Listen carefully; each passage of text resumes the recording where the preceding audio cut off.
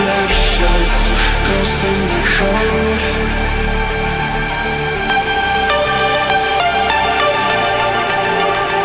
So come burn down my escape. I wanna feel it. Come drag me into the void.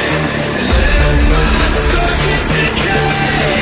I'm sorry, but it's too late. You nailed the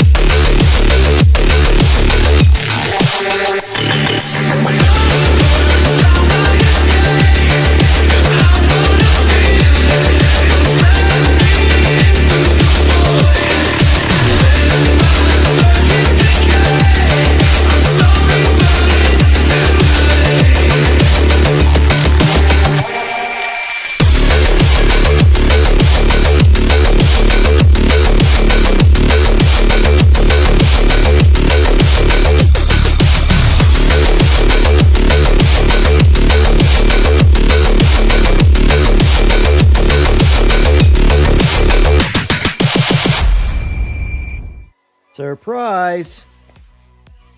By surprise, I mean, hi, welcome to the stream. What's going on? Nice to see you again. I'm not sure if I'm going to be streaming technically tomorrow. It's still tomorrow. On Monday at my normal time. It depends on when a couple buddies of mine roll through. They have to be using me for a bit of a travel stop. So I'm providing them with a place to stay, and I would like to hang out with them. So if they are here during stream hours, I will not be streaming. You know, but in the meantime, let's chat. That's the idea of why I want to go live tonight, too. I've seen a lot of just kind of ridiculous conversations over the weekend in related to video games. And primarily, in this case, Project Motor Racing. But I figured, you know, we could chat about it. We can get some opinion. We can voice some opinions. And I'm, of course, going to say my opinion of everything I've been reading and just everything in general. Can I tune your Grom? No, I cannot. Having chat is a double-edged sword, in my opinion. But what's up, EJ? Oh, you know, living the dream. I'm definitely always open to allowing people to communicate. But, you know, I'm also the first person to, you know, say that that's not communicating. That's not using your opinion. That's just being an asshole. And trust me when I say I'm a professional asshole, so I can recognize an asshole. But in the meantime, though, we are going to play some video games while we chat. Because at the end of the day, outside of reading some comments, I'm staring at a blank TV that's just sitting here waiting for me to do something with it. And a wheel that's on, ready to go. So, I don't know what's up with my eye. But anyway, I've seen some sort of tribalism going on with this game. It's either you love it and have to defend it, or you hate it and have to crucify it. And I will say the tribal side that hates it and wants to crucify it is far bigger. And at the end of the day, it is a video game.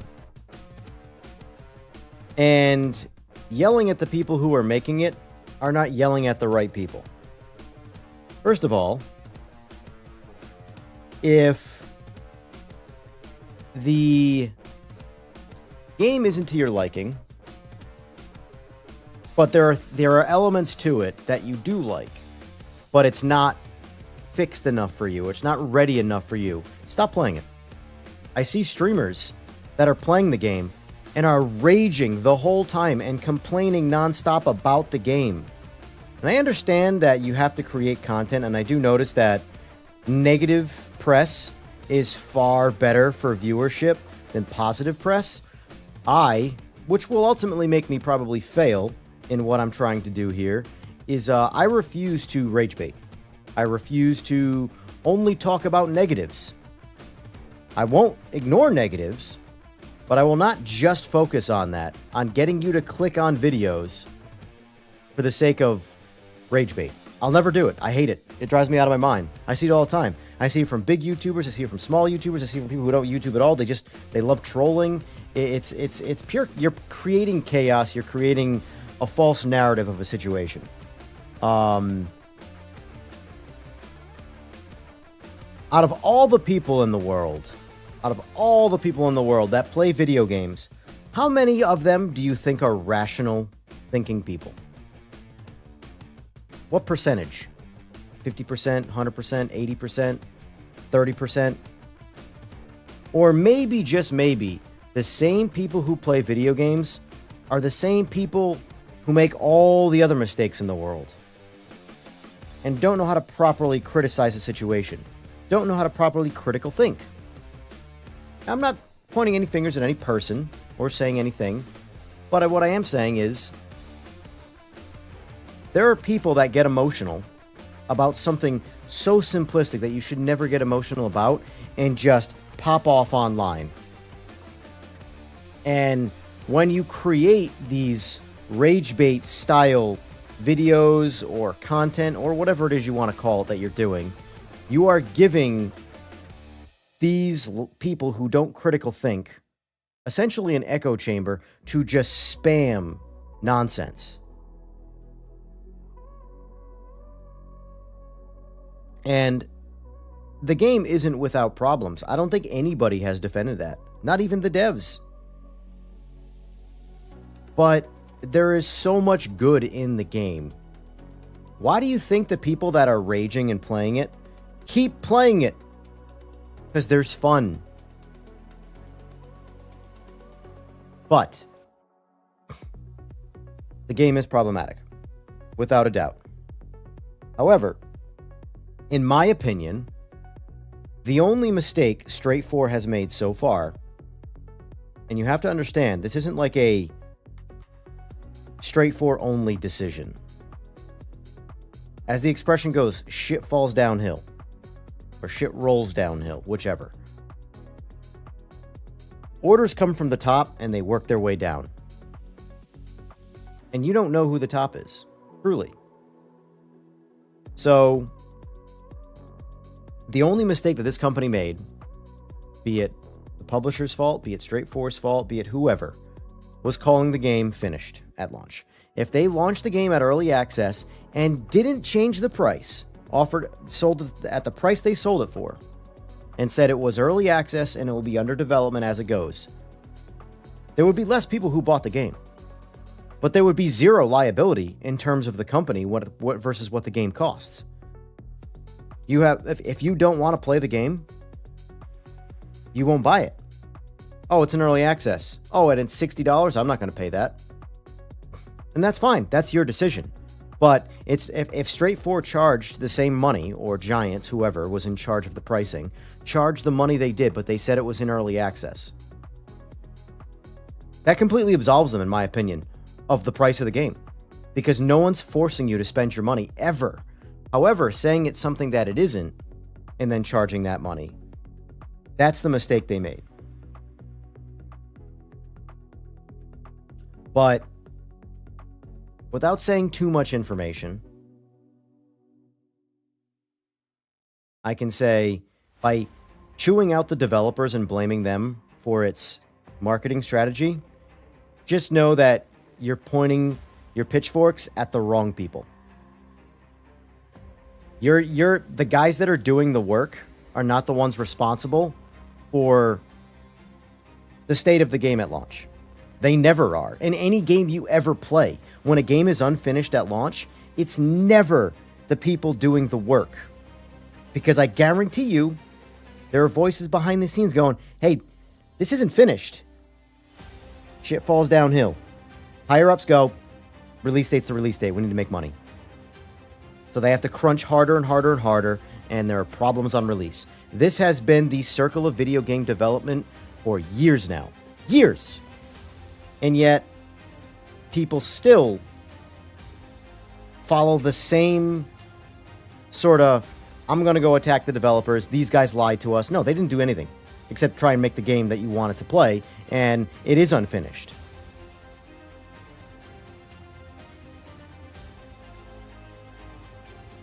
Man, I was cussing PMR. Oh, who am I rooting for? Louise, on as far as what is concerned, who am I rooting for?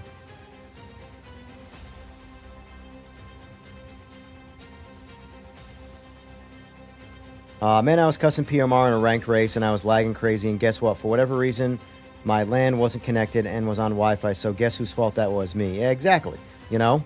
And even still, though, we know there's plenty of... I've been in the devs' ears nonstop about, like, listen, there's a lot of issues with the game, like small issues, but those issues can be ignored. The main issue that, like, and they know this, I'm not telling them anything they don't already know. The main issue, because I don't know if you guys have seen my streams where they've been in my stream and we're chasing problems, is the overall interconnect between everything. The online play. It's problematic. Disconnects, not even connecting, crashing to desktop while trying to connect. That is the main problem with the game. The main problem with the game.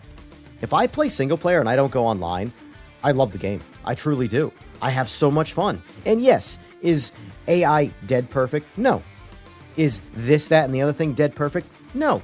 Is career mode perfect? No. In fact, as far as I'm concerned, career mode to me is like, for someone who just wants to race I can make all those races on my own, in my opinion, you know, without dealing with the money system. I can just play the game. So in my opinion, yes, career mode needs to be completely changed and give you a reason to want to play it. Because as far as I'm concerned, I have just as much fun playing the game in single player by just setting up a custom race with AI and racing them. Same way I would any other. The career mode doesn't give me anything that I already don't have with the standard race mode. But the online play, in my opinion, is where the game shines and falters. Because everybody wants to be there. Everybody wants to be involved in rank. They want to look in the mirror and go, yeah, I'm XYZ rank in that game because that's my favorite game and I've achieved something today. And I get it. I'm right there with you. You know, the games I want to play, I want to be good at. I want to beat the guys that are better at these games. But the rank play is struggling right now. The custom lobbies, which is what I do most of, is struggling. And it's all struggling because of the same disconnect and interconnect issues. I'm booting the game up right now because I want to jump into some lobbies and do some driving. The LMDHs are horrible. They're not horrible to drive, but they need work, for sure. It's actually not the tires heating up that is the main problem. Marlon, I've actually done a couple streams about this already, and it's actually, I've been in the devs' ears about this, and I can say they are working on it. But it's tire pressure. The problem with the car lies in the tire pressure. If you minimize the tire pressure, there's also a tire pressure bug, mind you. The tire pressure will reset when you get in and out of the car. So if you set it and then get in the car, it only is that tire pressure until you get back out of the car. If you get back in the car, the tires have reset, even though the setting isn't changed. So you have to cycle the settings. I'll show you what I mean, Marlon.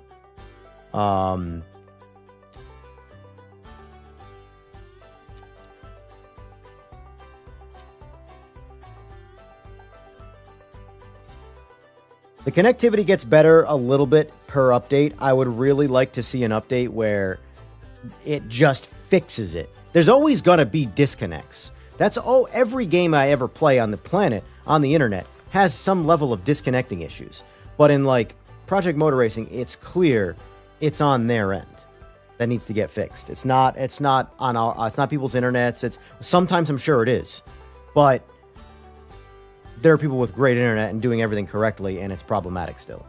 So anyway, let me show you what I mean real quick, Marlon, with this car. So I've been spending a ton of time in the LMDHs to give the devs feedback. So, all right, let's load default setup. All right, so the default setup runs at 20.9 PSI in the tires. Let's get in the car. Where are we at here? Drive. All right, the tires are at 32 pounds, which, by the way, the number isn't 1 for 1. I don't know why that is, but you know what? That's not that big a deal for me. The problem is this. Watch. Tires are at 32 PSI. Convert that to bar for whatever it is for your personal setup. Wrong thing. Turn to pit. Vehicle setup, tires and chassis. Let's lower the tire pressures all the way down. 18.9, right? So we just took 2 pounds out of the tires. The tires were at 32 PSI. Get back in the car. We just lost 10 pounds. We dropped 2 pounds out of it, lost 10 pounds. So now, let's go back to the pit, and here's the bug. Watch this. The tires, you just saw what I set it to, and you saw what they were. All I did was get out of the car, and now I'm getting back in the car. Tires are at 29 pounds. They were just at 22. They just gained 7 pounds of tire pressure. So what you have to do with the current 1505 build is this. Return to pit. Vehicle setup, and just cycle the tires. Watch. 19.1, 18.9. 19.1, 18.9. Get back in the car. Back to 22 pounds.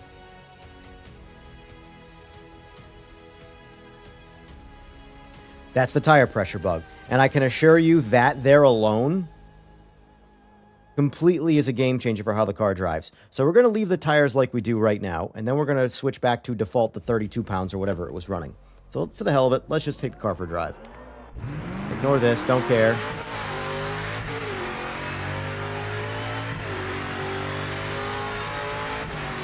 Also, the braking zone line for this is wrong.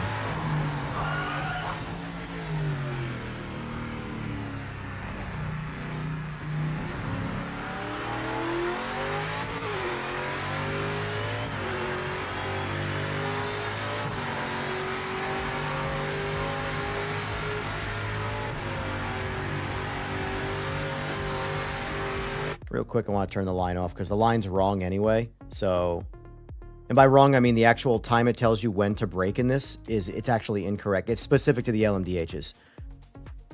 I actually didn't know about that bug. The devs told me that. They said that the braking zone is incorrect for the LMDHs. If you brake at the recommended braking zone, you're going to miss the braking zone. You're going to drive right off the track. So, they told me about it, so... Oh.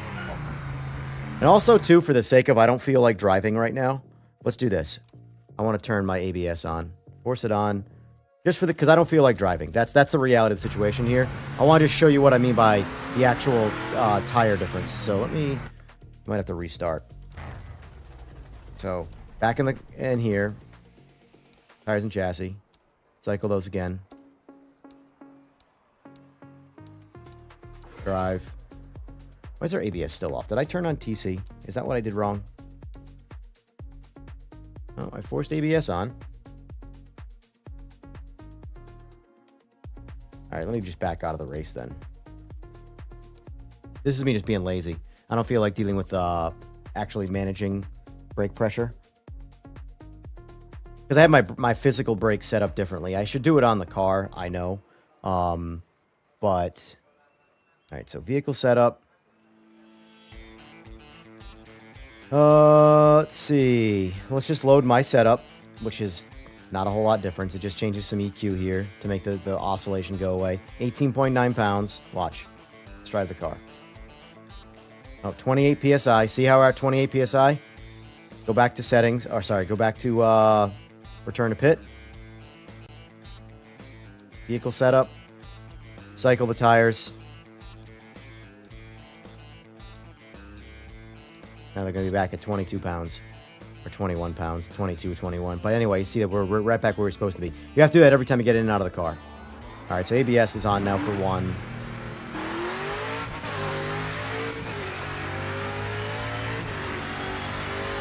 So pay attention to how the car drives with this tire pressure.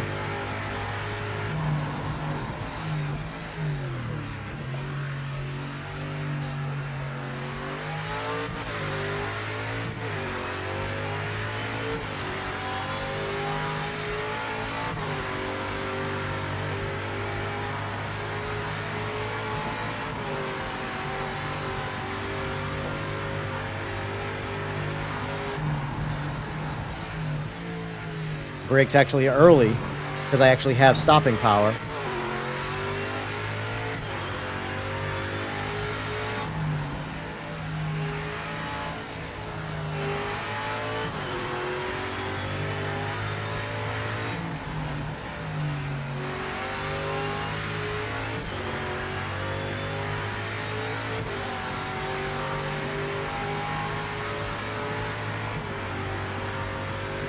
So the real fix for these cars is tire grip. It's not anything fundamental, not anything overthought. It is primarily the grip of the tires is just not there. Because if you notice here, we're losing some mile an hour by running the tires so low. But the point is to show you the stability of the car with low tire pressure. This is a cold lap. I mean, yes, the tires are pre-warmed, technically. But it's an out lap. So now let's do this. Let's return to the pit. Vehicle setup. Tires and chassis. Load default. Default. Back. Back. Drive. Alright, see our tire pressure now? We're at 33 pounds. Watch how much harder this car is to drive.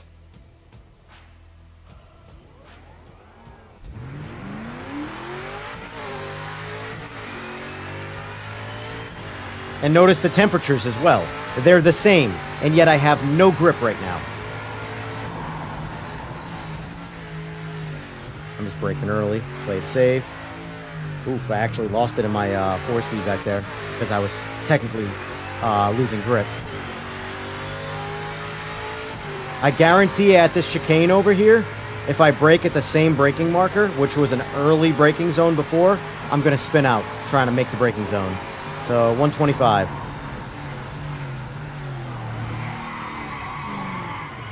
That's lack of grip. The only thing that's changed is the tire pressure. I stopped in the same spot. And before, I braked too soon. With the exact same braking zone, exact same tires. The difference is the tire pressure, not the temperature. Even though everybody's focused on the temperature, I'm not saying that's like look at this. I'm trying to make turns and it's understeering, and then when I get on the brake to slow down a little bit, it then snaps the rear out because it oversteers because I lose rear grip. But the point I'm trying to make, Titan, is that the grip levels for this car right now in this build, not in real life, not in any sim, not in anything like that. Right now we're talking specifically LMDH, Project Motor Racing, build 1505. The grip is tied directly to the tire pressure. Tire compound, tire temp, is almost irrelevant in how this car drives. Tire pressure completely transforms the car. Completely.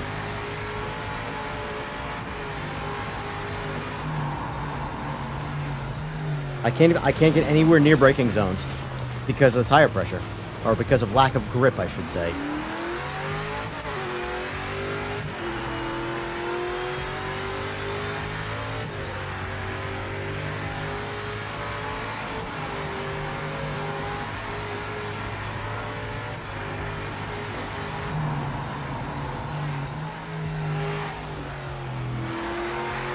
And then look, see? That's with TC on 6. It just pushes right through it and spins out. Now, return to pit. Vehicle setup. Tires and chat. Oh, yeah, load setup. Cycle the tires just to make sure they put the right tire pressure down, which is minimum. Get back in the car. And now, just pay attention to the braking zones. Not even paying attention to the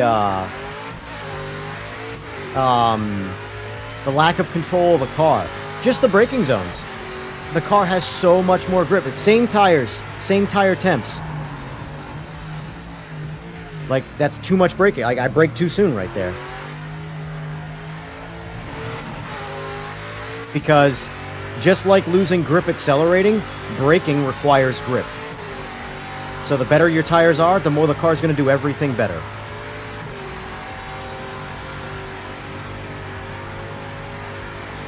So we braked at 125 before.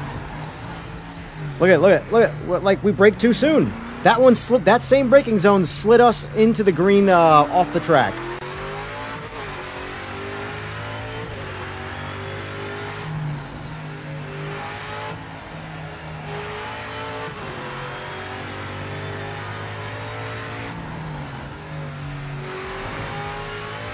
And I'm driving this car relatively sloppy right now. This car would be crashing like crazy on the default setup. And this car is so easy to drive right now. And it all comes down to the tire pressure.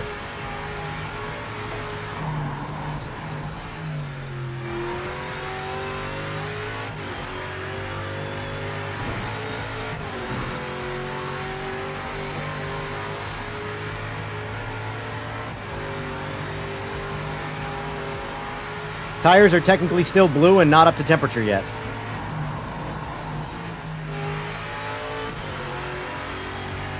Spun out there before doing the same thing.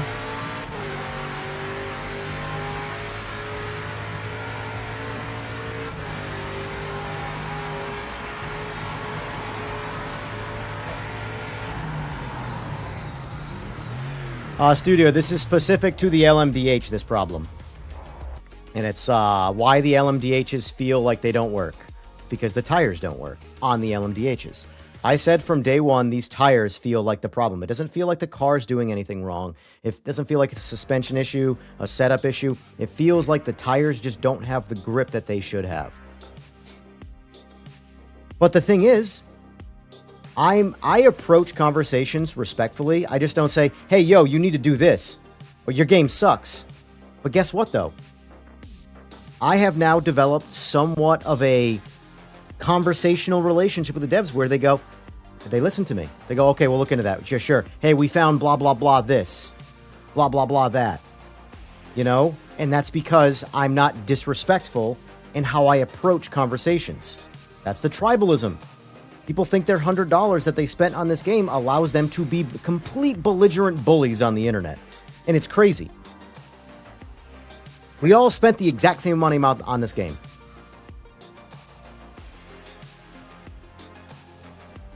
Again, the only mistake they've made was saying that the game they should have said that the game was in early access. They could have charged whatever they wanted, in my opinion. As long as they advertise the game correctly in early access, the customer is now liable. If the customer wants to spend $100 on an early access game, that's on them. That's on them. But yes, the tire bug, or I wouldn't really call it a bug, but it needs to get reworked, is the tires don't have the right grip, and it's tied directly to pressure, not temperature. Which in real life, tire pressure 100% affects grip. So fundamentally, lowering the tire pressure is doing exactly what it would do in real life. The car's got more grip, and it's slowing down in the straights because it's like driving on flat tires by comparison. However, what I'm trying to show you is that how much more aggressive the grip gets in this car versus how unusable it is at a rational tire pressure.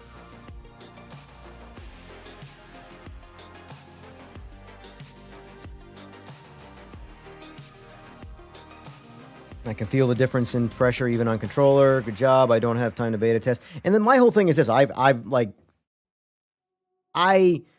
do and do not have time. If I'm bored in my sim and I don't know what to do, rather than get on the internet and just do some racing, I enjoy playing this game.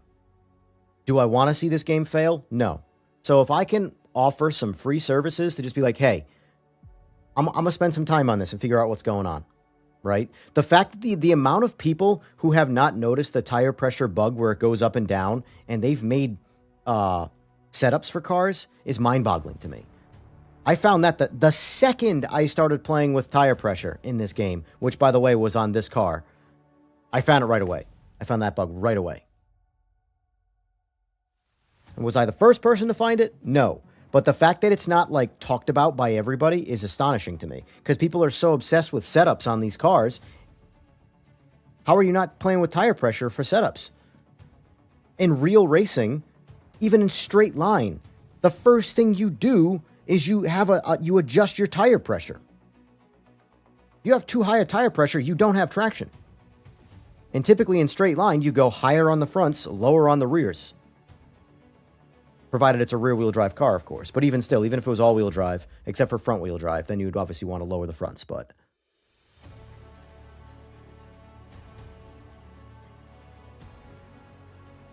There's also a camera problem where negative camera makes you faster in a straight line for some odd reason. I believe it. I'm sure there's problems like that riddled throughout the game. And that's fine. To me, that is fine. My thing is this. Okay, we've beaten the dead horse on the way this game was delivered.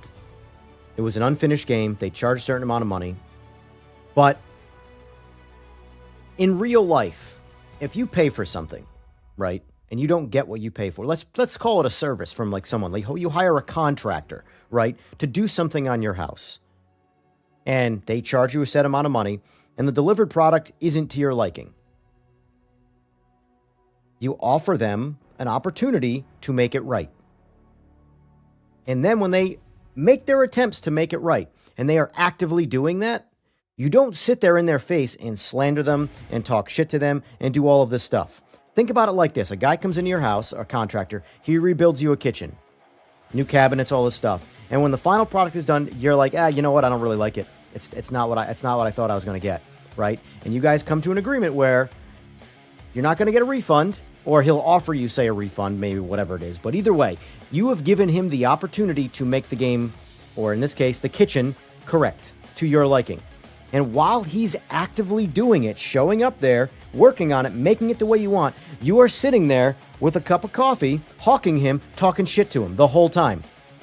As the contractor, would you not just go, you know what? Fuck this, drop all your shit and walk out? Sue me? Come after me in court? Or would you sit there and just take it and keep on working? I know what I would do. We're working on making this right. So as far as I'm concerned, as of right now, the devs have not shown me that they aren't actively trying to make the game better. So what's the problem? We know the game is problematic. We also know they're working on it. Trust me, they are. I'm not just saying this to like shill or cover or whatever. They are. Patches wouldn't be coming out with changes if they weren't. The problem is that there's just a lot of small problems that every individual person focuses on their specific problem, and they think that they are the priority. And that's just not how life works. Right now, the priority is the internet and the internet interconnect with this game, getting the game to work online functionally. That is the number one thing. That is priority.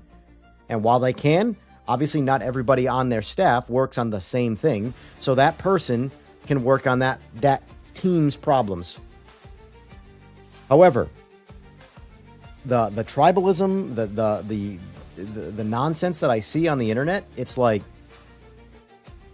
when I see people say things that they do, it puts me on wanting to defend the devs. And they delivered an unfinished product. No one gets to be disrespectful, period. That is not the world.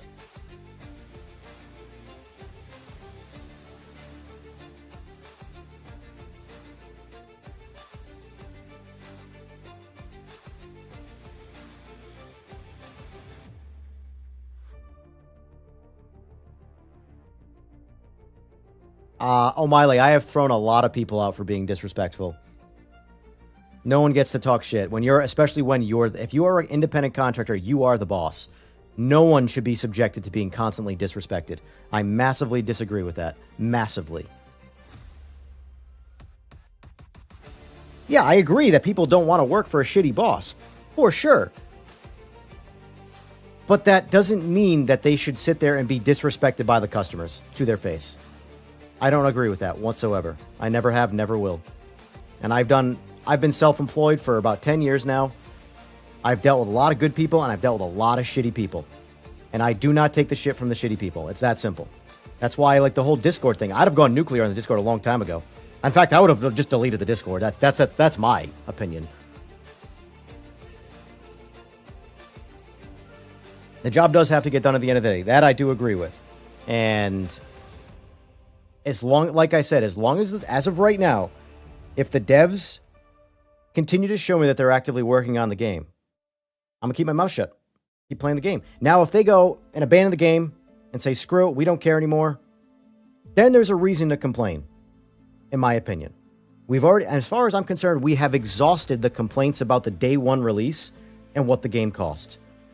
You have beaten a corpse of a dead horse at this point. It's to the point where when someone brings it up, it's like, oh God, it's this complaint again.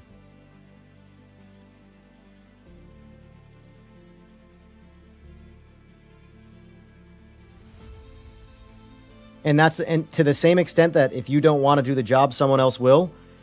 you don't have to deal with the shitty customer because there's one right behind them. And that has been my experience.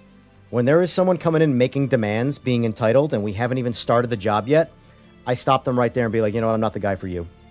Because there's someone behind them trying to get in. And I have avoided a lot of problems by reading people. Could I have possibly made more money? Sure. But my blood pressure would have been a lot higher throughout my entire life. And I'm good. I'm good. Entitlement and me just do not go well. It's like my number one cardinal thing.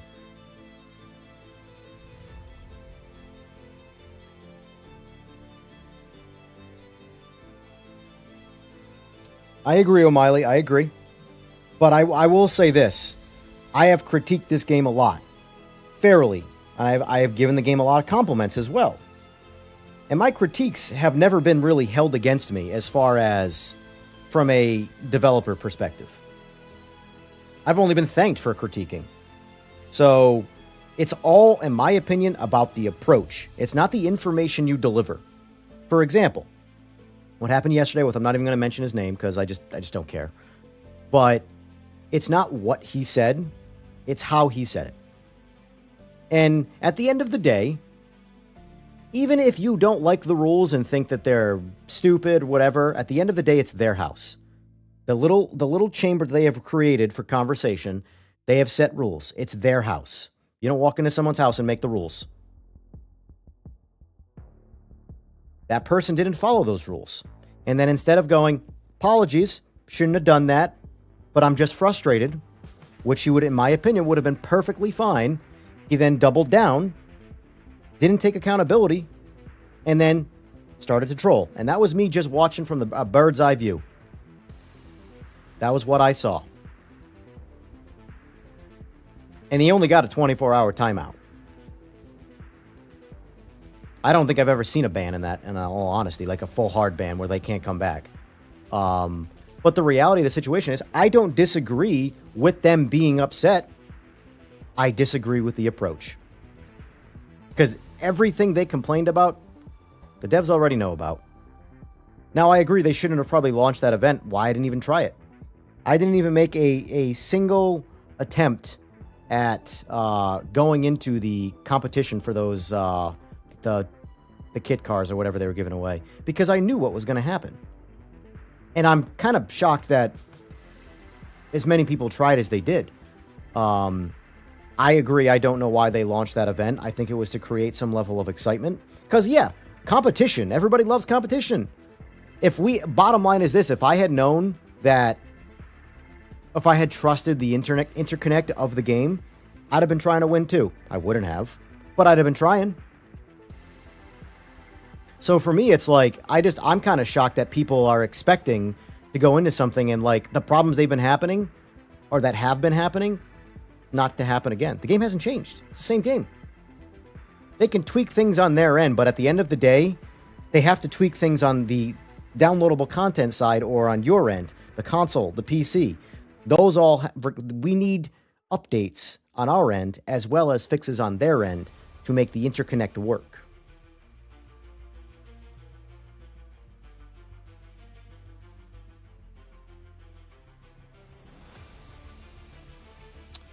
Let's see, miss some comments here.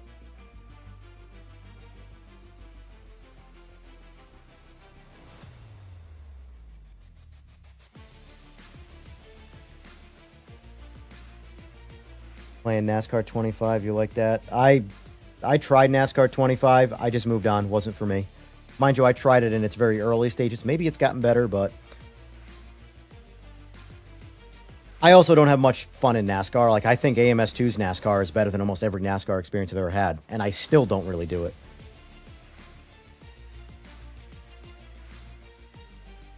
Yeah, the thing about it, guys, too, is like when it comes to the Discord, like, do you have any idea how many people I blocked in Discord that I've never even talked to? I just see how they constantly act, and I go, I don't want to read this.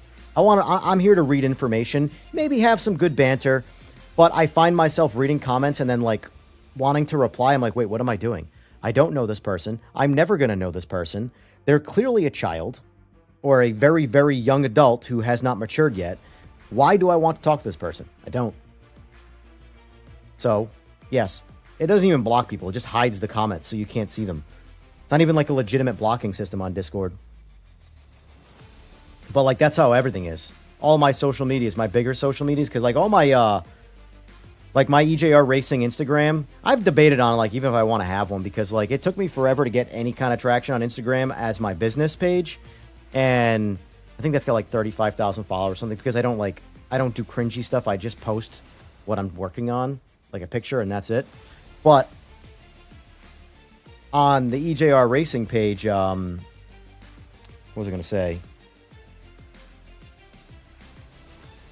Oh, sorry, on my EJR Performance, I have hundreds of accounts blocked on my EJR Performance page. Because if I don't know you and you just come in flapping your gums talking shit, that's an immediate block. I don't know who you are. I don't care about you. Goodbye. Have a nice day. Like, the equivalent of someone that you don't know, that's never even communicated with you before, you've never done business with, who just comes in, says some shit, and then that's it, is the equivalent of someone driving by your house going, fuck you! And then that's it. Irrelevant person. Blocked. That's how I view everything in life, and I really think more people should do that. There are far too many people in the world for you to care about what every single one of them has to say to you. Period.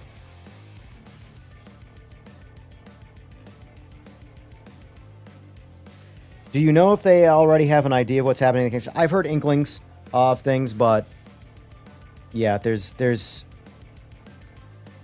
nothing is.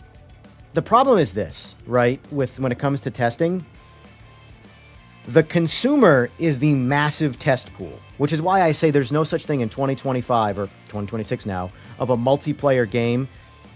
Even if you built the best game ever, a day one release is still always a beta test. Because for multiplayer anyway, there is such a massive testing pool. You could have hundreds of people test your game at once, behind the scenes, before it gets to the public. It doesn't touch the actual testing pool of the people. Plus, everything can be controlled inside of testing. You don't know what people are doing with their computers. You don't know what people are doing with their consoles, you know? The weirdest part to me is when I see console inconsistencies. I'm like, aren't you all using the exact same thing? How is someone having a good experience and someone having a bad experience? That tells me they're having the same experience and they just have different opinions on the experience. So now you got to deal with that. One person says it runs great. The other person says it runs like shit. And they're effectively running exactly the same. So who's right? That's feedback you got to now take into account. I could never make a video game. Nope. I'd rather just play them.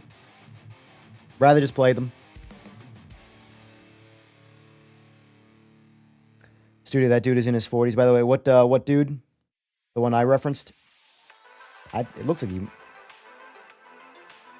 I have been doing the event races, and the internet is definitely an issue, but even worse is the lack safety rating. Yep, there was a dude just... I mean, I agree. The safety rating stuff is definitely necessary, but I still think the disconnects are priority. You know? You just can't disconnect. The host needs to be stable. The players need to be stable. You know, Friday night? Yeah, Friday night. We started off playing Project Motor Racing. There wasn't a lot of people playing, so I was like, you know what? Tonight's the night where I guess we should jump into Race Room, because there was only like 5 of us, and we all had Race Room, or AMS2 or whatever, and the only reason we switched is to avoid potential disconnects for the remaining time we were playing. We hadn't had any yet, but the point is we don't trust the interconnect right now. We were already on Project Motor Racing.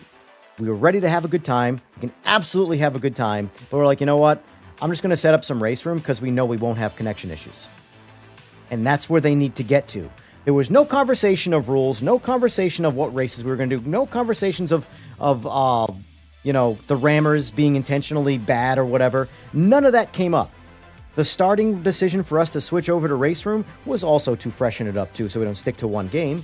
But was we trusted the interconnect. We knew we weren't going to get disconnected. That is number one right now in this game. That is the app. Like, this whole event that just ran would be 10 times better if there weren't disconnects. 100 times better if there weren't disconnects. The guy who got timed out, yeah. I'll be honest with you, he looks like he's older than that.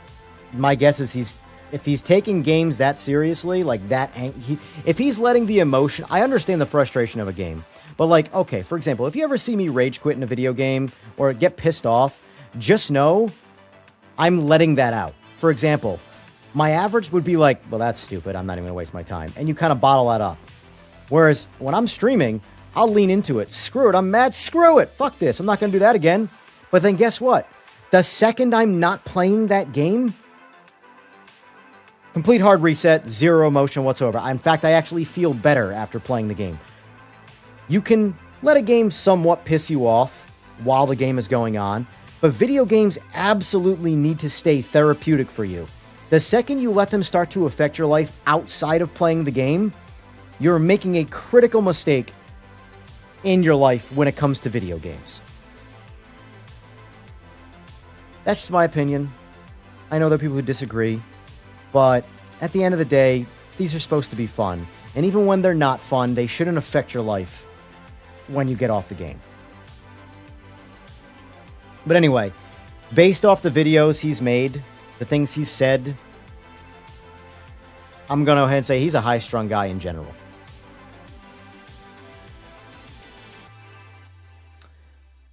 Let's see. How is the game in the current state? As I heard, bad reviews and wanting a new game for Xbox. I personally would give it...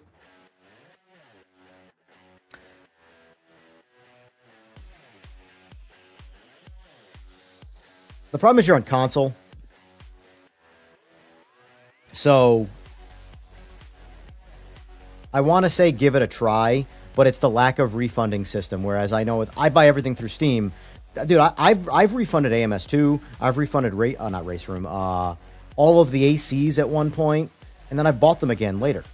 You know, that's what's great about Steam. So on Steam, I'll always, if you're on PC and you're curious about this game, buy it, try it. You got 2 hours, but just, you know, don't dilly-dally inside that 2 hours. See if you like the game, and yes, there are going to be bugs. But it's a question of if you can tolerate the bugs because you're having fun, and the fun overpowers the bugs. That's how all games technically are, in my opinion. And the bugs slowly get worked out, and the game slowly gets better over time. So on console, though, you don't have that window. It's hard to say. I want to say yes because I personally am having a lot of fun with the game. But until I know that the main problems are solved, because I have it on PS5 Pro as well, and PC. And I haven't played online yet, but I can tell you that my single-player experience on PS5 Pro is stellar. Does it look as good as Gran Turismo 7? No. But it looks good enough, and I have a lot of fun playing it. I also don't think anything on console looks as good as Gran Turismo 7. I think Gran Turismo 7 is the best-looking console video game thus far. Be it because of their engine, because of the extensive time developing the game, whatever it is. Either way, their particular game looks the best on console because, I'm sorry, consoles are just not that powerful. Even PS5 Pro, it's not that powerful. It's just good enough.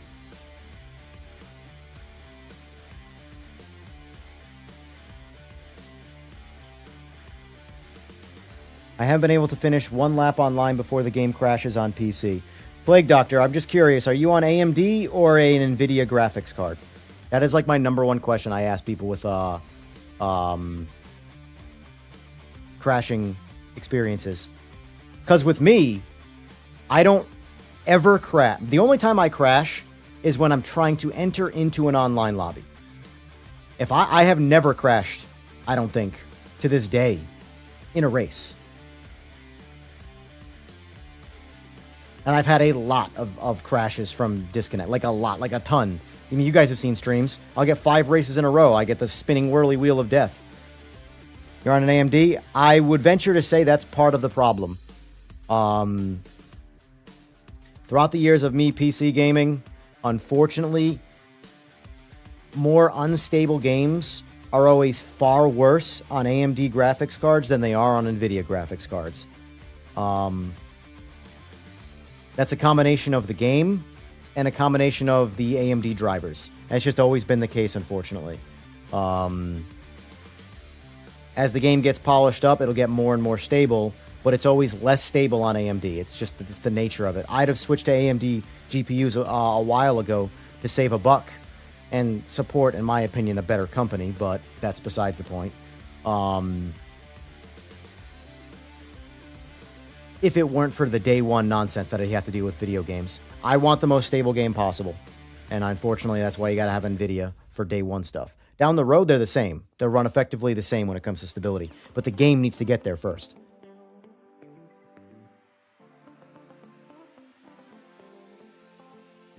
The best way I can explain it is the game is a person. AMD is glass. Nvidia is tempered glass. Walk that person out onto the glass as far as they can go. Typically, AMD is going to break first because it's regular glass instead of tempered glass. Strange analogy, I know. And as the game gets more and more stable, the person walking gets lighter and lighter, so there's less weight on that glass. But from a pure stability standpoint, Nvidia's always been stronger. And that's the unfortunate side of it with graphics cards. Having a blast on PS5 Online and on single player? Same. I mean, well, I haven't been playing it much. I've been playing it on PC. But I've had no I bought it on PS5 so that I could play it with my girl or whatever. She could boot up the PS5. I can boot this up. We have an in-house game. We can cross-play against each other, you know? You're biding your time. Yeah, and the thing is, there's nothing wrong with that. There's nothing wrong with that. The game's gonna be there no matter what. So even if they effectively say one day they stop supporting it, well then what the game is at right that in that point is the game you'd be buying. And if it doesn't qualify, then you don't buy it. You know? Seaberg says 6.9 out of 10. I would say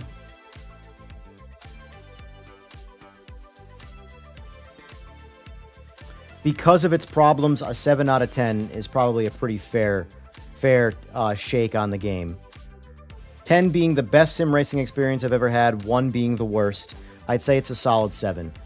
And honestly, I would say it's up at around a 9 when it comes to the fun racing experience.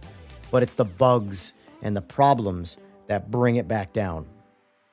So, you know. You can refund, it's just a pain sometimes. As the bugs, it depends on how they affect my own gameplay. Does this have career mode or just free play? So it has career mode, but what I was saying earlier is I haven't found... Supposedly they are going to be completely redesigning the career mode. So we'll see. But from my personal opinion right now, the career mode doesn't offer much more over than a standard custom-made AI race. There's money involved. There's championships. So yeah, you're following like something that's a bit more systematic, but the overall achievement and gameplay, like if anything, if you're chasing that, like, I want to achieve something, go for the challenges. There's more to achieve in the challenges than the career mode. Career mode, I'll show you rather than talking about it. So you have race weekend, which is what I just did. There's no AI. I set the rules. I set the race. I do what I want. I go out there and I have my race. Career mode, you pick a career, you pick a sort of a funding system, then you pick a class of car, and then you can enter into championships, there's money, and you can effectively lose by running out of money, right? So there is a dynamic to it that's added. I just don't think the dynamic is big enough and intriguing enough to get me to want to play it. That's just my opinion. If there is something that's more intriguing to play, it's jumping into challenges and doing like the factory driver stuff and stuff like this. Trying to beat certain times, endurance haul, doing these 50 laps of Sebring in the LMDH, personal best times, stuff like this. This is more of a challenge. So if you're into challenges, this is where I would go rather than career mode. Career mode is just, I don't want to use the word stale, but it's effectively kind of stale. I'd rather just do race weekend and set up the races that I want to have, you know?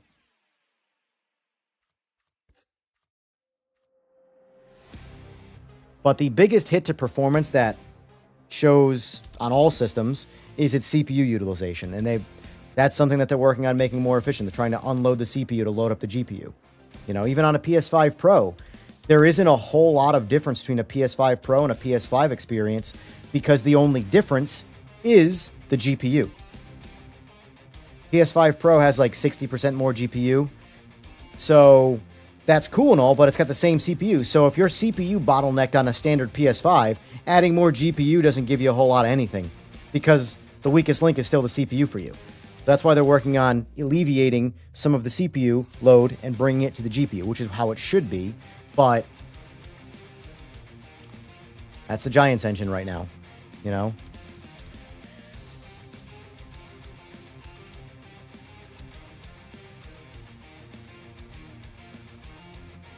I agree, Anthony. This game with the... That's why I said, like, right now, this game would have so many more... I love playing this game. Genuinely. Like, so my top... I repeat myself all the time. My top 3 games that I like to play are PMR, Race Room, and AMS2. Race Room and AMS2 are far more polished. They're also far older. But they're only on PC. I'm a big proponent of crossplay. I wish every sim would work their way to consoles because I could push all of my sim racing fun on 90% of my friends who have a G923 and a PS5. That's all they've got. But they want something they have the same song and dance story as everybody else. They want something that's a bit more serious than Gran Turismo 7. But they don't want to build a $5,000 computer or whatever the case is, you know? So most of my friends are like that. So this game is the perfect opportunity to do that. And it's unfortunately being squandered by the connectivity issues. But if that problem with no other fixes gets changed, which I don't think is possible to happen, by the way, I don't think that the entire team would ever focus on one problem because that's not how you build a team that builds a video game. There are people that are just, this is what they do over, like the sound guy.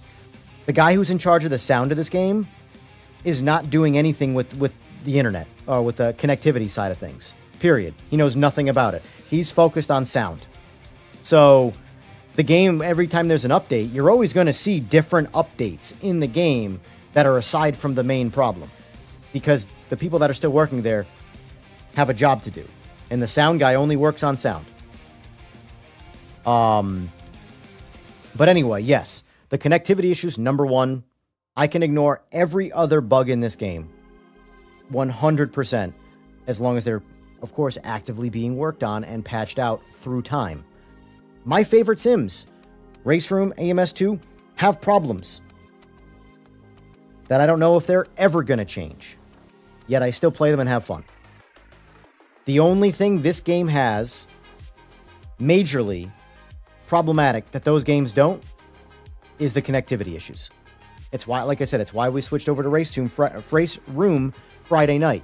There's not a lot of people playing PMR Friday night, so we said, screw it, we'll jump on Race Room and play that instead. Now's a good time, you know, because the numbers for online are pretty low when it comes to Race Room and AMS2. In fact, this game has been my biggest custom lobby generating game. I get an insane amount of people who play this game. But the only reason we switched over is because, well, you know what? There's only like 5-6 of us playing, and we trust the stability of Race Room's internet or connectivity more than this. That was it. Nothing to do with the game. Just, hey, we don't feel like dealing with disconnects. Let's just play for a couple hours and not have any disconnect issues. Problem solved. You know? Let's see. You're not giving up on PMR? Good, that's fine. The thing is this, guys. This is the most important thing. Well, 2 things. 1, don't let anybody tell you shouldn't enjoy something that you enjoy. Unless it's, of course, a heinous crime, then maybe you need psychiatric help. But on the principle of playing a video game, specifically, if you like Forza and you think Forza is the best racing experience and you just want to play Forza, play Forza. No one else can tell you what you enjoy. So if you enjoy PMR and somebody else doesn't, ignore them. Play what you enjoy. Period. That's video games. That's why I laugh at the dead game shit. Because if me and 5 other people play this game and that's it, that's all we ever do, we're good. I'm sorry. I don't need to go check Steam and be like, oh man, there's only X amount of people playing this game. Guess we can't play it. Hey, Tom, what are you doing? You want to play some PMR? Okay, cool. 1v1 time. What happened to video games? I grew up around, your friends had to come over to do multiplayer. And now it's like, oh, there's not 72,000 people playing this game on I don't know why I looked at my wrist like a watch was there and why I would ever look at a watch. But anyway, oh, there's only 72,000 people playing this game. Guess we should play it. Anyway, what was the other point I was getting to?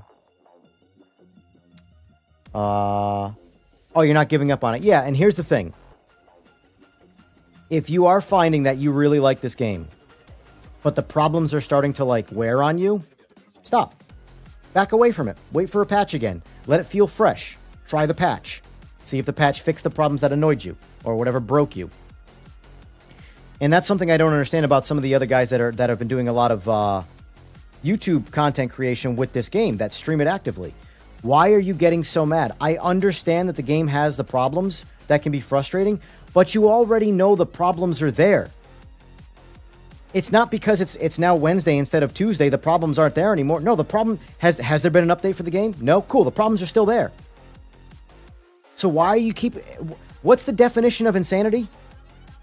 Doing the same thing expecting a different result.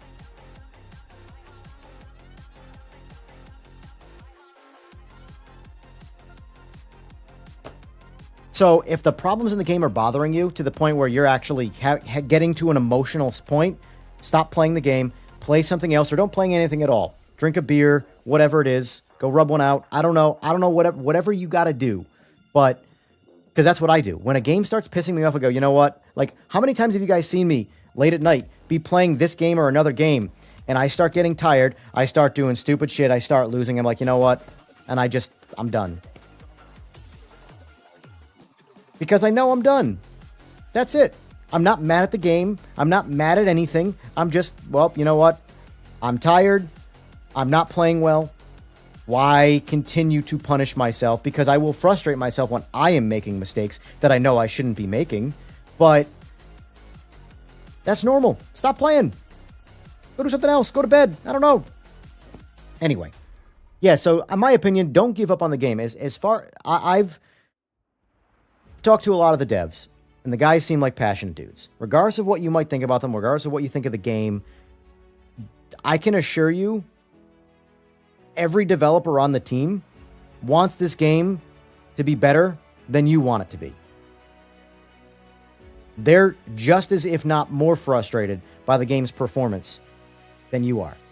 When they see guys getting disconnects, being upset about it, do you think they're happy?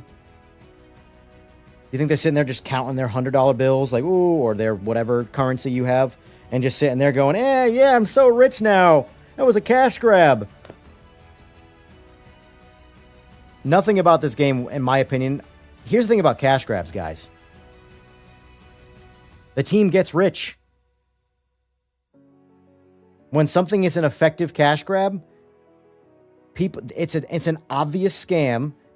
First of all, the game, or whatever it is, doesn't continue to get updated after the scam happens. You guys know what a rug pull is in crypto? They don't give anybody their money back. They don't try again. No, they run. They got their money. What have these guys done that's given you the idea that they're doing the exact same thing? The studio is obviously struggling. That's why they let go of people. It's clearly...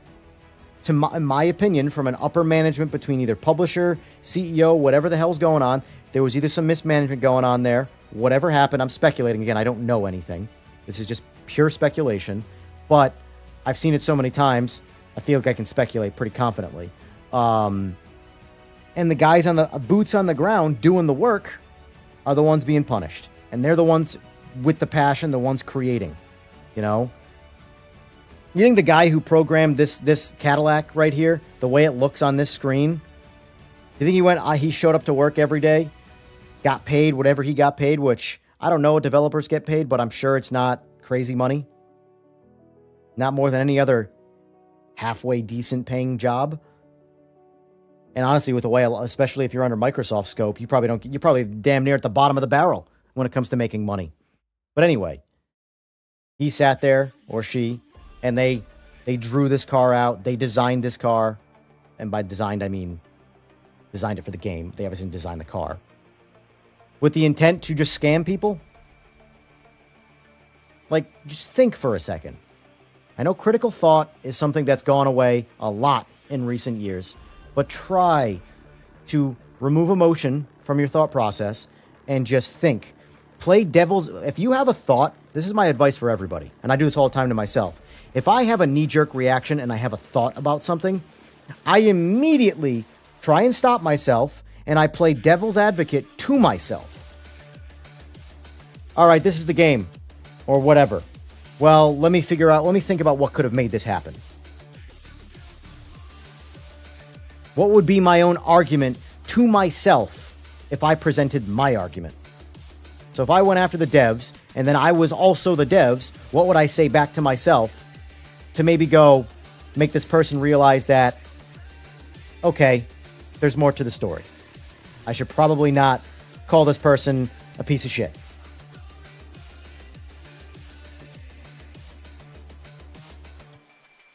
I'm doing a lot of rambling right now.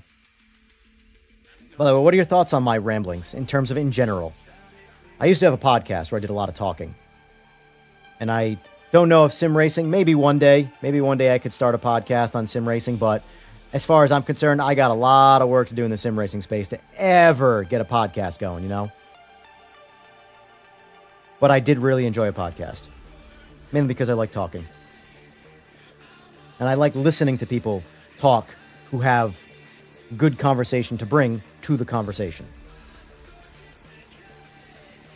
Let's see. I've also heard LMU Le Mans Ultimate is also coming to console end of this year to early 27. That looks better, as I have heard no complaints on it. So here's the thing. That's only, as far as I'm not hearing complaints on it, that's the recency bias that's happening.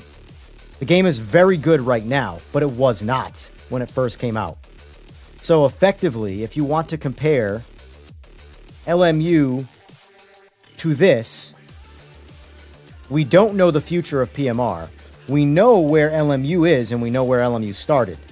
So what we have to do is compare the launch of LMU, the early access day one launch. When the public gets it, and I'm sorry, I don't care what the developers or the team, whatever, says the game is. Day one release, that's early access. So this game on day one release versus LMU on day one release. As far as I'm concerned, they were both disasters. So which was the worst disaster? I don't know. I'll leave that up to you guys to decide.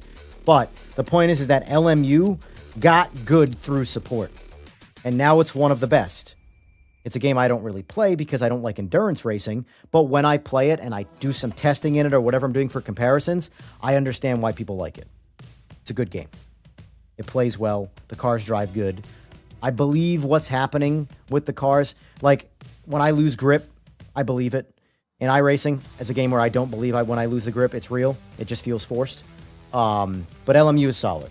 My only worry about the LMU thing with going crossplay is I don't know, but I think I've seen rumor that it's only going console-only crossplay, meaning PC users will have it, and console people will have it, but it's only going to be crossplay between PS5 and Xbox, not to PC. So kind of like what ACC is. And that's a bummer to me. But I don't know that. We'll see when the time comes. I think that's a huge missed opportunity if they don't allow PC to console crossplay. Challenges look fun in this game. I've only done a couple, and I just haven't had the time to really dive in. But yeah, if you're looking for a challenge, that would be the way to go. Like a goal, that's what to do. I don't think career mode sets any real goals. I think another big thing holding PMR back, once they fix all the bugs and issues, is the lack of big game tracks like Silverstone, Coda, and Cataluna. So yeah, I mean, there's definitely some missing tracks, but the good thing is the game's completely opened up to modding, like completely. So technically, a good modder. The problem is that no modding is going to take off in this game until the game gets to a good state. But on the hypothetical, let's just say the game gets to a good state, and now there's motivation to mod it. Now that's where some of the bigger tracks can come from. I do believe Le Mans come into this game from the developers, but we'll see. I don't know what I'll be honest with you, I haven't paid attention to the docket. I haven't. But yes, I agree. However, though, what's here, I honestly think is a ton of good content and enough to keep you going. Because bottom line is this, look at all of the people playing LMU. Now compare the content in this versus LMU. Outside of Le Mans, the only thing LMU has is stable connectivity and a really, really good ranked play system. From a game core standpoint, there's not a whole lot of things going on in LMU. It's a very, very simple, basic game, but it just does it really well. So while I do agree that there are some missing things in this that would be nice, it's got more content than most of the successful sims already on the market. It's got way more content than ACC, way more content than LMU. It's just that it's falling short in very important areas that are crushing its success. If I had 3 wishes for this game, I would want the connection issues fixed. I feel like that should be everybody's number one, so I agree there for sure, without a doubt. A chat box so at least the host can relay messages in a custom lobby, and late joining to lobbies. So I do believe that the late joining is implemented, I think very soon. I don't know when, but I don't know about the chat box though. It's been a from my understanding, it's a conversation piece. So I don't expect, if it is coming, I personally don't expect it anytime soon. I agree. I think there needs to be something that can, because like if you can turn the chat box off, like I mean, bottom line is if you're worried about what gets said in the chat box, there's a profanity filter. It's really simple. You have a profanity filter, you turn it on, or have it automatic so that swears, you know, all the token words, whatever, get blocked out automatically. And if that person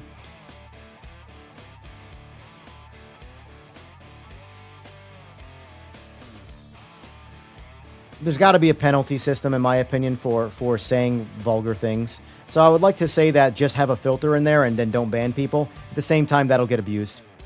And there's going to be people that are just, you know, disgusting human beings being disgusting human beings in chat. So there's going to have to be some kind of penalty system for saying really, really evil things in a chat. The question is, who determines what that is? If I say shit, am I going to get banned? If I say God damn it, am I going to get banned? Or is that just going to be like I think there needs to be tiers to the profanity filter where it's like, okay, all profanity just gets like asterisked out. Whatever. There's kids can play the game.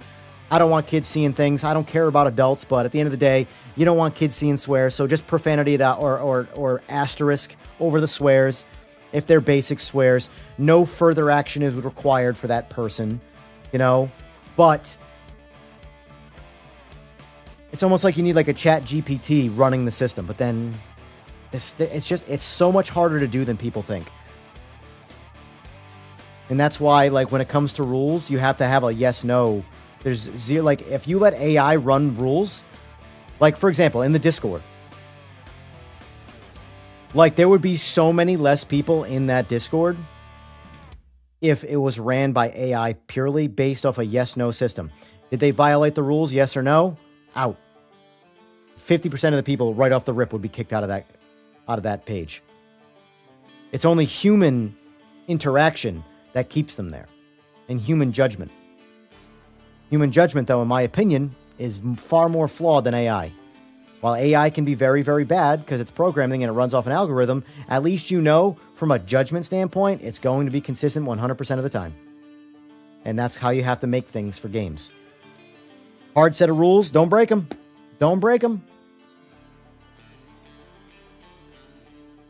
Let's see. What tracks has this game currently got? All right, that's a good answer, or a good question. I'll show you. So we have Monza, a.k.a. their Brianza, unlicensed name. Most of the things in this are unlicensed. Mosport, fun track. Spa. Spa's obviously a mandatory track. Daytona with the inner course, mandatory track. Donington, or Derby as they call it. It's slowly becoming one of my favorite tracks. I never really played it much before this. This is... Kilami is... I forgot what one that's called in real life. Lexington, which I believe is mid-Ohio. Lime Rock. Mount Panorama, a.k.a. Bathurst. Northampton is Yeah, Northampton. I don't know. I'm not going to pretend I know the name of every track. I truly don't. The GP track of the Nürburgring. The Nordschleife, my personal favorite track. The full 24-hour track, which is the GP and the Nordschleife combined. San Marino. Sebring, mandatory track in my opinion. This is Red Bull Ring, Spielberg. Sao Paulo, and Zolder. These are what's currently in it. All good tracks. But I think the number one missing one is Le Mans.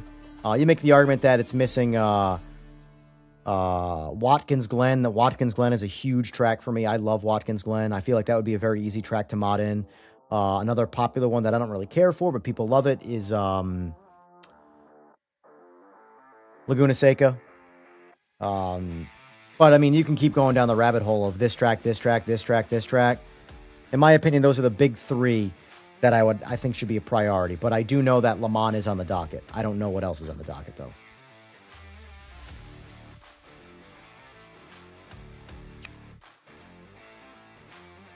If I had my wish, they would add IMSA tracks, or IMSA tracks. You say IMSA or IMSA. What's the proper thing? You know, I never know when acronyms are supposed to be said or just pronounced. I don't feel the series gets enough love, and having it added would really set the game apart. Gotcha. Career has no goals, but legit is a challenge on 100% difficulty. You can win if you pick the right car in each class, but you have to make your own narratives. That pushes many people away, though. Agreed. I think the career mode needs to get completely rethought. I'm in New Zealand, and racing online can be an issue in some sims, but I've always had good experience with LMU, and I like long races. That's good. I mean, if you like endurance racing, I mean, LMU is the king of that right now, so. IMSA. So, for now, let's just jump into multiplayer online, see what we got for custom lobbies. I don't waste my time in ranked. Let me see what ranked looks like. Yep, all right, so I'm still in the... What's actually in rank? GT4, hate GT4s. MX5 is not bad. GTE, GT3, Group C. On the Nord... Oh, damn, Daniel! That's my kind of race right there, boys. I'm not going to do it because of the issues, but that's my kind of race. And then the GT3, the Spark Daytona one, which has been creating a lot of controversy the past couple days. Custom lobby, we've got Daytona and GT3, one other person in there. You know what? Let's just do this.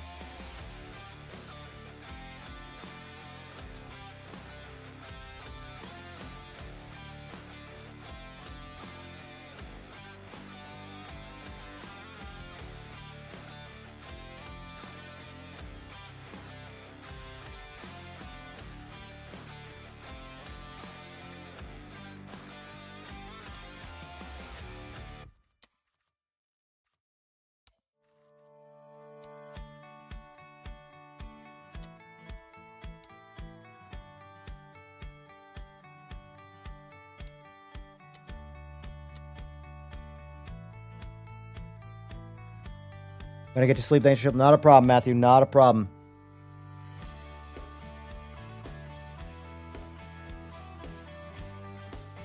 But yeah, I mean, let's face it. The game's got a lot of work to go, you know? And I'm not worried about that in terms of, you know, until the devs show me that that's it, it's over, what you see is what you get, I'm not gonna, like, I play AC Evo, and I'm like, man, I don't have any reason to play this game right now. But I'm letting Kunos cook. I don't care. I'm going to play the next patch when it comes out, see what that's like. The next patch, the next patch, the next patch, the next patch. It's whatever. You know, I'm not badgering them. Now, mind you, they're doing the early access thing. They're doing it correctly, in my opinion. That's what should have been done in this. But, you know, let them cook.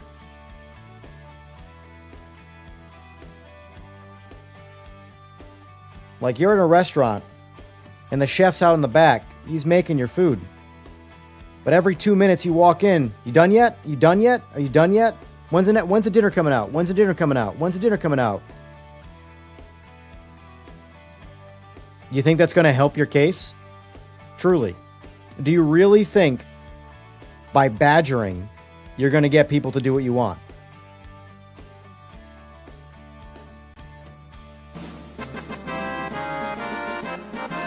Thank you for the sub, Matthew. I appreciate that, buddy.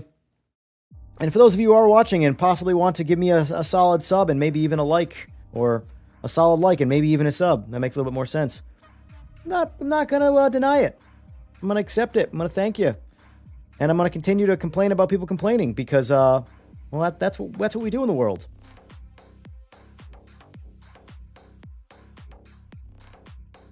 I have about 5 hours until the people showing up show up in their trip. I'm going to leave a Trap and Munch. If you guys are watching the stream, I'm going to leave it open for a few minutes so we can get a few more people in here. I don't expect to. But just for the sake of, you know, entertaining while conversing, we'll do a little bit of racing in the process. My wheel is on after all, so might as well use it.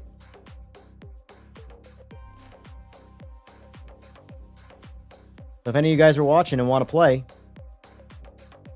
golden opportunity to kick my ass. But yeah, okay, so let me ask this question too, people. I'm just curious. Good amount of people watching right now. What do we think about the recent hostilities that have happened in the YouTube space about this game? In general, I'm curious to know what you guys have clearly heard my thoughts. What do you guys think?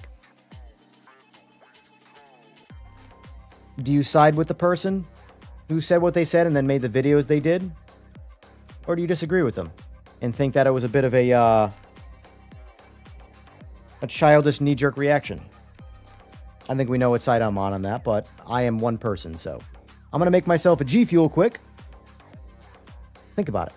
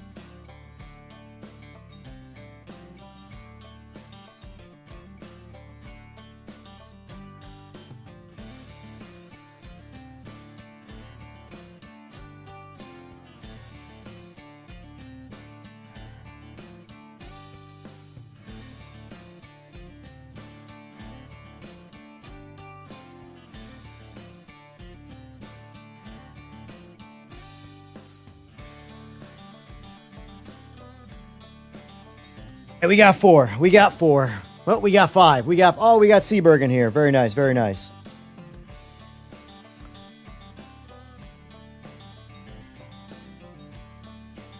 DK Mitch. Yes, him. I'm doing my best to not say their name because I don't believe in, you know, throwing names out to the fire to be, you know, potentially burned alive.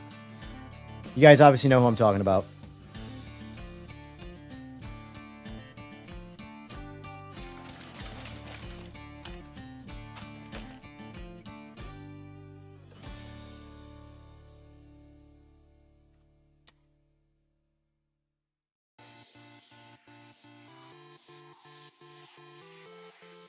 Cliff Notes, Munch, was basically this person who covers this game a lot on YouTube, does a lot of streaming with it, was trying, which, by the way, this person objectively knows what problems exist with this game. If you play this game enough, you know exactly what problems exist. So, this person played this challenge, the Daytona Challenge, whatever it was called for the car. And it was a hot mess with connectivity issues. People being punished left and right, connectivity, which is like, the thing is that my standpoint on just this, before we even get to the drama side of things, why would you play something if you effectively play this game all the time? Why would you compete in something you know is going to be broken? I didn't try it. I didn't try it a single time. You want to know why? Because I knew what happened was gonna happen. Why? Because I play the game a lot. Let's see. I hope we get in his lobby, by the way. Good sign. I hear engines.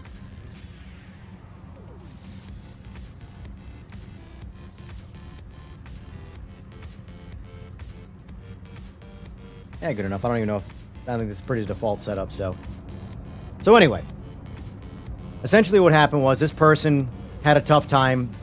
They were raging, and I'm assuming... I didn't watch the stream. I have no idea what happened on that side of things. But... they came into the Discord, tagged all the devs, which is like... one of the main rules in the Discord is don't do this. Right? Do this thing. And he did it to all of them. So, and then he has a long rant in the process, which I didn't disagree with a lot of his rant. I understood his frustration, right? Because those problems are there. But he did immediately ping all the devs, and then after the fact, when the devs said, I understand, but don't do what you just did, doesn't get you anywhere, which it doesn't, he doubled down and didn't accept the accountability of that because he, again, was frustrated from the game. Doubled down. And then once he doubled down, this is where, in my opinion, he was just getting completely out of line. Now he starts doing the trolling thing where he's antagonizing them because he's angry, you know? And then, after, like, repeated him doing that, one of the devs gave him a 24-hour timeout. A 24-hour timeout! That's essentially a, yo, you need to go cool off, come back here when cooler heads prevail, right? Well, that person then went on to YouTube's and did YouTube things with that information and with that ammunition, created a couple videos, created a community post, just did all this stuff. Now he's, I guarantee you, a hater of the game. He's going to be one more person on YouTube that just says a whole bunch of nonsense about the game. I mean, that's fine. It doesn't affect me whatsoever. But it's just the point that this person let emotion from a video game upset them that much that they went into a Discord, couldn't follow a simple rule, and when they got told not to do something, they doubled down, and then eventually got a 24-hour timeout. They didn't get banned, they didn't get kicked out of the Discord, they got 24 hours to just essentially knock it off. You know? You could have overtaken right there, I would have let you. I'm not in a competitive mood. There, just go take it. I'm just here to chill.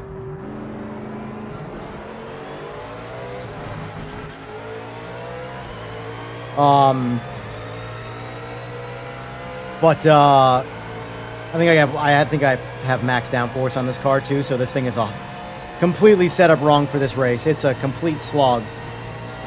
But yeah.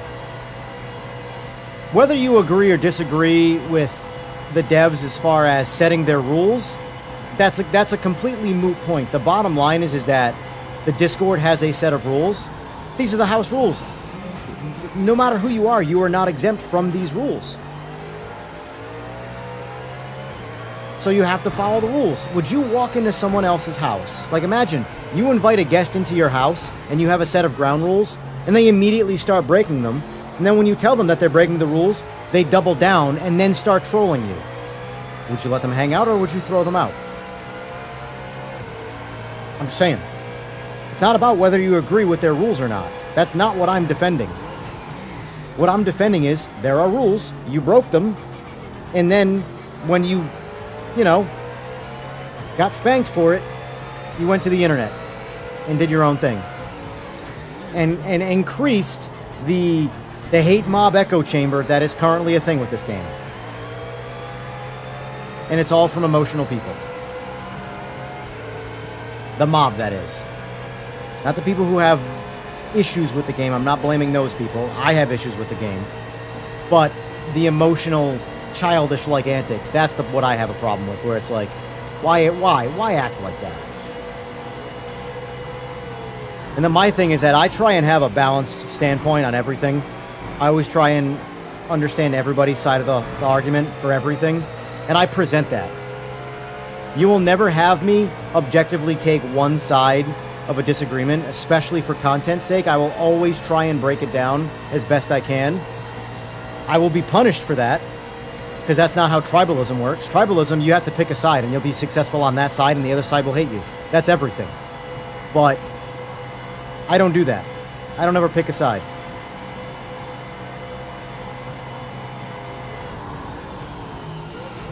Because there will be times where, like, for example, I've already been called a shill for this game, and then the next time I went live, I was called a hater. Because if I cover something that's positive, I'm a shill, and if I cover something that's negative, I'm a hater. It's weird.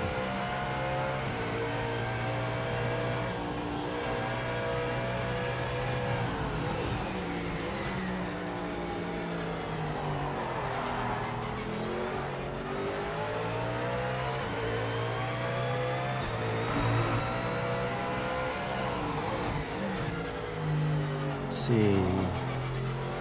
There's a pile-on effect at release. People just want to pile on their portion of negativity and then move on onto piling negativity. Yeah, exactly. Negativity is... well, it sells. Why do you think all news medias focus on negative things and not positive things? Nobody wants to read positive things. They want to see how fast the world is burning. I'm just not that person. I know the world is burning. Why talk about it?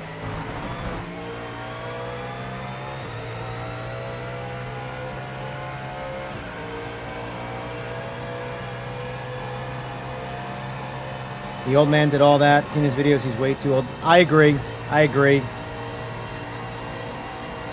I mean, I don't think any adult of any age should act like that. That's just... like, dude, at the end of the day, I know you're in the content creation, so you see the clicks that come with being that kind of person. Because here's the thing. This is what I can tell you about all things. It's the short road. It's the shortcut. You will get more initial reaction out of being a negative person and rage baiting. And it will work for you in the beginning. But in the long run, you're going to quickly run out of gas. Whereas doing it my way, I could altogether fail 100% of it. But if it pays off, it will be a much better, longer road in the future. But in the beginning, like, for example, today, last night, I put up a video of Race Room. 1v1 and an FR90. And my thumbnail was, you guys got to drive this car.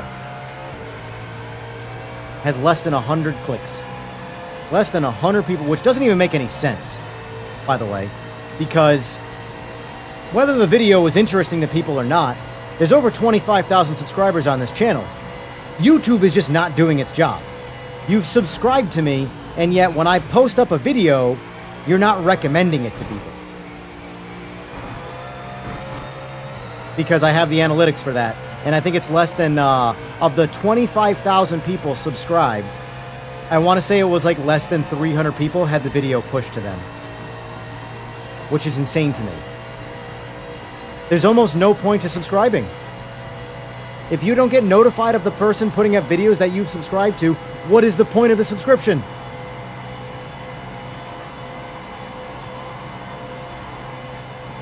But anyway, it was a positive video. It was me and Furry having a good race, having a good time, playing a game, nothing negative about it. Nobody watched it. If I took that video down and re-uploaded it with a negative thumbnail, it'd get thousands of views. That's the unfortunate side of, social media content creation. It really is annoying. And it's very easy to get bullied by that. And go down the clickbaity rabbit hole and start rage baiting. I'll never rage bait. clickbait is almost like you have to figure out how to do it honestly. I'll say that. You can't completely avoid using some level of clickbait, but you just have to make sure that what you're making people want to click on, the clickbait, is in the video to some extent. Because I've had people be massively successful with not I've had people, but I've seen people be massively successful with millions of subscribers on YouTube. Every one of their videos has a clickbaity title, and what they talk about in the title is not in the video whatsoever. There'll be a hot chick on the cover for the what do you call it? Thumbnail. They're not even in the video. They're not there. They don't even exist. It's the hard reality of it.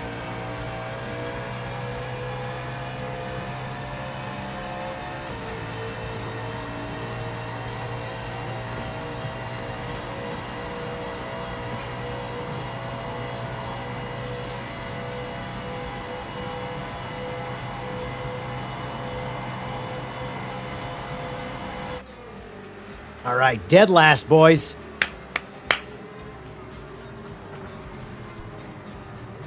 Yeah, the setup I have in that Mustang is not good. Not very good. It's my Nordschleife one, which, yeah, that didn't work out so well. I was a good, yeah, 149. Yeah, I frequently go 147s, I'd say. I don't know if I go 146s with this car in particular, but I go 147, so I was like a good 2 seconds off my pace right there. All 5 laps. One of my worries is for the game won't release all the DLC tracks. Oh, they were 100% going to release all the DLC content. I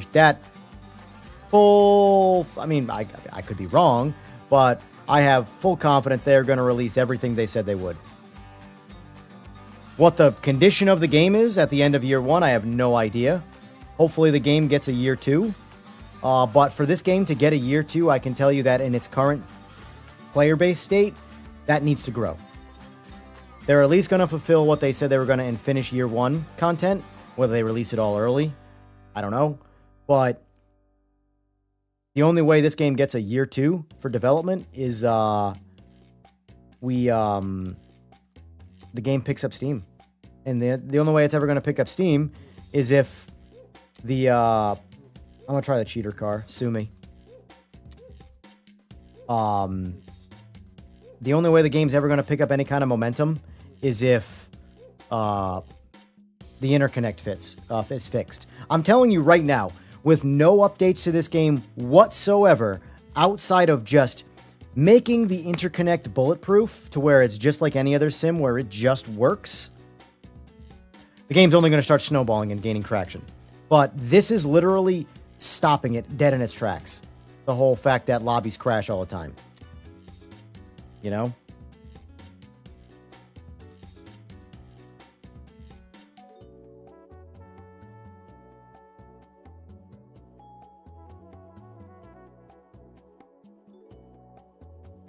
Good amount of you guys watching right now. I appreciate it. For any of you guys who are new around here, you want to subscribe? You want to like?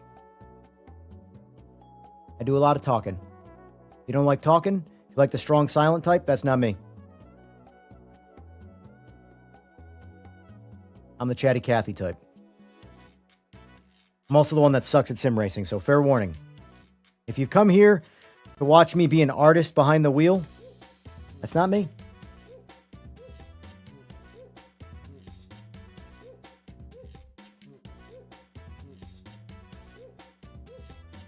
Also, since I've got you, starting this Wednesday, I have signed up for, they offered it to me, the Creator Series in Renport. So Wednesday the 28th to Wednesday the 4th, February 4th. Yay, the lobby's loaded. It worked. I will have my own hosted races that say EJR Racing. We'll be doing LMDH and GT3 races. They will be Daytona, Nordschleife, and Monza on rotation. So if anybody wants to play Renport for a full week every single day, I will be streaming my daytime streams, 11 to 3 p.m. Possibly the nighttime ones too. We'll see. I don't know yet. But for sure, for that full rolling week, Wednesday to Wednesday, 11 a.m. Eastern Standard Time to 3 p.m. Eastern Standard Time, I will be in Renport hosting my own races. I'm looking forward to that. Little change up, little change of pace.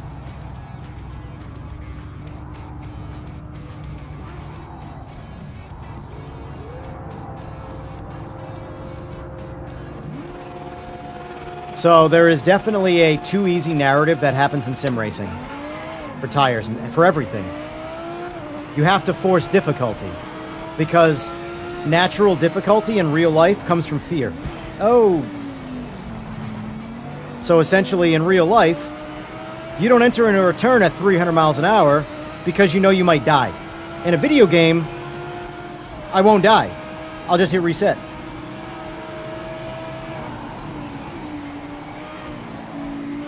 So a lot of games, like especially iRacing, they force forced difficulty down your throat to make things harder, to create a challenge. But it gets to a certain point where it's like you've removed... there's no longer a suspension of disbelief in the way these cars drive. Oh, my bad.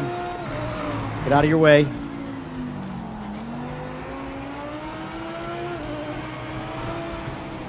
What the hell is happening here? I have no idea why I spun out right there.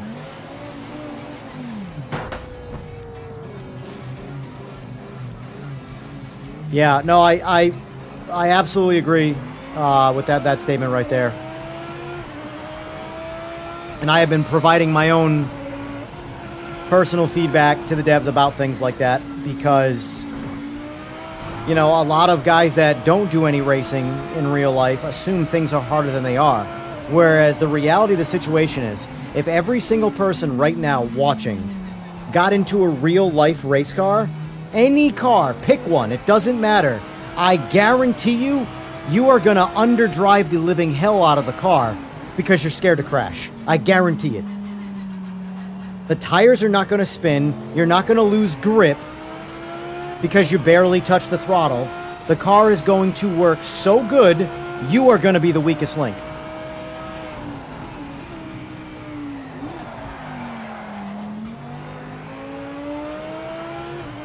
And that's the reality of it. But video games, they have no way of forcing the reality of death behind you or into your face. I know right now that, watch. See this right here? I'm still here. So how do I stop myself from doing that? Now let's just say hypothetically that I wasn't trying to crash and I was trying to go around that turn as fast as possible. How do I stop me from just going around that turn as fast as possible the first time? Making it harder than real life. That's how. Creating a much lower, or higher, sorry, barrier of entry by making it more difficult than real life. It's why I fundamentally, disagree with iRacing's tire model. The tire model is so bad that I can no longer suspend my disbelief that I'm in this video game, and now I'm just like, this isn't real. This is so far from reality.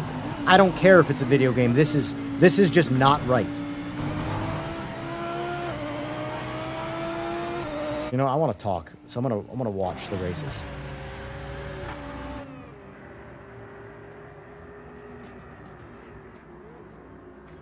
That's the downside. I had a buddy of mine who actually races mod the tire model in GTR2 back in the day. I tried it and it felt so easy compared to the default tires. It's true. The game has to install forced difficulty because in a video game, there is no fear of death. In a real race car, everybody knows that they start slow. Most people playing a video game, they crash the first time they have to turn. Because they go way too fast into a turn and they have no idea when they're supposed to brake, and they just crash. Okay, well, I gotta dial it back. In real life, it's the polar opposite. Every single time, I'm going way too fast. I need to get on the brakes and slow down because I don't want to die. And then they braked way too soon. They underdrove through the turn. They drove way too slow, mile an hour, through the turns. That's learning how to race 101. It's every form of racing. Everybody underdrives, notoriously.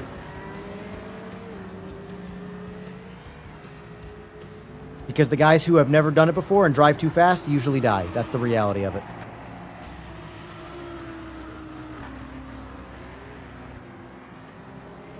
I don't like the disconnection between tires and racetrack and games in general. I agree. That's where force feedback tries to mitigate that as best as possible. But it's why, like,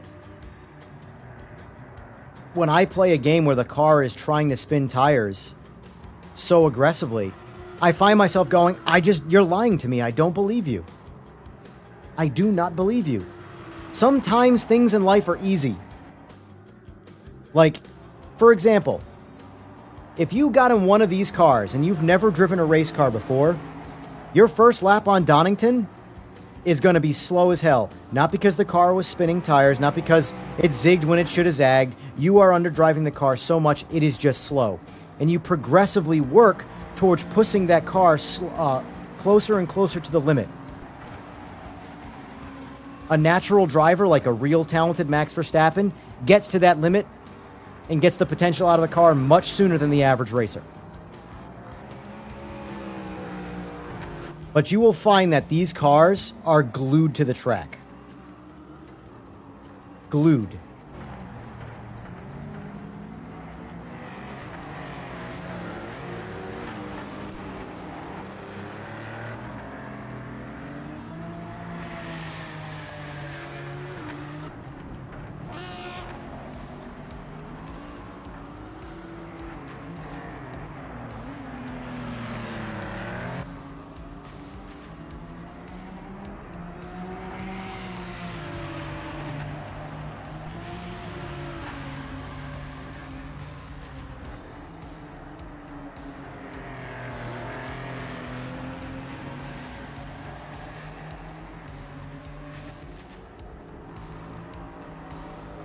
Also, you see the blurring that happens right...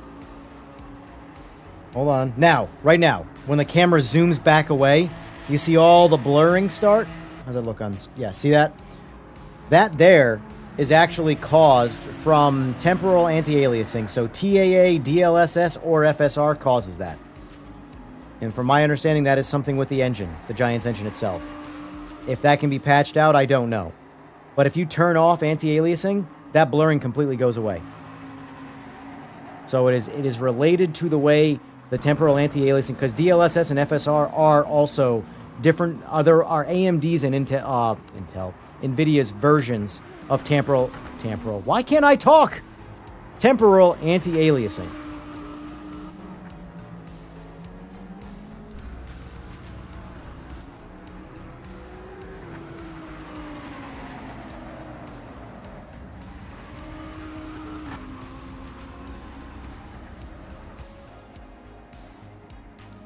Oh, we got a crash. We got a crash back there. Who was it? Seaberg.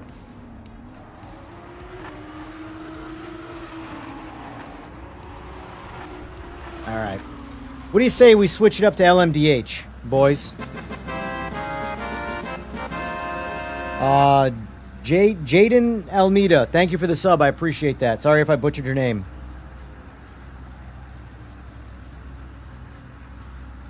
Also believe that's a common misconception of difficulty equals realism when it doesn't. Agreed. Agreed. I am using the Insta360 Link. They're the Insta360's webcam, essentially. Really good. I want to get a second one and put it behind me to face the wheel. Or something. I don't really care about pedals. My feet don't do anything special. I think the wheel's cooler to see. But realistically, I don't think it matters. Alright, I am going to... Do we want to do multi-class? No, let's just change. Let's just do all LMDH. Let me force you guys into a struggle bus in here. Edit settings. LMDH.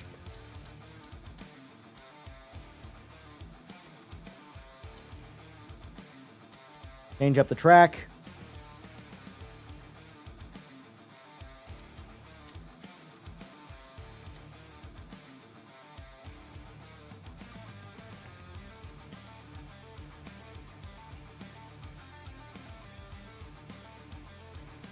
But yes, the forced difficulty,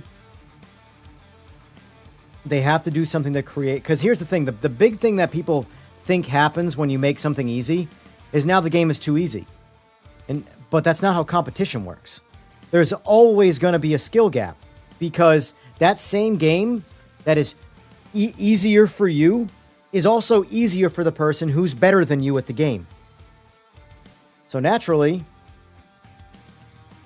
there's still going to be a massive skill gap. For example, Renport is some of my worst performing games, and it's some of my easiest driving. People kick my ass in Renport because the skill gap is still there, and I just suck at it, but it doesn't look like I suck at it. Because they've found faster lines, whatever it is. But it's harder to crash in that. But unfortunately, I believe that's more realistic.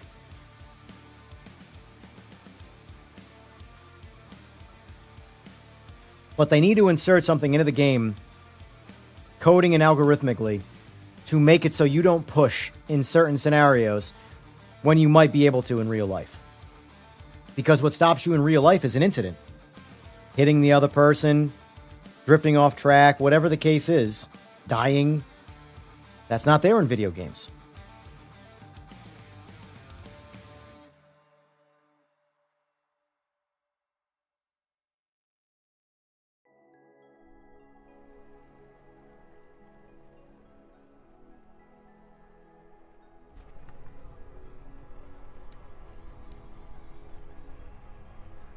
Alright, let's do this as best we can. Let's cycle the tires. My car's going to be really slow in the straights. This could be a problem on this track, but I don't care. I want my grip.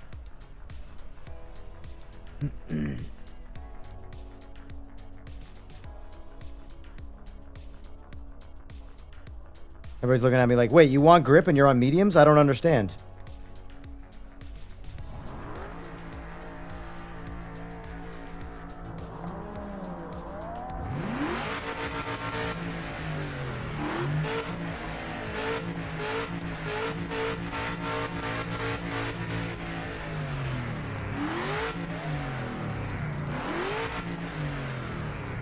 It does help. I will say damage definitely helps. It's off right now for the sake of casualness. But, like, not for nothing, guys. I know it doesn't come through the stream very well, but on my end, this looks good. This looks so good, what I'm seeing out my rear cam right here. Textures, the grass, the cars, everything looks awesome. The graphics are there, man. I'm telling you. When they get dialed in, I think this game's going to look... I don't know if the frame rate's going to go up much. That's the only downside. Good graphics have a penalty.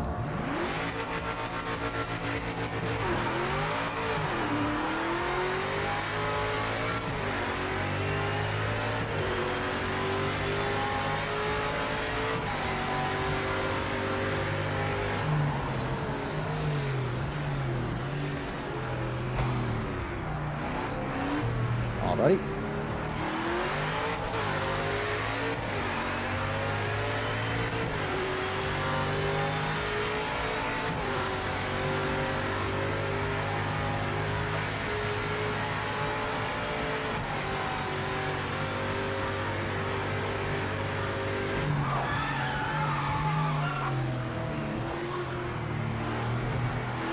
Forgot I'm just gonna do it. I don't care. Sorry, I know it's lame. I put ABS on 1. The car doesn't have ABS. Sue me.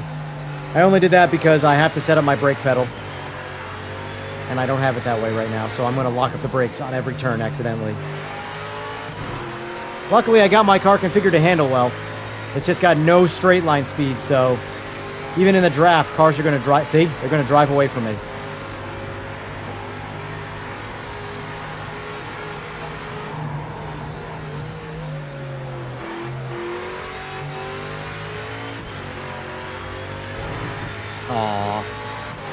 Cut it too much.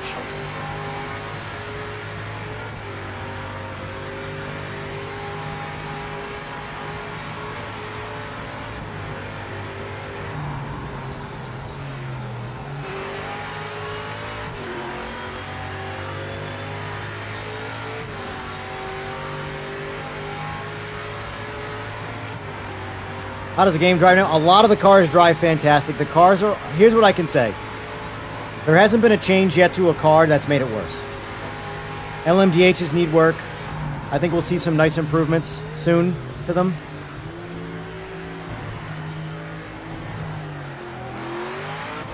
Right now, they're very much a give and take setup car. Like, this car drives like it's on rails right now, but it's a dog in the straights. Like, right now, I'm using, again, my Nordschleife combo. This car is a weapon the way it sits right now on the Nordschleife. But on tracks like this with a lot of straights, it's kind of a dog. Because it doesn't do things like, oh, whoa, as I talk shit.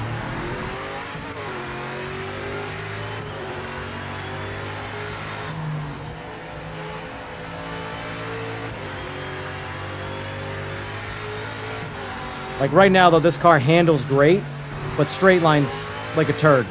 But that's the setup. This car, what I've been trying to sort of work out with the devs is that it needs to have more grip at higher tire pressure so that it's not such a complete slug in the straights like it is right now. Like, you're going to see Trap on the straights run me down. Like, look at the relative. He's coming for me right now. But luckily, this setup I know turns to kind of offset that. I just don't know if Monza has enough turning, because this setup is what I would do to make this car work better on this track is I would add about 3 or 4 pounds of tire pressure. It would be harder to drive, but it would pick up a lot of power in the straights.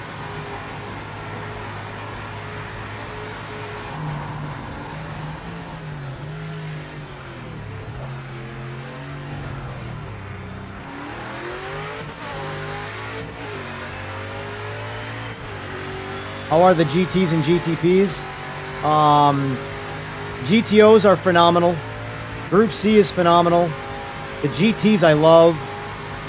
GT1s also feel great. I think GTE still needs some work personally. I think there's still a little bit too much lift-off oversteer. But people really like the GTEs. NGTs are popular. I have no time on them. Can't really give you a real honest opinion of that. I've been spending all my time this past week with these LMDHs right now to give the devs feedback. This is my goal is to get this, because I like hypercars, more so than GT3s, for sure. But I want this game to have really good hypercar driving, because to me they're way more fun than GT3s. So I've been actively trying to sort of figure out where these cars are faulty compared to other sims.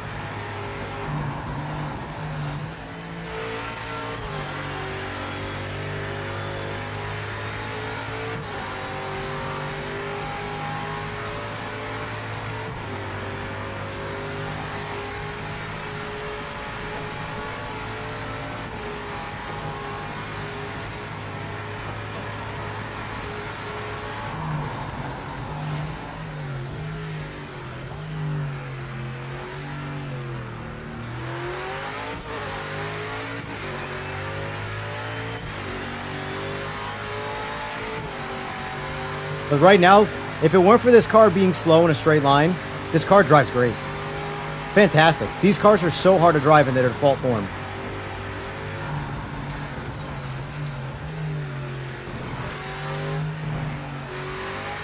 Trying to get a stock variant of that car through that chicane right there on Monza is a nightmare. You really have to underdrive the car, whereas I can push so aggressively through that chicane.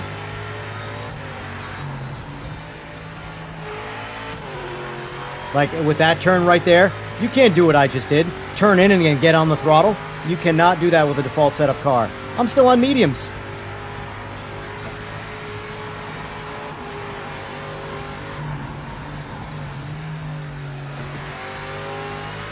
Wide open throttle right here. Not lifting. Never lifted. Cannot do that with a default car. You would die.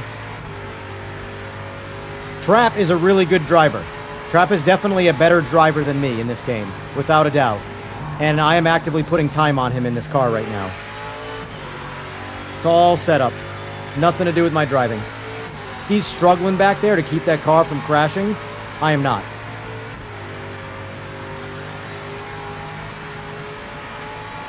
In the straight, you're going to see the timer come down a little bit. That's him just horsepowering me.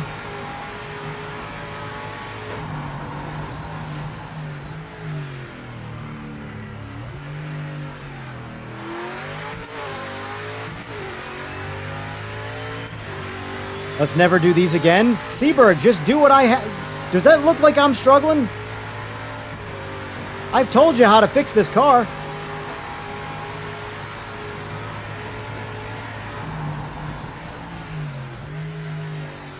Oh, we almost turned in too hard right there.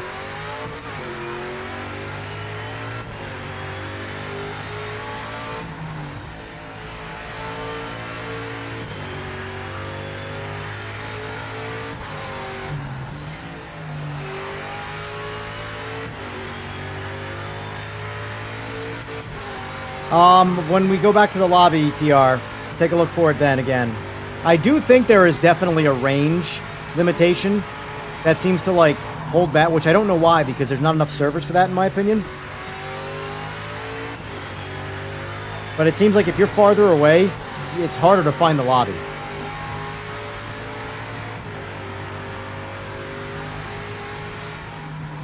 Oh no, I hit the limit. That was bad. I accidentally just hit the pit limiter trying to look backwards.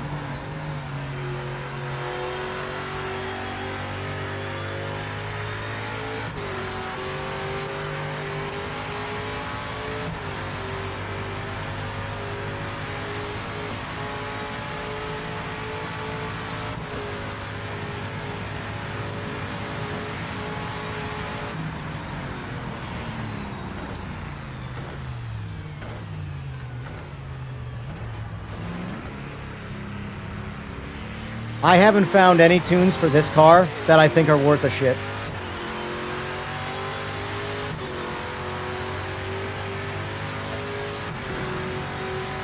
Because the car is fundamentally flawed from a tire standpoint. And once you realize that you got to yank the tire pressure out of them, that's it. That's the secret. I'm not holding back on you. Look at my time, 1:41.7 compared to the other. Trap Racing. He's objectively better. He's faster than me in every car. He's almost 2 seconds off my pace. Because he's guaranteed he doesn't have low tire pressure. I guarantee it. If he did, he probably would have won.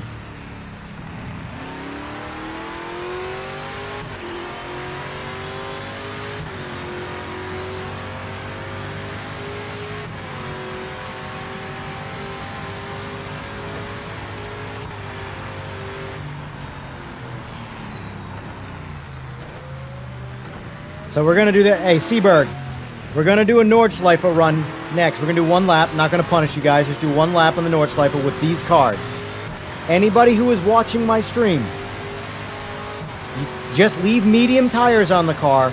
And just before you get in the car, lower both the front and rear tires to minimum. Just set it to the minimum. When you get in the car, you should have 21 to 22 PSI in them. Or whatever that equates to in bar. 1.6 maybe?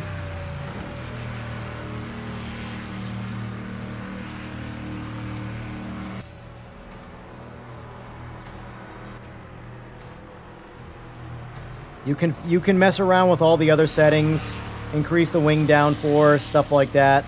It does help. All of the things help the way they should. Very, very small and incrementally.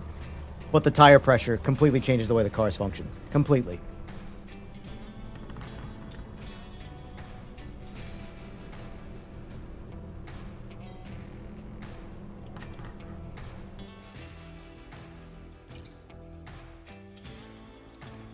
So we're going to do one lap on the Nordschleife. I'm going to sit back and let you guys go. And I'll just chase. See if I can catch anybody. I'll be curious.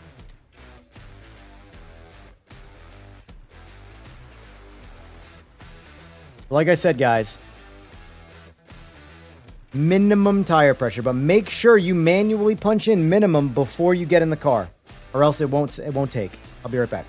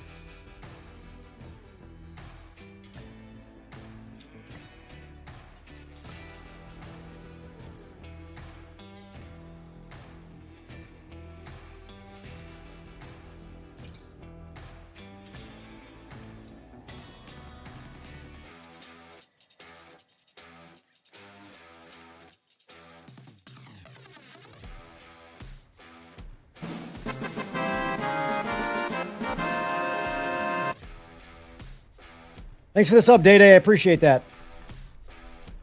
These cars feel bad with motion? Hey, no one told you to spend $8 billion to get thrown around. That's all I'm saying. Uh-oh, the game might be bugged. If someone revs, the game's not bugged. If no one revs, the game's bugged. See, that's what I'm doing right here? Cycling my tire pressure. I move it up and then I move it back down. That will reset what it's supposed to be. Okay, it's not bugged. We're good.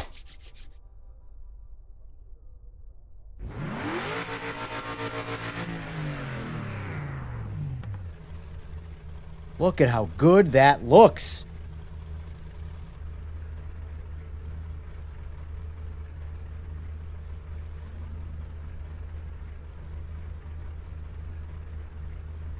I just want it to look like that all the time.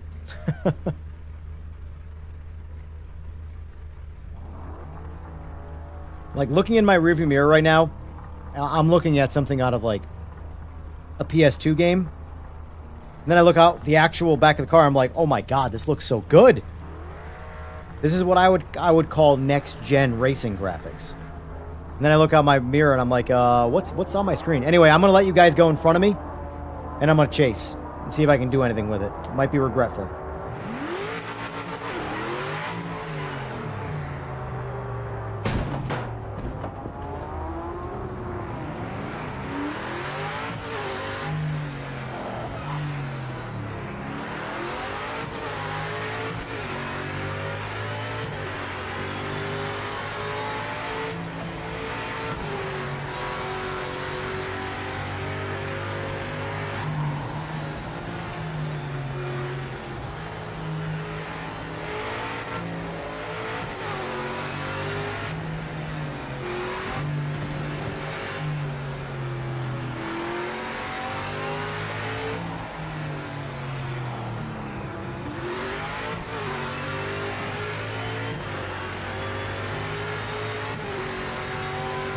So right here, I'm going to get punished now because I don't have any tire pressure. Hopefully you guys listen to me, because that means we're all playing with the same thing.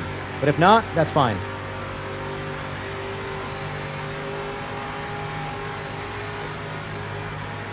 Low tire pressure is currently king in these cars.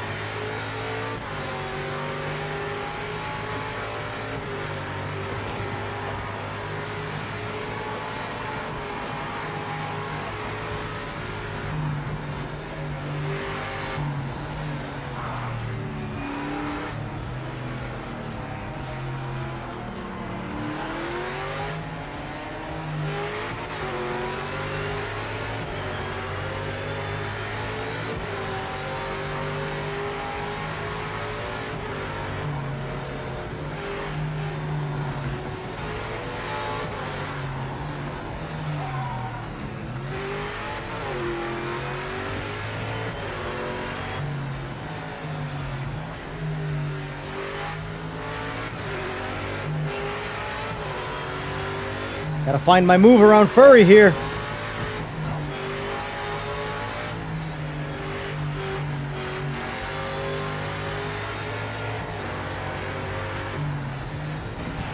Oh, brave, brave. Oh, it was a brave move. I hope I didn't hit him. Oh, no.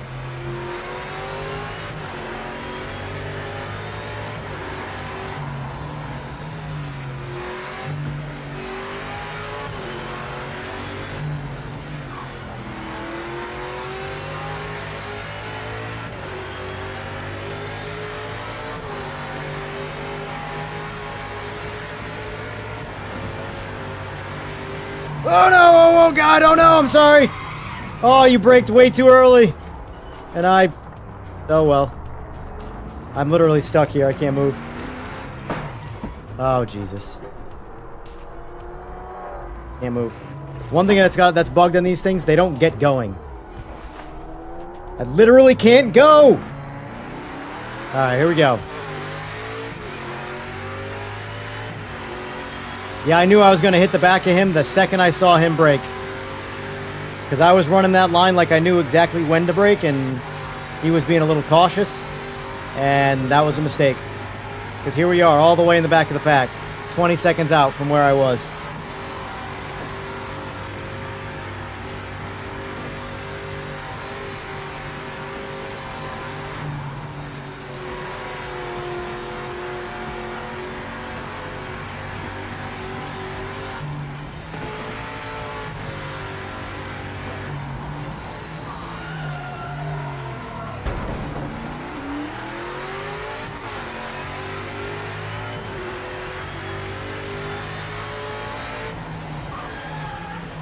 Now I'm just driving like an idiot.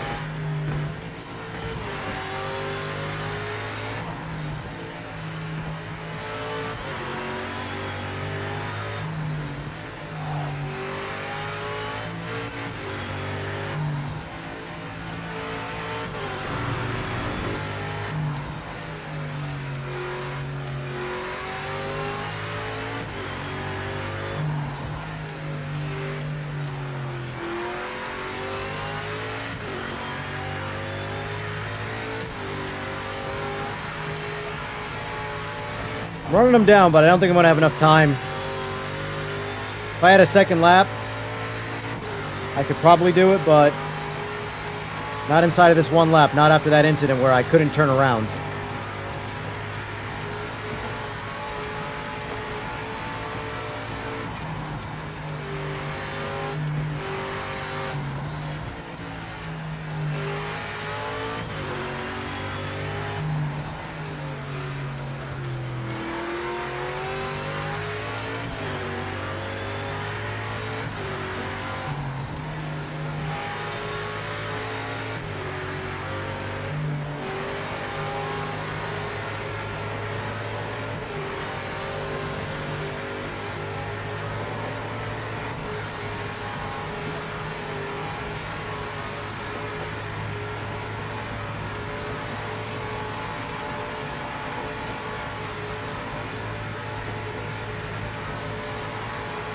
Oh, someone's got the top end. You get back in there.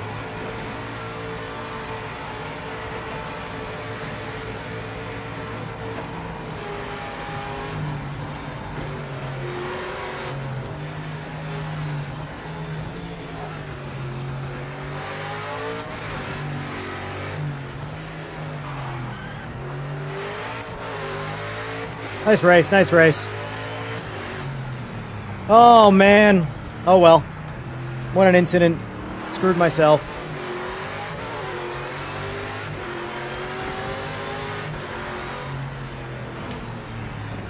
How's stream going? I'll join next lobby. Sounds good. Rad Dad Gaming. Did you change your YouTube name, or did you make another account? If you guys are in the Discord, I'll jump in. If you guys want to chit-chat. Maybe, maybe. We'll see, we'll see, we'll see.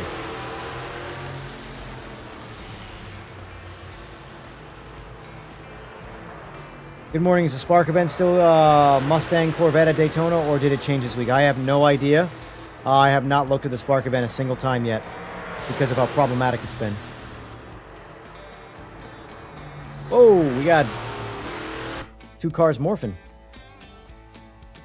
All right. What track you guys want? I would do that again just because of I'd want to run it back, but it's fine. We don't have to. MD5. Oh, you're talking about doing MX5s? This guy. Why is that people always want to race the slowest cars in the game? I'll at least give you a multi-class. How's that?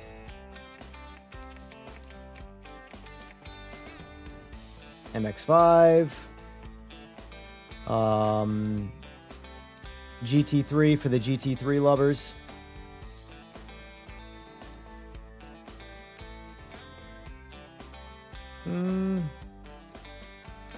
Oh, some LMPs in there too. Let's just be all over the place.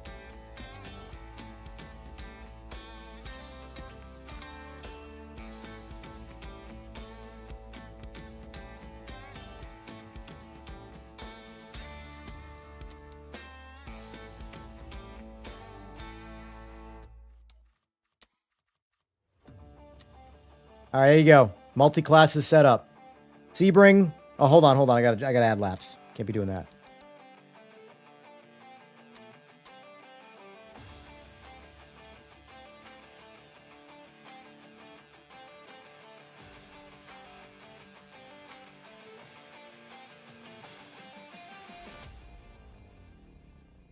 You guys can do MX5s, can do whatever. Seaberg.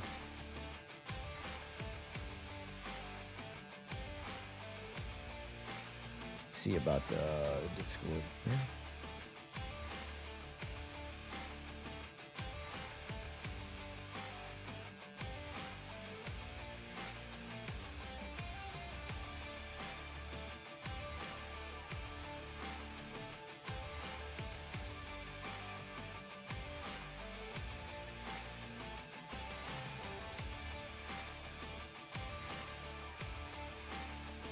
We got 2 MX5s, 2 GT3s, 3 MX5s. All right.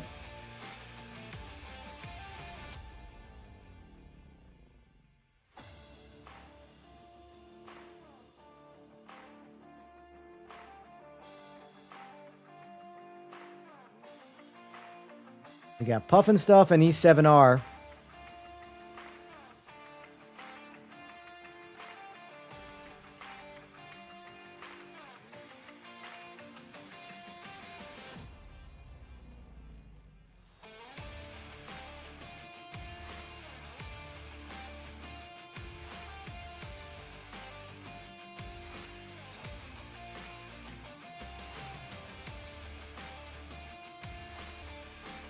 LMDH, though.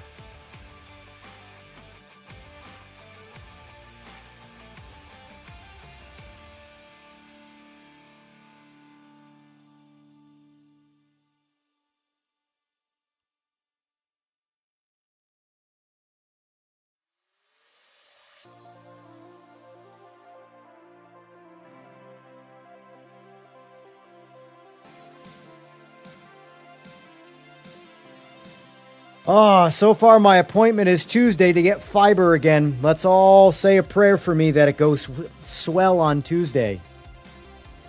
Because like I said, Wednesday's Renport. Wednesday for a full rolling week is Renport. And then by the time I come back, hopefully we got a new patch for this. And, yeah.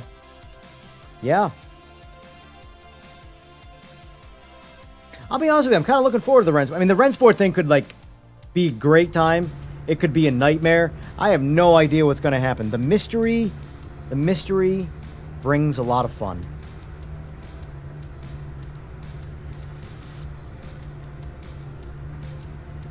Cycle the tires.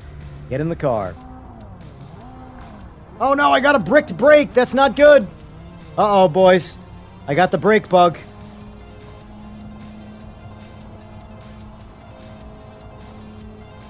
Now, it took longer to get an appointment than we were hoping for. Took like a week and a half to get an appointment. But yeah, if you notice right now, I got a red rotor. Hopefully that cools down, but if not, that's a problem. One of my brake rotors is bugged, and I can't get back out of the car. So, that is unfortunately...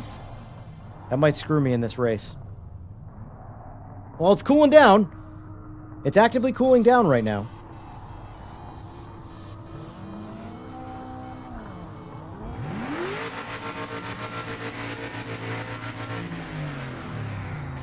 What do you mean, where am I going?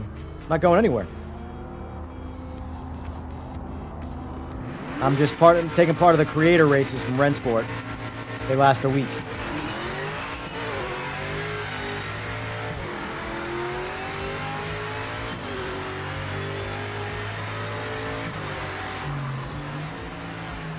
Whoa!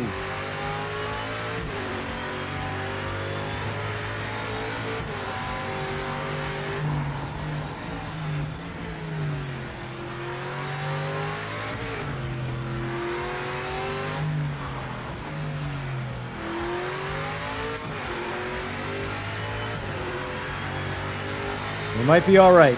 You might be all right.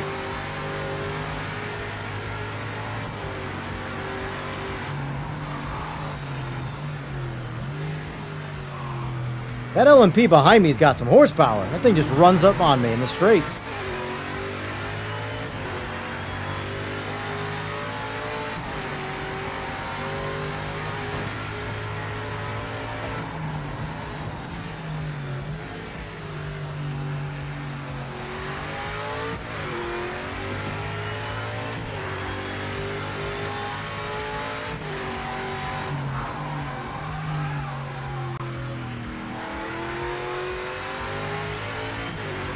Off to a great start, sir.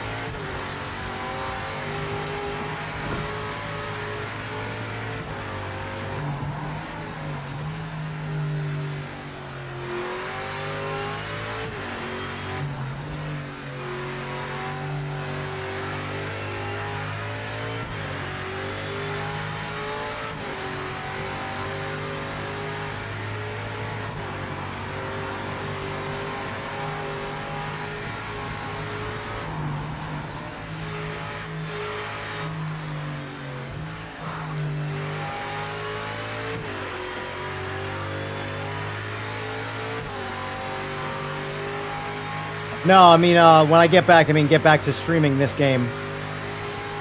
Hopefully we'll have an update to test out and talk about, and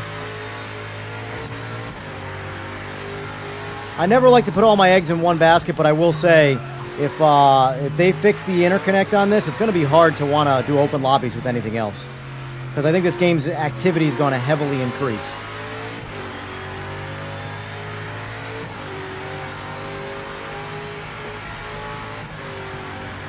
But they gotta fix it.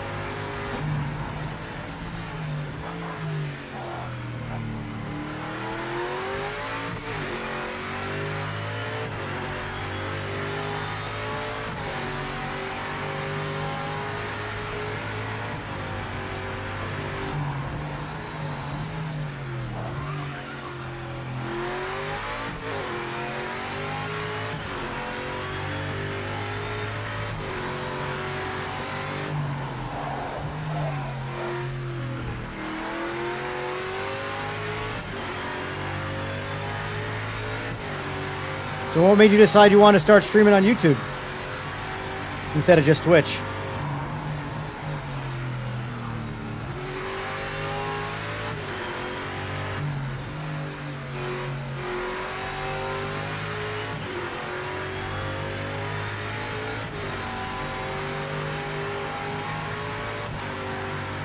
Now there's two LMDHs. There's the Cooked It TTV guy. He's in here somewhere.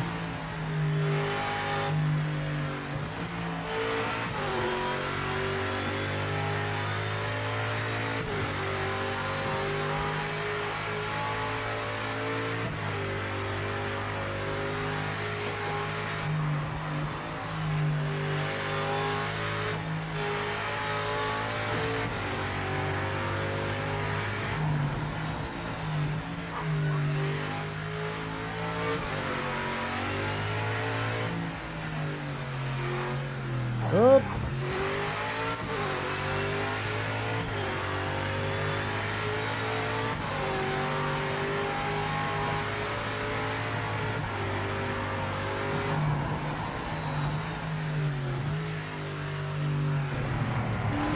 Woo! Probably just peaked my microphone right there, but that's fine. Almost binned it.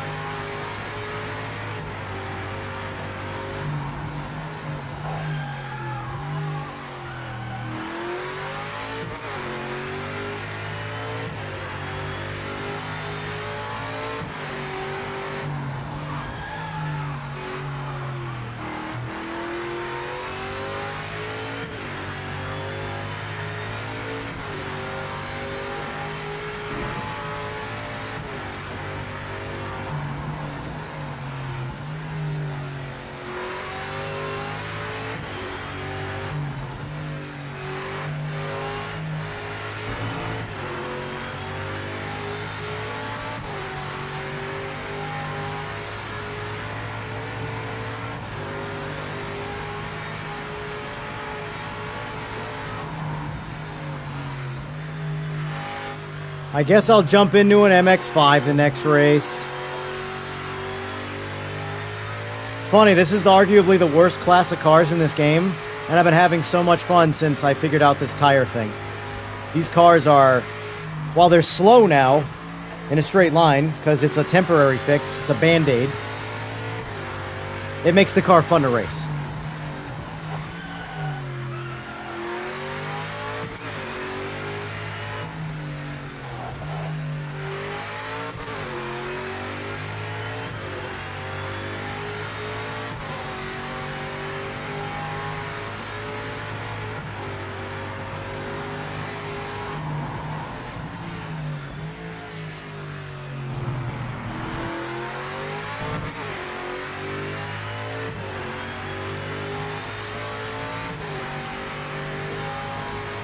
So, I come back to my last question. Why are people so tribal? Now, I know everybody's tribal in every aspect of life. That's just human nature. But why? Video games are, in my opinion, they're supposed to be an exemption from real-life problems. So why do people go out of their way to make video games real-life problems? I understand no one ever wants to feel screwed. I get it.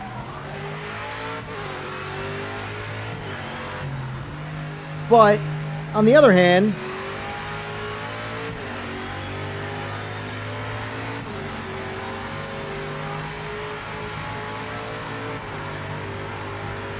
why would anybody want the game to fail? Truly, like, you've paid for the game. You can't get a refund. What benefit do you have out of wanting this game to fail? Truly. Other than just feeling scorned and petty. Why?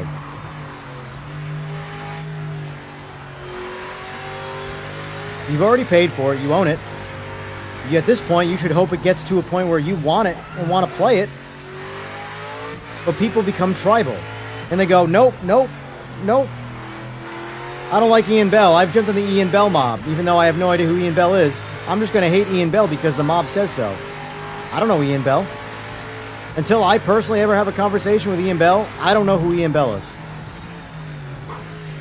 So, that's the last person I care about right now. What I care about is the game I paid for, getting to a very good state, to where it's consistently fun to play. And if I meet some cool people in the process, what is wrong with that?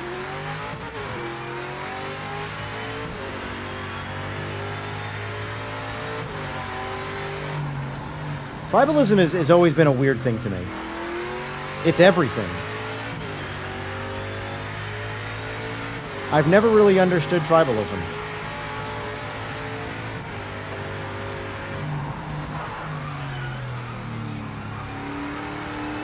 And it's such a fundamental human flaw that I don't know why.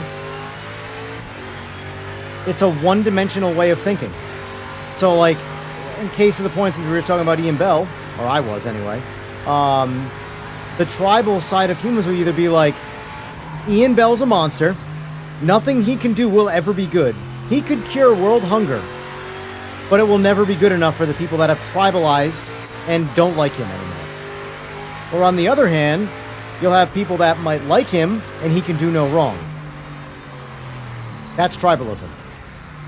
Ian Bell might be a bad example since I feel like most people kind of don't like him. But it's like that for everything. Don't know why.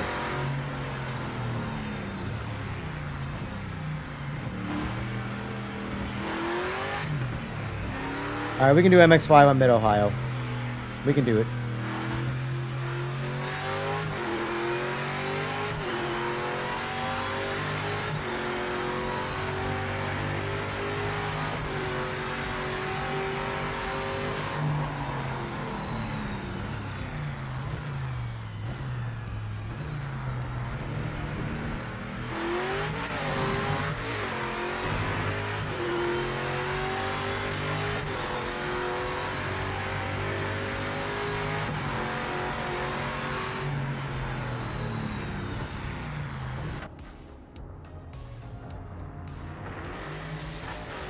What a bunch of buffoons. Wanting to slow my ass down to an MX-5. What? It doesn't even make any sense. What doesn't? Wanting to slow me down. I am Ricky so Bobby. I want to go fast.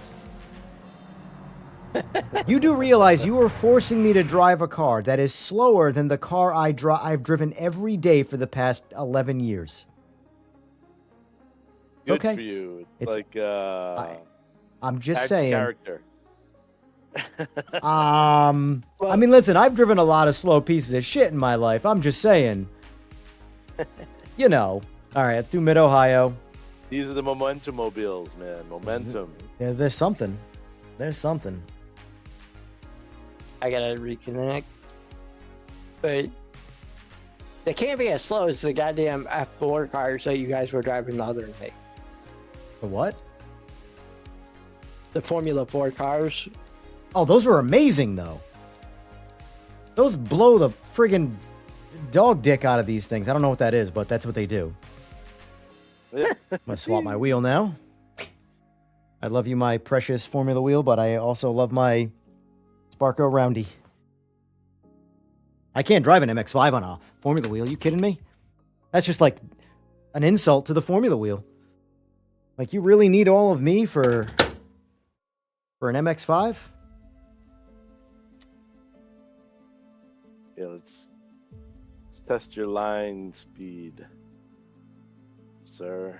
I don't have line The speed. lack of. I have aggressively sloppy, overzealous racing. Get out of my way. I'm a coming. That's how you I used to drive. in New England. You used to drive in New England. Oh, I'm gonna trust me. Down here, it's great. It's fantastic. So, fun fact: you pull out of my driveway at my house, the speed limit's 55 miles an hour. You want to know what the Nice. highway Yeah, was same here. in New England? 55 miles an hour. So I would go. what's that? Yeah. Said I would go insane because that's like you're saying. No, My you just road- get a lot of speed tickets. That's what, or a suspended license. I am passing people on the back roads at 70 miles an hour because they're doing the speed limit. And, like, the cops do the same thing, all two of them in my entire county. So, Yeah, like I could imagine. just One swap guy's my in GT wheel for the LMDH. D wheel. There you go, ETR. There you go. Yeah, 10 mile an hour is it's the regular speed limit. Yeah. Oh, I mean, third or fourth. All right. Fourth. Here we go. This car doesn't need TC or ABS. Let's turn those right back Nope. off. I'm going to use the sequential for this. The actual sequential.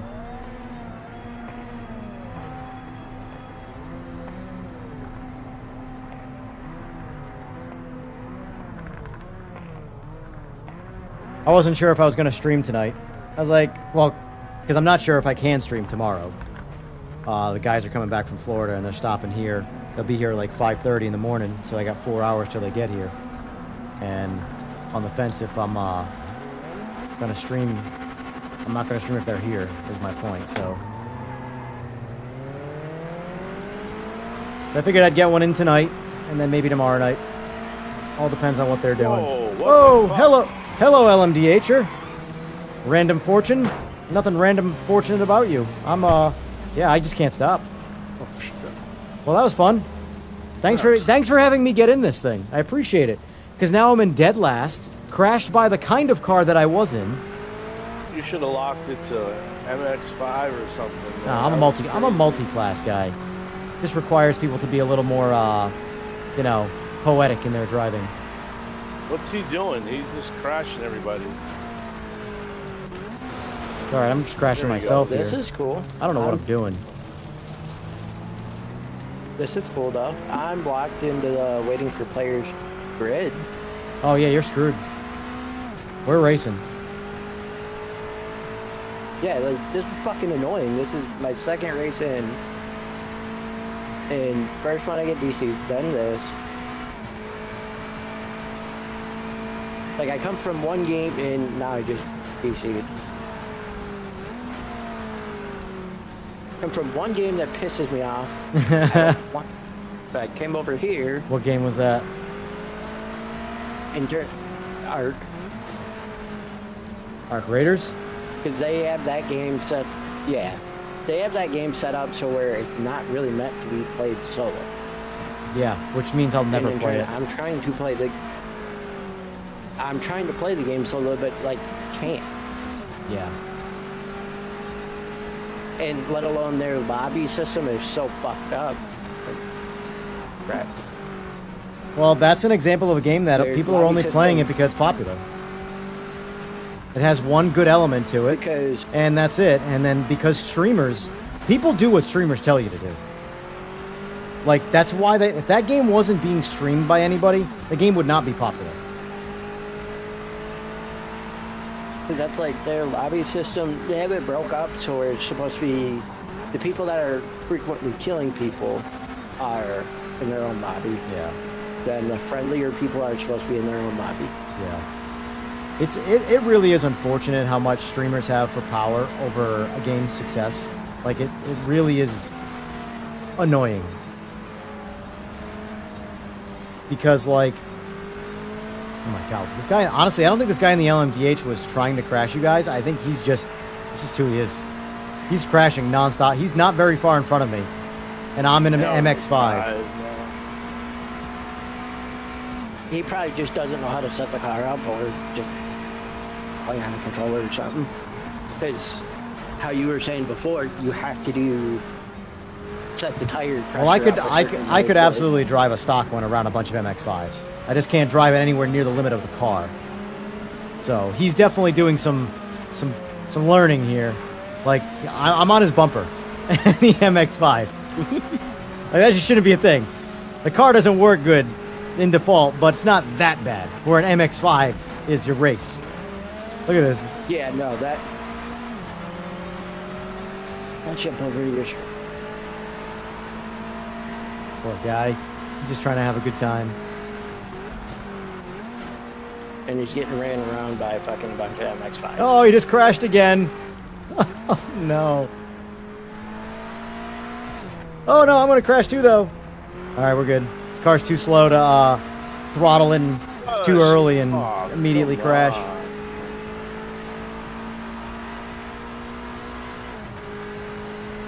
Somebody moved over there.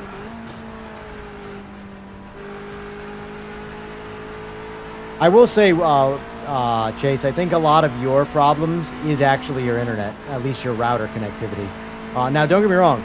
It's like I was saying earlier about the internet or AMD versus Nvidia being tempered glass versus regular glass, and someone's walking on it.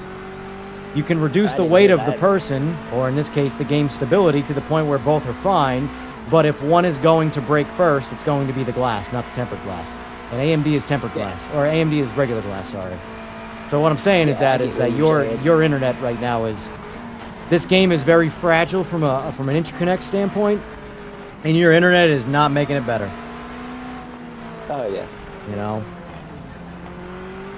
because like even when if I join lobbies, I have rarely been disconnected joining someone's lobby, and then if I am disconnected, it's never twice in a row.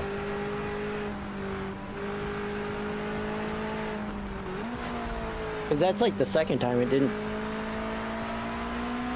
like disconnect right away. It took it a while. Oh no, why did that spin me out? I looked at chat, but alright, luckily we got back on there, but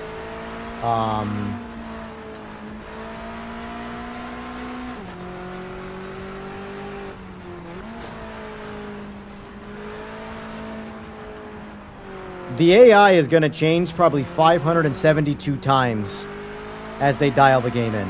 Here's the problem. You are 50% of the opinion of the AI being too slow. The other 50% say they're too fast. So you say you wish it was the way it was before, but then those people who now think the AI is good would think the AI is bad. The problem is with video games, you cannot please everyone with everything. You can't. So how do you determine what's proper? I couldn't do it. I know I could not program it. Everybody just says like a thing like, oh, they got to do this. They don't know. They don't know what's... Because, like, yes, in your opinion, to please yourself, you know exactly what you like, but how do you know what everybody likes? Because you don't. You have to go by based off opinions, and everybody's got a different one. So while you might think that the AI is too slow now for you, there are people out there that think it's fantastic, because now they have to... There's a chance of them winning a potential eventual race. Me, personally, when I did career mode in GT3, I got my ass kicked by 100%. Mind you, it was on a track that I didn't know very well, but like the slightest mistake, they drove away from me. So, I don't know. I do also know that the AI is different per class of cars too. It's not a linear thing. We can do GTOs next. I am absolutely going to do a GTO next because I'm going to get inside my, what do you call it? This car is just slow. Whoop, whoop, ba-da, boop, boop.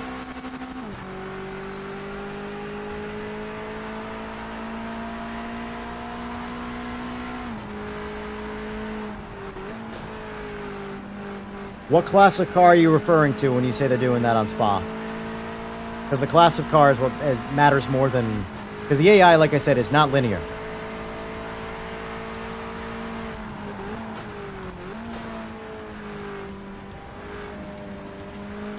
Oh, hot rod. What are you guys doing? Racing PMR, man. More people in Join us. 4 seconds slower in all classes, trust me. What are they Okay. doing in my Discord? We'll see. Oh, yeah, show them.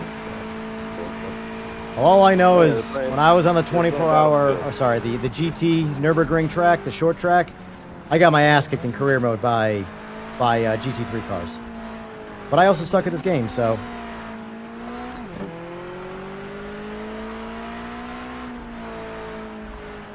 I go by the Nordschleife.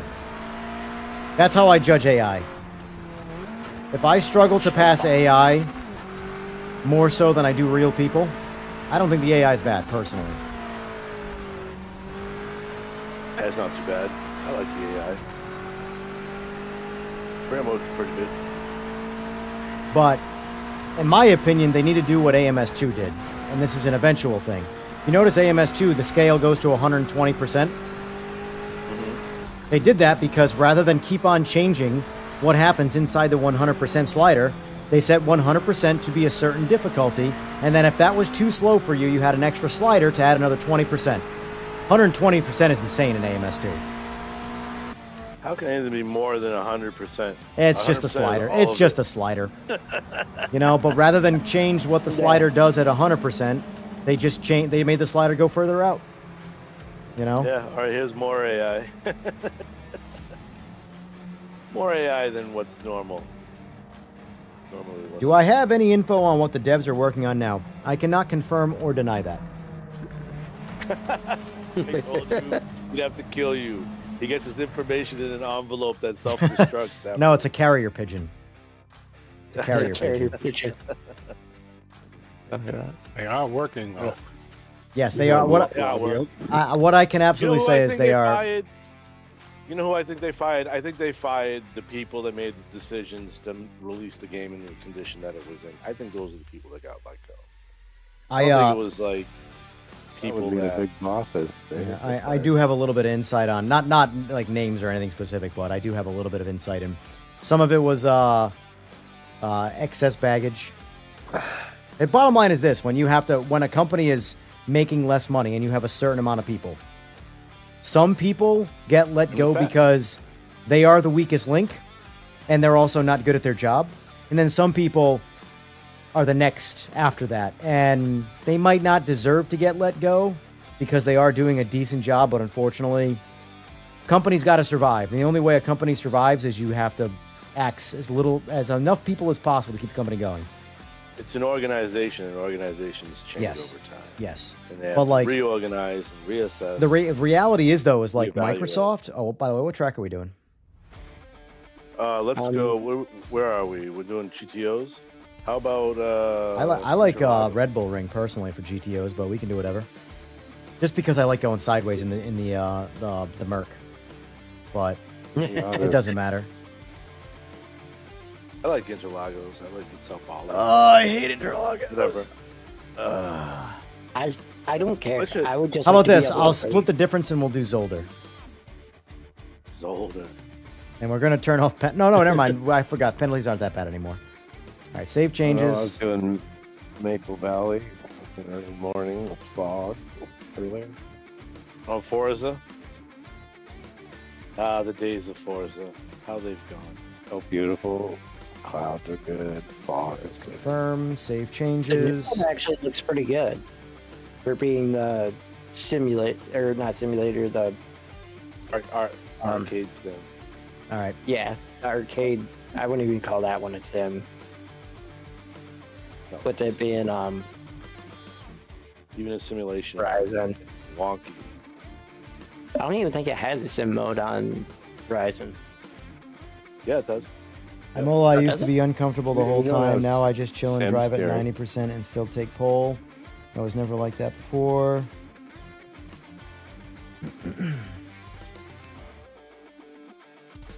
Yeah, I can't touch on it, but I can tell you, though, is that the AI is going to change 572 times. Every single patch, the AI is going to be adjusted until they get the majority of people to like it. That's at the end of the day, if you have way too many people saying they're easy or way too many people saying they're too hard and you are of the opposite of opinion, there's a good chance they're going to go with the majority. It's kind of what you got to do. Race Room? How old is Race Room? 2013, I believe. They're still working on its AI. I mean, like, Oh, that's what I'm saying. The AI is all, like, in my opinion, until they do a like, iRacing is the best AI. Like, there's a lot of things I hate about iRacing, but if there's one thing I can objectively, without question, give to iRacing, their adaptive AI is the best AI in all of sim racing that I've ever seen. Don't worry about setting any that's changes. better Just throw AI. on adaptive AI and play the game. However, you might not be in a mood that day to want to try. The AI will slow down to you. You might want to try hard it. They're going to catch right back up and they're going to pass you. You know, adaptive AI. it's very good. Race Rooms is not bad. It's adaptive. Yeah, it not just bad. takes multiple races to adapt, which is kind of annoying. Yeah, it takes some time. It's a learning computer. Forza has good AI. Well, what do we? Here's the Forza- thing. What? What I have Good said. AI. I know you like your Forza, and I don't mind Forza, but one thing I can definitely say is I disagree on their AI. Their AI is bad. They will just drive through you like you don't exist. We'll try to wreck you once now. Yeah. Like, if you are going slightly off their pace, they will literally drive through you as if they don't see you on the road. They see you. They try to take you out. That's my point. Because they wrote it in to protect the leaders. If you get up to the top two cars, they don't do that. Top 2 or 3 cars. Talking about motorsport, ETR. Horizon, I couldn't even tell you. Horizon. I can't wait for 6, man. What's their AI like? That's what we're talking about. Horizon's AI. Oh, the worst AI in the existence of AI is the worst. They hit you. But it's like a kid's game too. You know what I mean? They'll hit you. They'll go fast if you have them on. You can set them on different levels. And they're fast. Well, in my Keep up opinion, with them Cat, and pass them, they usually can't catch you. it shouldn't Yeah. ruin the game for you because where this game shines is what we're doing right now. Gran Turismo is the best AI with Sophie. I've never used Sophie, but I know that Rensport's definitely. Rensport's is just fundamentally not done, not even close. But the thing is Rensport, I kind of give Rensport a pass on their AI because at no point have they advertised anything about their AI being the reason to play that game. Oh, that's cool. I apparently have no game sound. But are you in? Yeah, I'm in. But That's fine. Hey, it's a step forward. It's a step in the right direction. Yeah. At this point, I'll fucking take it. First try. Somebody just plowed through everybody.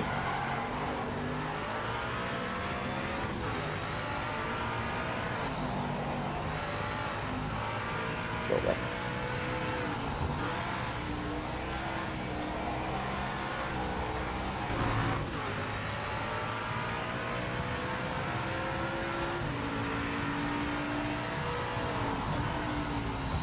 Well, if it's a time issue for you, then I recommend just giving the game some time to get some patches out until you like the way that, until the game does what you want it to do. Because, like, you don't have to play the game when people tell you to play the game, you know? If the game's not ready for your personal, you know, preferences, then just wait. Wait till they, you know, patch it up more or something, you know? That's what I keep telling people. Like a lot of the guys that are, like, getting angry about some of the issues with the game, it's like, why are you getting angry? Just play something else for now. They're working on the game. It's not like they're not working on the game. If they weren't working on the game, I can understand some of the frustration. But they're still going to work every day, checking in, finishing the game. And I say finishing the game because it's clearly unfinished. Oh, I missed it. Oof, got in there.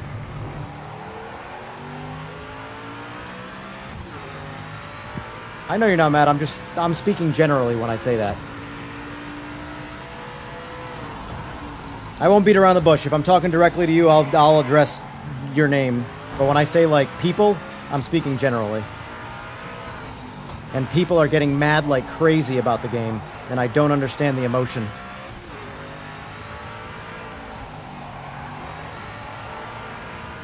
I can understand frustration, but it should end. Make rational decisions. If the game pisses you off, stop playing it. You're speaking with too much logic. Nah, I suppose that could possibly be it. EJ, when are you gonna transfer over to Evo, man? And try some Evo out. AC Evo? Yeah. Oh, shit. Evolution. Oh my god. Could not tell you. This Mazda cannot drive. I know. All I know is I've played AC Evo and I've had no fun with it yet. What? Why do I Help gotta? you with the setup on it.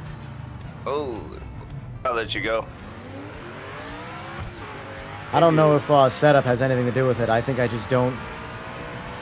I don't like what's there yet. That's all. Really? It's like the same thing I Wow. tell people. If you don't like what's there, don't play it. Well, I've tried every patch Yeah. and I don't like what's there.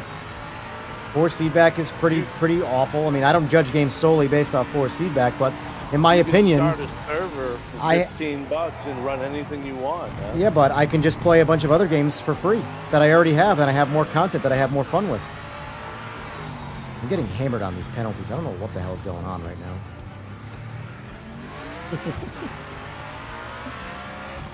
But like, Race Room and AMS2, Oh, good. their existence make it so that I have no, like, AC Evo has no point for me right now. AC Evo is an alpha stage game. It's not even beta, it's alpha. There's no real content Yeah, in it but to intrigue me. What? The Yeah. Lara, the So- Dolly. Every single All car the- in that game, there's another game where I like a car better. Now, listen, AC Evo, when it's all set and finished, might be the game to play. But as of right now, in its current state, I don't care to play it. No interest. Hearsay. It's not hearsay, it's my opinion. There's no more, I My- know. Oh. hearsay would be me saying that someone else said not to like the game, so I'm not liking it. I keep getting slowdown penalties. I've gotten 3 in a row right now. Now keep on getting more. Zolder is Yeah, well- still problematic. Hopefully they... Oh, here we go. Evaluating infraction. Just take the penalty. Yep, here we go again. You know, screw it. I don't care. I'm just driving. This is ridiculous. I'm taking mine. I don't care. Mine's actually still giving me a slowdown penalty. Or a slow, it's counting down. Yeah, mine too. Yeah, so, okay. I'm just not going to slow down for him anymore.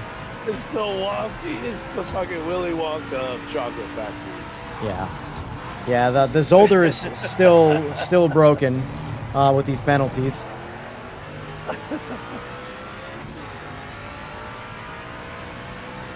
Oh my goodness. Shoot.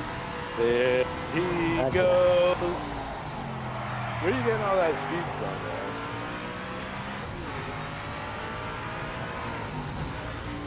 I was going to say, that better be a no further action penalty because I went way out of the line. I did not go faster. from that penalty, or from that track limit, I mean.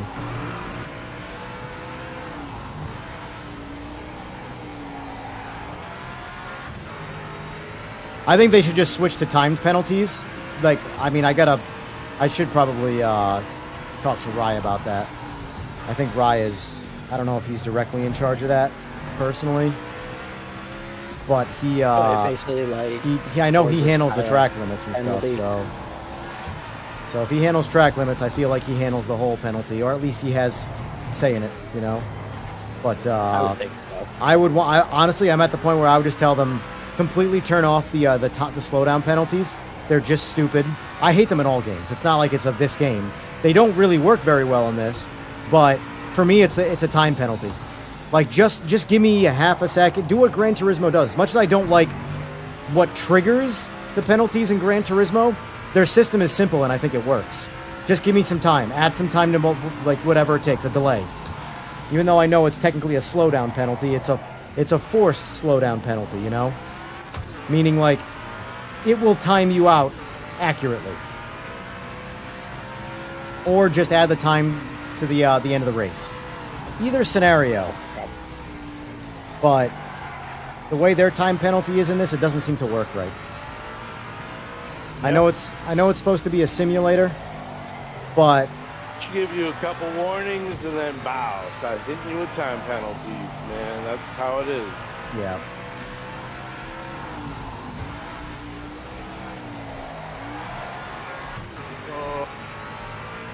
You think you would like it? Yeah, you would like it. If you like this game, you would like AMS2. AMS2 is just an older, more polished, much larger I like content AMS version of when it. it works. It doesn't work on my setup. It conflicts my telemetry. Oh, you're you use a Project motion guy Cars though. to You do are it. the 0.1 percenters though. That's the thing. Most I people. know, but I had an AccuForce V2 that it worked with, and it was pretty good. Yeah. Like that's a very niche scenario where like your particular thing, it doesn't work for you. Whereas Yeah. most people are They'll just going to never get get on to their it. computer with their wheel and boot up AMS2, and that's their experience. Yeah, they'll never get to it. That's Yeah. why I like this game, because it has some AMS2-esque qualities. I think the driving in this is overall better than AMS2. I just think AMS2's content and polish is so good that it's just so hard to argue with. Because, like, you can adapt to the way the game drives. I don't like the way the game drives by comparison. Like, I think this game drives a lot better. Like, if I was getting in a car driving simulator, this is more of a real life scenario.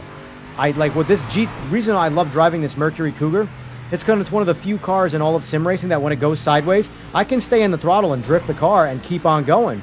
Every other car and every other sim, I just spin out and crash. There has not been a single rear-wheel drive car in my life that I couldn't drive through oversteer with the ass out sideways.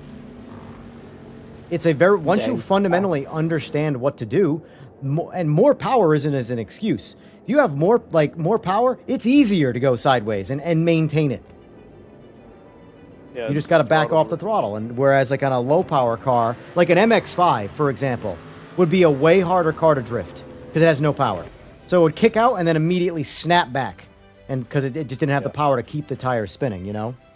But it's one of the biggest things that annoys me is how hard it is when a car kicks out sideways to stay sideways and drift it and look like you know what you're doing.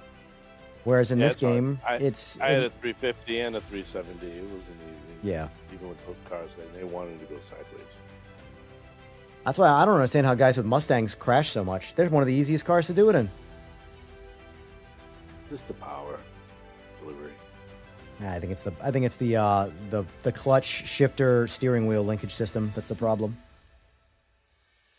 I'll be right back. I am restarting the game. All right, I'm gonna pick another Just- track.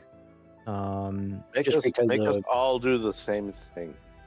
It's just less Alright. crazy. All right, fine. All right, we're gonna do. Please. I thought everybody was pretty much in a GTO car that race. They were. Yeah. Seaberg's just being authoritarian. That's all. It's fine. We're gonna do I'm what he gonna says. admit it's my PTS, not PTSD. What do you call it when it's OCD. OCD? Yeah, I mean, yeah. you're a military guy, right? Yes. So you have some kind of PTSD, whether you think so or not. So it's It fine. should be uniform. It should just be uniform. That's I just can't explain it any other way. Yeah, you like uniformity. is Because the best way. because without there's less room for discrepancy. If that's the case, let's all get back in Miatas. Problem solved. Oh my goodness, those were slow. Those were really slow. And yeah, ETR. I will say ETR. The devs for this game, I feel like the devs should be getting. I know it's hard to. It's a devil's advocate type scenario, where it's hard to praise someone for doing a good job after they promised they would do it earlier. But you have to understand. I can almost, again, I'm going to speculate here. Why is it not is multiclass happening here? Hold on. What's going on? It's only GTO, so I don't know how there's a GT3 in the lobby. Maybe it's just...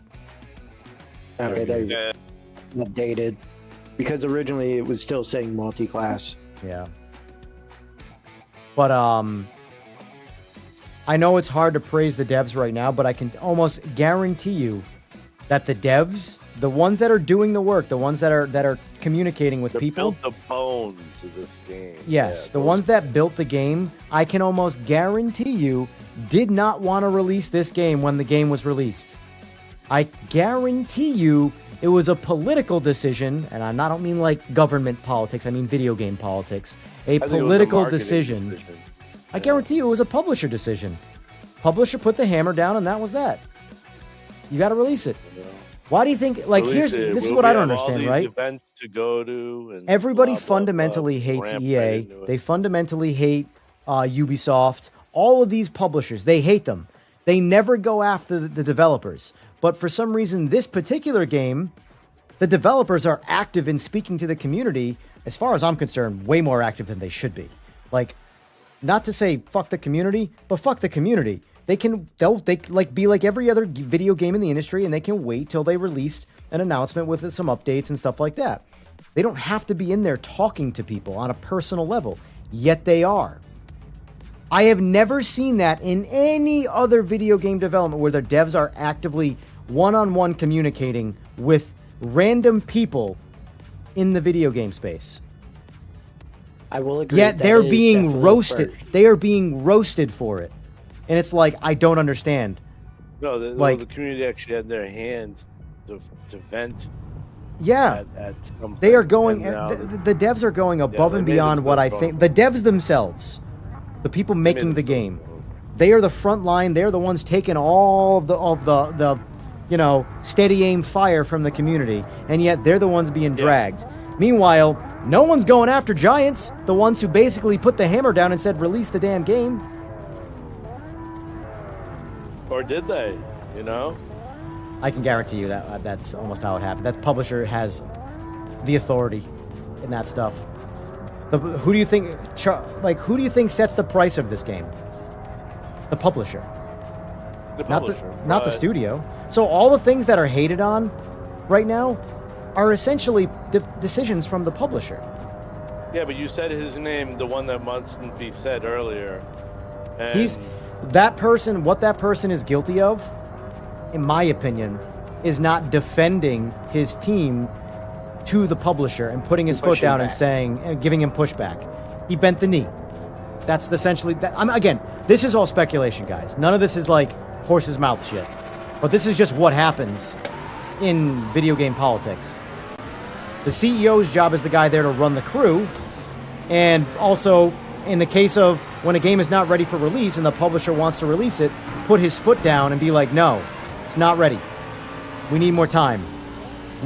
This game should have been, in my opinion, at least delayed 6 months.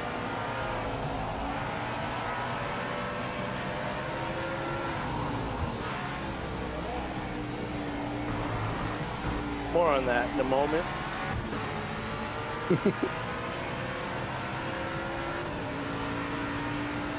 But it's so insane to me that, like, because they're willing to listen to the community, like literally have a conversation with them, it's like a lot of the people in the community want to take advantage of that.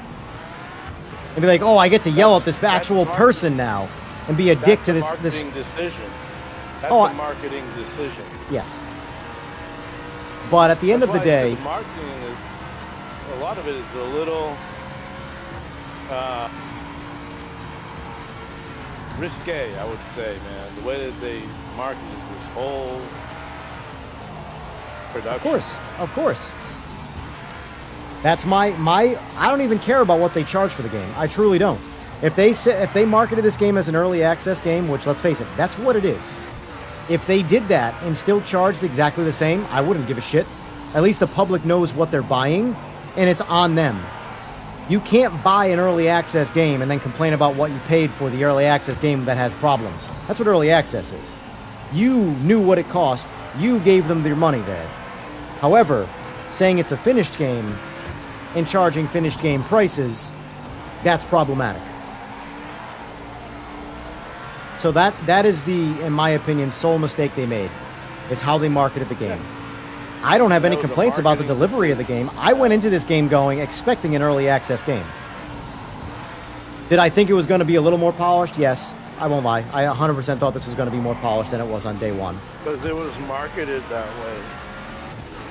But, You know? It's yes. all But my point, though, is that do you think Straight 4 was confident in their day one release, or do you think maybe they wanted to extend it and Do I think, in my opinion, the CEO didn't put their foot down to Because- actually extend it? I go to a Silicon Valley college and university, Santa Clara University, and what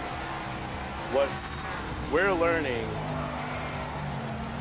in the software development scope of things is that they were mismanaged. They were Oh, mismanaged. I'm sure they were. Because first of all, we shouldn't have, the CEO shouldn't have to talk Never. about anything. Never. Shouldn't have to. That's your product managers that need The product manager, the the CEO doesn't even have to be good at, like he doesn't have to be a good programmer. In fact, it's actually better if the CEO has no idea how to do the developer's job or whatever the staff's job is. He needs to be good at running a crew. Because essentially, because a CEO, it's very easy for a CEO to let his ego get in the way, or hers, and be like, oh, well, I've done that job, and I'm a CEO now, so I know how to do it better. Because I'm a CEO and you're not. That's It's very easy for that's CEOs what to think happened. like that. That's the thing that the man who his name must not be said, his issue is he was a developer. Yeah. Oh my shit. God. There's some lag there. Sorry about that. Who was a developer that, that started his own company. And so, not that there's conflicting interests with that at all. You can, if you know what you're doing, you know what to expect from your company. I'm lagging or somebody's lagging. I'm getting lag everywhere. I'm actually DDoSing the server because I want to win.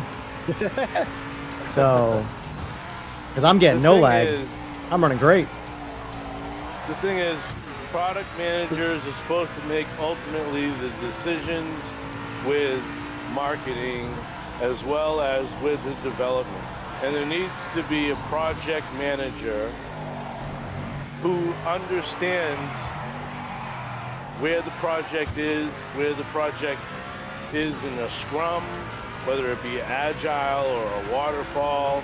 He needs to know where he is during the scope of the development, of the coding, as well as all the other departments, that it needs to align for a release. And games aren't doing this right now. I don't know why. This isn't here's the thing. It's not you're explaining business in general, and no businesses are doing this. This is not a video game problem. It's just easy to talk about it as a video game problem when that's what the subject we're talking about. This is a humanity problem in the entire world of fabrication. Everything is like this. Well, There's a reason why. Well, I beg to differ. I work for a company called Summit Interconnect, and we make circuit boards. We make prototypes, and we make boards for like submarines, Raptors, all the way to commercial products like the Roomba. We make those circuit boards. We make circuit boards for anything, prototypes, you name it. And we're a quick turn manufacturing operation.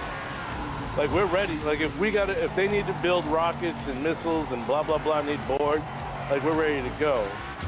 Because that's the standard that we have to be there. Yes, for. that is. What I'm saying though is that is your company's standard. That just means that your company is more prepared in doing the right thing. My last job that I worked before I was self-employed was I worked for General Dynamics. We built submarines. Yep. While it sounds a whole hell of a lot cooler on the outside, but it's not nearly as cool. It's just in any other system where you weld and get dirty and disgusting. But anyway, the job of the crew boss was essentially he who shall not be named was his position. He is there to manage the crew and deviate the crew correctly. And the difference between a good boss and a bad boss was the only real difference was listening to the crew and not bending the knee to that person's boss. So if your crew boss, right, took the feedback from his crew and brought it to his boss, and that boss tried to say no, blah, blah, blah, that's when the crew, the actual crew's boss would put his foot down and be like, no, this is what it needs to be. And then he would bring that person out to the floor, show them the problem, and be like, see, doesn't matter how much you say we need to do this, we can't because of XYZ reason, here's why, right? And now a lot of times, the difference between an electric, because there's so many crews, a great crew to work on was a boss with balls. That's it. That's the only difference. Because the difference between a boss with balls and a boss with no balls is that boss that would get his pee-pee smacked in his meeting would go to the crew and take out all of his frustrations from his meeting on the crew and punish the crew when the crew can't do shit about it. However, the good boss will take the lashing, fight back, and will defend his crew, and then guess what? That crew is actually the crew that performs the best. It might seem like, oh yeah, you're making the boss's life harder by him taking but he's only taking it temporarily right then and there. In the long run, he's being rewarded for it. But in the moment, it seems like, oh, I got to get out of this situation where I'm being lashed out on. How do I do that? I'm going to blame my crew. They're just not doing their job. It's not my fault. But the boss that assumes accountability, the crew always does better. Always. And a big part of all businesses is lack of accountability. And it always shit rolls downhill. Always starts at the top. What track you want to do, by the way? Side note, I'm happy with what I did on that one, since I was only What'd you do? like 3 seconds behind you. Bathurst. Oh boy, GTO's on Bathurst. Here we go. I'm fine with that. All right. Because I actually did pretty decent with the GTO. Or well, technically, same. O'Malley, I'm not saying that S4 is the only ones doing it. I'm just saying, in my personal experience, I have not seen it anywhere else. They are definitely the most. It is openly regardless. If you play a people. massive variety of games, I can assure you, community engagement is far less common than it is common.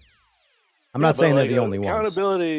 Accountability rests on everyone's shoulders in the workplace. It's not just one. Well, I would make the argument that it's more the boss's job. The boss is the one to take. Yeah, they're the number one. They are at the end of the day, even if it is the crew's fault, like if they objectively did something wrong, it's still the boss's fault because you picked them. You picked them for the job. So no matter what, and don't get me wrong, it sucks. I can make the argument that it sucks to be the CEO because everything is your fault. And unfortunately, not a lot of it is yours gain, The accountability. But at the same time, in the end of the day, he's the head accountable. That's where what you get paid comes in. No one feels bad for a CEO because they make so much damn money. Oh, yeah. So. Oh, yeah. the cards are stacked against a CEO when it comes to I actually got to take a quick piss and then I'll get back in here. But the cards are stacked against the CEO when it comes to court of public opinion. So do a good job.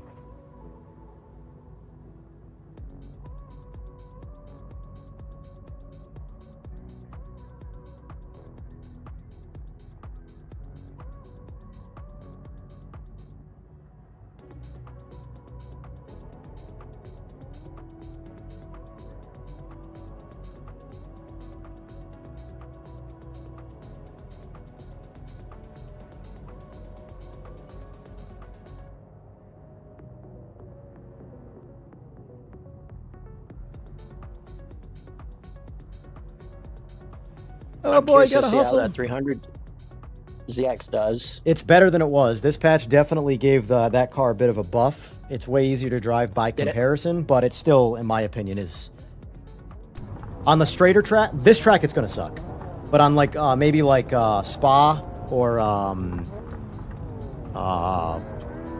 Daytona, then that's a different story. It might shine on Daytona now.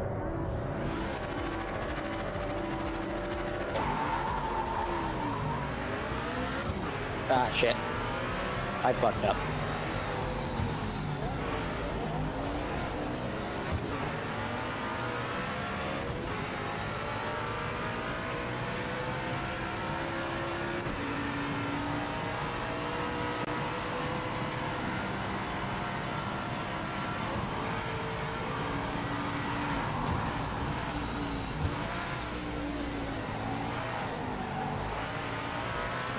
What the fuck?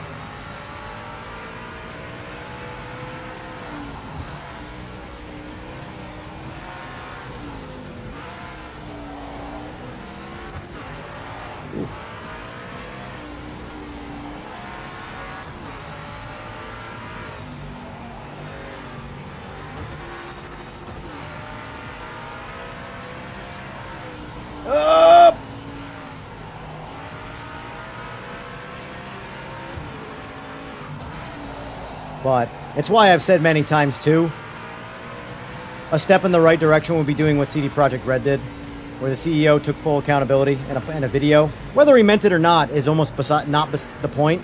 Like, he's just, it could be damage control. But either way, damage control in that form is better than nothing.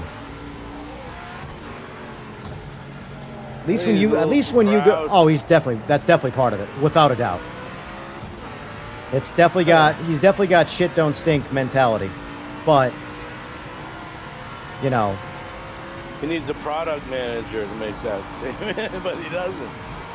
Yeah, but I think if you at the end of the day, he just needs to stay offline. This was a Skeleton Crews game. It wasn't a big, Yeah, I know, but at the same money time, some of the product. absolute best games I've ever played were Skeleton Crew indie games. Man. Indies, yeah. In fact, I would make the argument that indie games are always better than AAAs. They just lack the, AAA polish. But honestly, the past few years, I think AAA has become an unpolished cesspool. I think AAA warrants 100%. all AAA gets you now is just a shit ton of funding. It doesn't mean the game's going to be good. I can't wait to see how Horizon 6 comes out. I'm 50-50 on it. I'm 100% going to give it a shot. I just want to be able to drift in it and have fun. I'm literally going to be living the Fast and the Furious Tokyo Drift. That's the only reason I want it. Let me show you the way in that one, man. I want it to be a game that I just hooliganism and have fun. I am not at all going to care about the competitive nature of racing in that, but I 100% want it to scratch a certain itch. Because right now I got to scratch that itch in the sim stuff. I think that's all that game is good for, is scratching that, like, mess around niche. Not necessarily we're trying to race or anything like that. I'm sure, like any game, like even Need for Speed has been great racing. I've had some of the most fun racing I've ever experienced is in Gran Turismo 7, in some of the shittiest cars to drive in Gran Turismo 7. So, like, the quality of the racing I don't think is really determined by the way the cars drive, more so just the system in play to have fun. Competition drives a lot of it. And you know, a poor system implementing competition can ruin a racing experience. That's why, like certain tracks, you got to turn penalties off. Like Zolder, you still got to turn penalties off if you want it to be honest. But I think it'll be better than 5, but I also think that's not going to be saying much. So we'll see. At this point, I don't, like you're saying, I don't think that's saying much because 5 is what, like 6 years old now? Well, I just mean like, I don't, if I jump into 5, I don't have any complaints about like old game type stuff. Yeah, it's just, good. I just don't like it just reeks of, I want everybody to like me. And that never works for me. Like, I just know this. I love Alan Wake 2. I think it's one of the best games made this decade. And everybody hates it. I don't care. Like, The Smashing Machine, The Whale. These are all movies that did horrible in the box office. That are Oscar-worthy, what do you call it? SAG-worthy. Like, these are the gems that come out that are no longer successful in cinema because no one wants to see movies like that. No one wants to play games like Alan Wake 2, where it's so mind-bending. You can't be on your phone half the time and doing other things and play Alan Wake. You can't. You have to invest 100% of your mind into a game like Alan Wake, or you will not enjoy it. And yet, you know, like, for example, Sam Lake. Sam Lake is one of my favorite creators in the video game space, in memory. He is so good. But with me in video games, it's weird. I'm more of a sort of how you grew up, used to follow like action stars. Well, it's how I follow like developers. Like me, it's Sam Lake.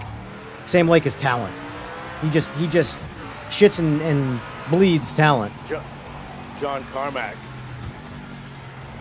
Carmack. Who's that Came again? up with Quake. Oh, yeah. Came up with Call of Duty. Which came up with... Well, actually, Who's the guy that just died in the... Came up with Doom. What's his name? The one From Call of in Duty. California. Yeah. Well, he's done Yeah. Battlefield, Yeah. Call of Duty, but he's responsible for a lot of Call of Duty. He died in a car accident in the Yeah. Ferrari. Yeah, in the LA Canyons. Yeah. I forgot his name. But yeah, that was kind of recent. It was weird. He was coming out of that tunnel and then that car just turned itself into Swiss cheese. I mean, Into the grater. it's hard to know exactly what happened there, but bottom line is, it's just going too fast. I mean, shit, I would like to say that it's... I can tell you this. The last time I crashed a motorcycle was pure complacency. It was a road I've driven 100 times. I went way too fast on a straight that I knew there was a turn after. And I'm like, halfway into the straight, I'm like, what the fuck am I doing? I'm going way too fast right now. And I just could not slow down. And I low-sided the bike and knocked myself the fuck out and woke up in the hospital. But like, it was a road I've been on, I can't even tell you how many times. I know exactly when and where I can push it and all this stuff. And yet, I don't know where my brain went. I went somewhere else. I got so complacent in what I was doing that I paid the worst possible price. Outside of death, of course. But Which road was it? this was somewhere in other side of Lexington, North Carolina somewhere. It was a back road. I was tuning my bike. And I was just getting some logs. And I stayed in the pull way too long. And I don't know why I did it. There's nothing I can ever, like, 100% my fault. There wasn't a soul around. Not an animal, not a car, not a bug, nothing. And yet, I just crashed. It was insane. To think about that, like, what the hell was that was running through my brain? Because I have, like, a very vivid memory of everything up to hitting the ground. Like, it's crazy how, like, I have zero memory of anything from the point of hitting the ground to waking up some point in the hospital. Nothing. There's no memory. It's completely gone. Blank slate. But I remember everything I was doing up to the crash, like, it's like seared into my brain. So the good thing is I at least forgot the trauma and remember the what not to do, you know? but it's wild how you can have 2 points in time, one so distinct in your memory and the other one not there at all. But yeah. This 300Z just sounds great, but it's just such a shit car. Yeah, it's a pig. It's a lot better in this patch too, but that car is only going to be good on like Daytona. That's probably the fastest one of these in Daytona. But Yeah. coming down the mountain right here, that car is going to be terrible. I mean, the handling's decent. It's just I shorten the gear ratio weight up, but it just never gets up to speed quick enough. For me, it's I can just slide it it's a around boat. the corners, but it just doesn't do anything. Yeah. It feels like it's fast, but it's not. Oh, almost lost it. It is actually fast in a straight line though. Like if you're caught up with some other, god damn it, I'm making the worst lap possible. I'm throwing the game at the end so Furry can pass me. He'll do it. Oh, I know. He's a patient racer, I notice. He does not push on you. He'll just sit there and wait for you to crash and come on by with a smile on his face.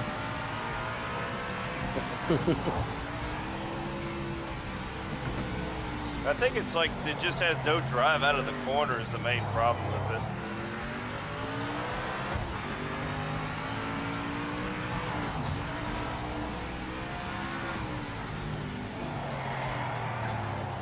Oh, that was a terrible turn. All right, come and get me, Furry. It's you and me. Oh, I just screwed it up. That's what I'm talking about. That's what I'm talking about. Race over. I crashed in the straight. I literally looked down, and now I'm in third. Ooh, Domingo hit the grass. Domingo on your outside. Thank you. You're in here. I let Furry win that race. Just so you know, Furry, I gave it to you. No trophy for you. Under pressure. I can't believe I did that. I drove solo the entire track for 5 laps. The last lap, I forgot how to drive. I didn't hit the wall at all the entire race. The last lap, I think I hit it 4 or 5 times, and then I crashed in a straight at the home stretch. What an idiot! Pipe, What an idiot! I get that all the time. Oh man. But What's next? I don't know. I'll do whatever. I'm down to We switched to NGT. I guess. Too slow? Too slow? I don't know. I guess I'll give it a shot. I don't know. They're okay. They're not my car. That's all. Okay. There's nothing wrong with them. They're just not my car. Oh. Have you tried everything in them? I haven't. I have driven everything, but I have not driven everything thoroughly and given every car a real fair shake. But I can tell you that, like, based off what I felt, I would rather just drive the GTOs if I had to drive an NGT. Oh, me too. I was just, switching the variety. Spin. You know what I got to do? If this game ever does get to like a real polished state, I'm gonna put a little pinwheel behind me with selections of things to do, and I'm gonna spin it every race. Hot Rod rolls dice. He's got a number for every thing in a thing, and he rolls his dice, and then boom, that's what we do for the next race. We go up to the weather and everything. Yeah, he's like D&D's it. Legolas says GT1 Group C or GT says Ivan, so we'll see. Let me get in there. We'll see. Since I have my round wheel set up, I'm thinking GT might be the way to go right now. Okie dokie. There are certain cars I like to drive with my round wheel, and some I like to drive with the formula wheel. This is what we'll do. Oh, wrong thing. Edit settings.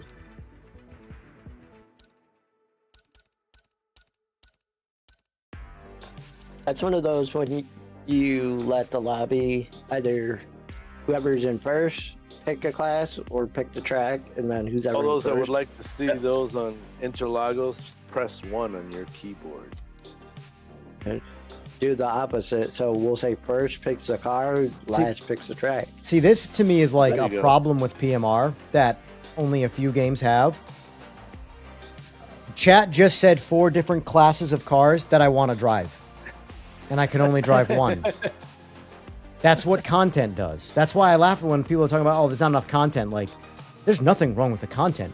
The problems are not content. The problems are the actual. Well, we all know the Base connectivity, game but like related. the problems are the problems. Content is not one of those. Why can I not switch cars? Yeah, like it's still saying it's stuck on GTL. Because Yeah, I I was haven't talking hit about accept yet. I haven't hit accept yet. I'm picking the track. Oh, okay. Gosh, makes sense. all is so impatient. But what's trying to- goofy is it already shows you in a GT. That's why I was kind of confused. Let's do Sebring one more time with these cars. How's that? Okay. I'm fine with that. I like Sebring. I like Sebring too. All right, now everything's updated. God, so impatient. You guys must be in the PMR Discord with all that patience. You're the chef, man. That right there was the literal want our dinner definition now. of the Discord. I'm in the process of picking the lobby. Why can't I change the car yet? But that's the goofy part. The Like it color. already showed you in a GT car. That's why I was confused. I was like, what the fuck? Yeah, I selected my car, but I hadn't applied the lobby yet, so it was still what it was before. But no, I'm a big fan of this Murcielago. I will say I do think some of the cars in this class need to, like every car I think got a little bit better with this most recent patch, but some of them are still better than others in terms of their, like for the Viper. I really want that Viper to get dialed because I like that car in general, across all sims, real life, whatever. But it has a lot of snap oversteer or whatever. Well, that's like in reality, that's the most popular Viper of all body styles, other than the brand new one. I think that's the legendary. Like when somebody says Viper, I think that's what 90% of people think When of. I is when that I body think of style. Viper, I think of the Gen 1 and the Gen 2. That's the Gen 2, because of the show Viper. Because in the show, the Gen they started with the Gen 1 and the Gen 2 came out during the show. Gen really? 5 is, from a technology standpoint, obviously hands down the best. But all right, so we're already on softs. My setup, all set up. KKK, we're good. That was the incorrect amount of Ks to say.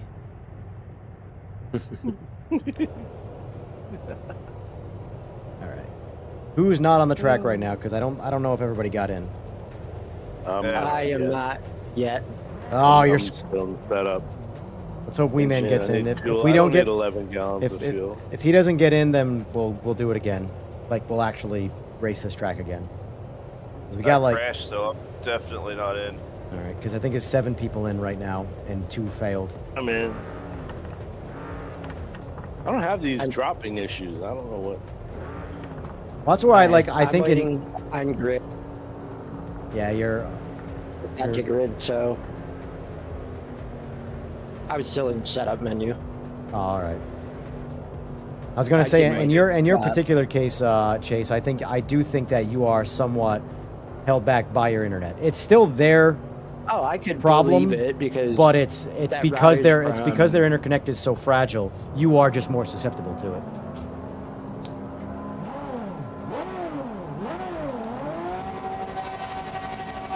damn it.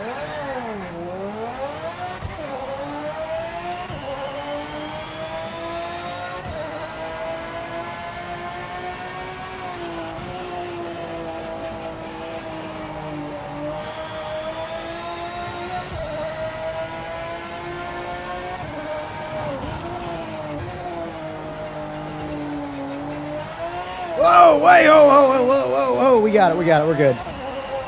I cooked the goose a little too soon right there. It wasn't fully thawed.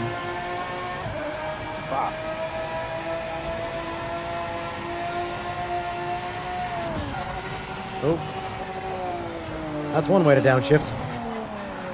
fifth to second. Oh, there I go. Up. Okay, you just almost passed me.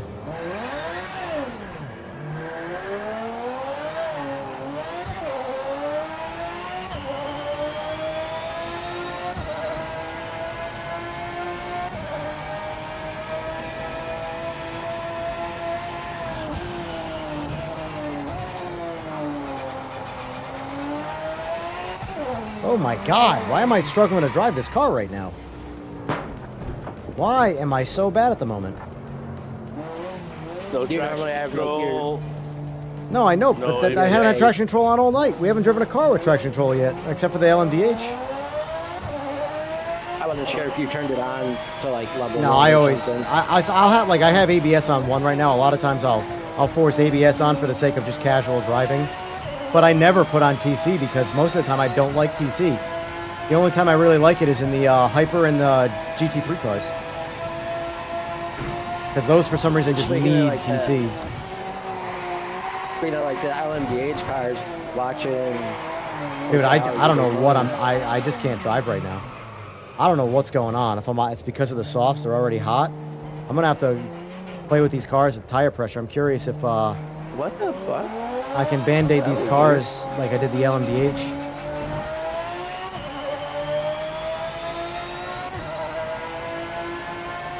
Somebody's still on grid. FYI. That's whoever crashed, probably Vader. So come to the right side. The football Yeah, side. it's definitely me. I never made it. It just crashed. Yeah, I'm struggle busing right now. I gotta reset this car up. Yeah, I'm just backing out. This is ridiculous. I can't get down the road. I'll reset the car up. Vehicle setup. I mean, obviously I'm out of the race, but let's see what I can do here. Tires. Let's do the method of minimum tire pressure, medium tires. That works really good on the LMDHs. Save setup, confirm. Let's check my other settings.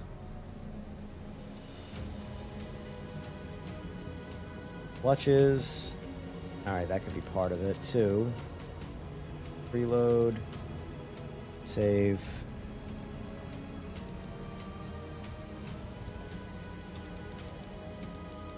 I don't know if these settings are doing anything, but that's how I have it on the LMDH. It seems to work, so. Alright, boys. Good luck. But yeah, like I was saying, with the LMDH cars, what I thought was amusing was they don't turn much faster than the GT3 cars. What do you mean? In If real life, they were talking about it. The main advantage is all their straightaway speed. They pretty much have the same. Well, Corner because speed. the thing is that it's not that it's that GT3 cars are insane in how good they are laterally. They're slow as shit in a straight line, but from a turning standpoint, they have an insane amount of grip, which is why I get so aggravated in a lot of these sims that try and tell me they don't. Like I tell you, if every one of us right now got into a prepped GT3 car, every one of us is not going to spin any tire. We're all going to underdrive the shit out of the car. Oh yeah. Anybody who thinks they're going to get in that car and find its limit, they've been playing video games too much.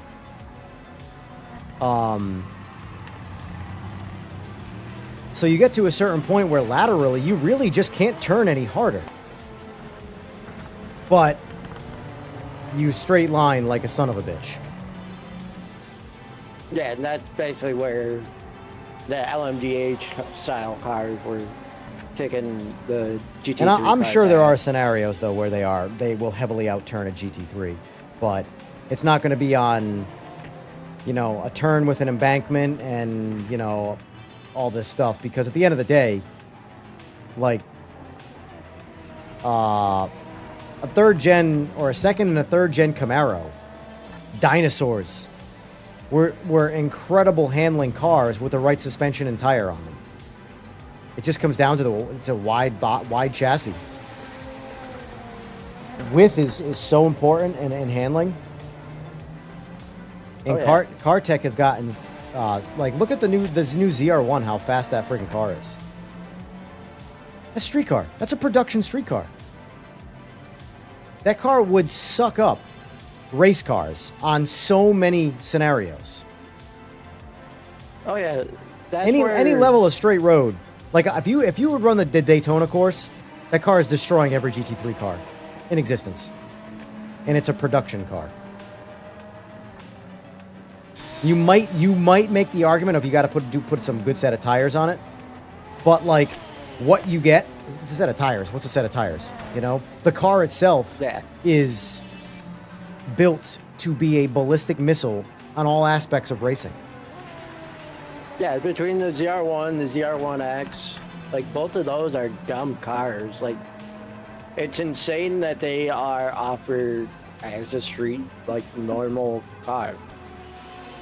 I have to wonder how in our world where things are going electric, eco, this, that, and the other thing, global warming, this world where they're heavily pushing that narrative, how some of these companies continue to be able to produce these cars. But like, they're not just continuing to produce what they've already. I can assure you, a ZR1X has more emission output than a 10-year-old ZR1 with a factory exhaust system for factory exhaust. Horsepower is not free. Horsepower burns fuel, which therefore is an emission. So like, Oh yeah. how much are they paying in their own taxes to be able to produce these cars? You know?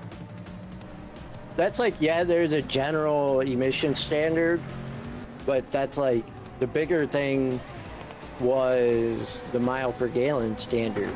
But Chevy has little economy shit boxes to help offset Yeah. the 10 miles per gallon that Corvette might get. Which is weird how Ford went the opposite direction. They eliminated their entire lineup outside of their popular sellers, and that's it. F-150 Yeah, and like, that Mustang, makes no sense. and then the rest are like random eco stuff. You know, they got rid of all of their standard gas engine economy cars and sedans and stuff, and went right to, we're gonna make an F-150 and a Mustang, and the rest is gonna be electric. I like the Let's see. Raptor. You got the F-150, the Maverick, and the Mustang, and like the Escape, and basically SUVs. As I'm gonna their lineup. not to cut you off, but I'm gonna add a qualifier the next one. That way I can test the car before. Woohoo! I'm down for that one, man. Even though I'm pretty sure qualifier is 60% of the time bugged, and it doesn't put you on the track where you should be, but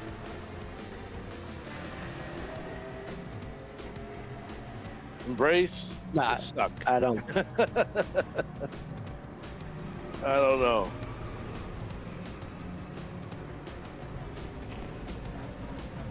Willy Wonka and the Chocolate Factory.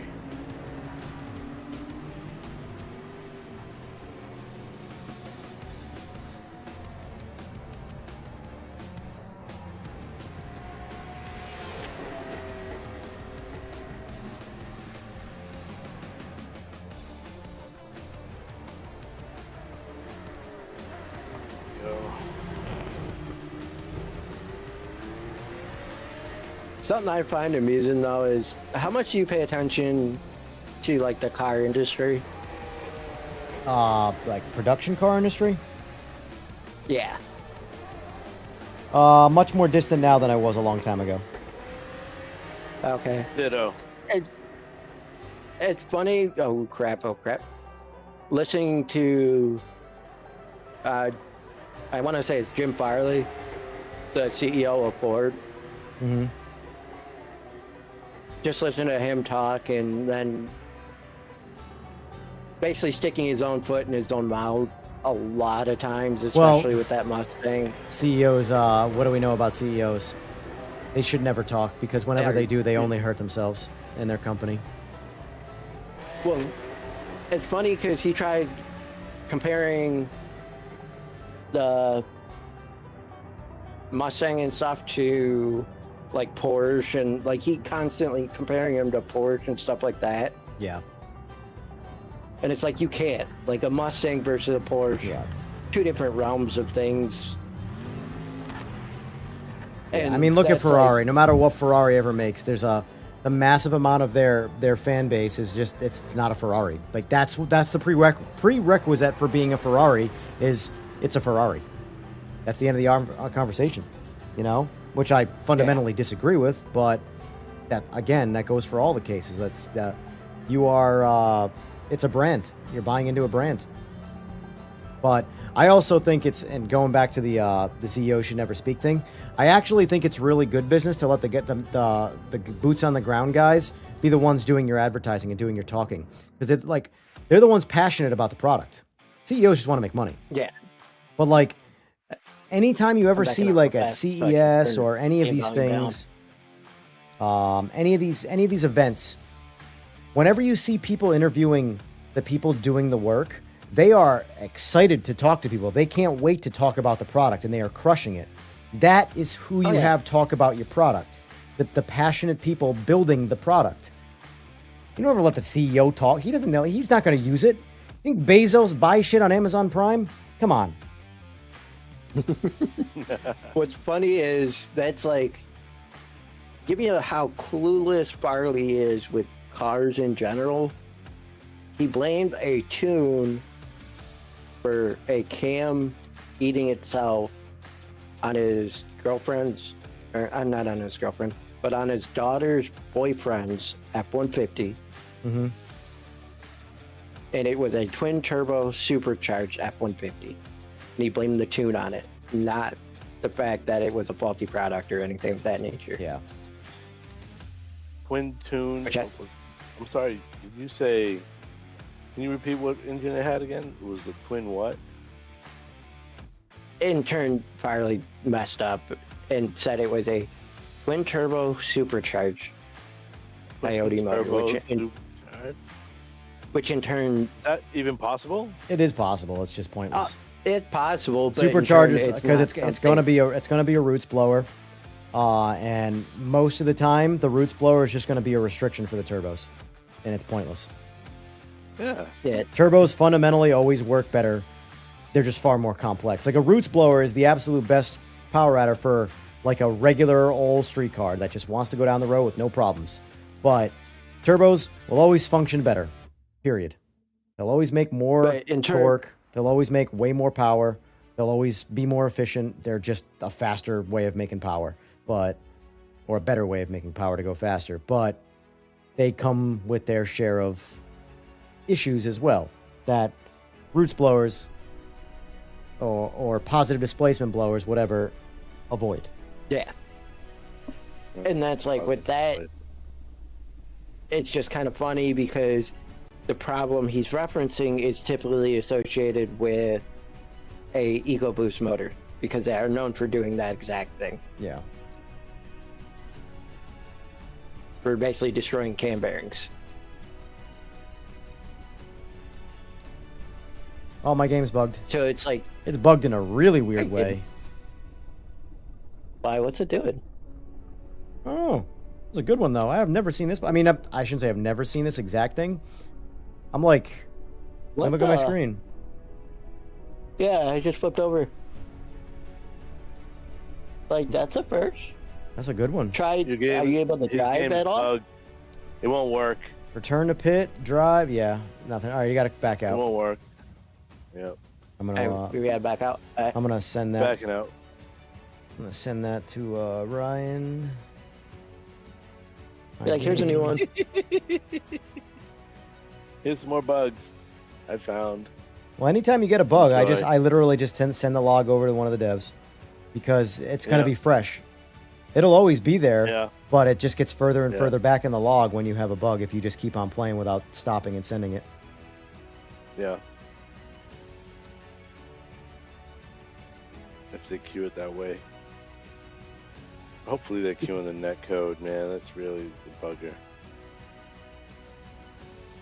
Well, that is what that is right there. What you just witnessed is the problem we have to get around, you know? Yep. Well, that was the first one of the night. Took 4 hours. So, well, technically 3 hours because I didn't do any lobbies in the beginning. But lobby's back up, by the way. So, Is it because we went to qualify? possible. Quite possible. There's no doubt that qualifying is adding another element of inconsistency. I'm going to leave qualifying on for now to see if we can duplicate it. And then if it happens again, I'll shut qualifying off.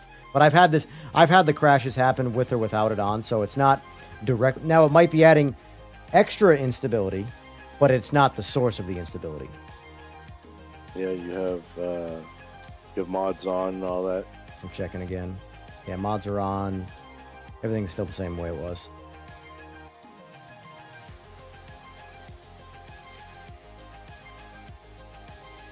Give it a minute or two just to let people get back in. Fun to work over there, I bet. If mods are on, that's my vote. V8 Miatas on Daytona. I will say I'm not a fan of the V8 Miata. I mean, they need to. I'm not You can't just. driving it, so- The problem is that it's clearly got a modded engine, and the rest of the car isn't modded. So it doesn't quite work like an actual real life Monster Miata. Monster Miata handles just as good as a regular Miata because the whole car has been rebuilt for the engine. It's not just a big engine, you know. Yeah. If I have that, I will say that's a car that I would love to build. It's probably one of the few cars that I would still put an LS in, is a Miata. Even though technically a Monster Miata is using an old Ford 302, but or small block Ford, I should say. But once the LS really kind of took into its own, no one used the small blocks anymore because you could drop 100 pounds off them just by having an aluminum block instead of an iron block. So 100 pounds off the nose of a tiny little Miata has a very distinct handling advantage over the heavier one. Yeah. But wide body, wide tires, LS motor, doesn't even matter what it makes for power. Original 1997 350 horsepower LS motor, doesn't need more than that. Some badass suspension, all four corners, a nice little roll cage for chassis stiffness, and yeah, you got yourself a track weapon and a fun car. Yeah, and it's not very expensive by comparison to what else you could do. Because most of the Miatas that are V8 swap weigh 2,700 pounds, depending on what's in them. Because that's like, I've had friends turbo their LS Miata, and they're 2,600 pounds. My lobby's good, by the way. Okay, that works. Hey now, you're a rock star. Get your game on. Game on. Go play. Let's save the setup. Saving Let's it. see how this Selena is, if it's any good. Does.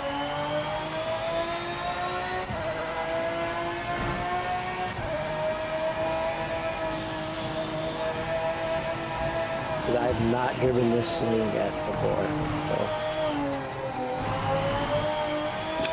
So. It is fucking ass happy.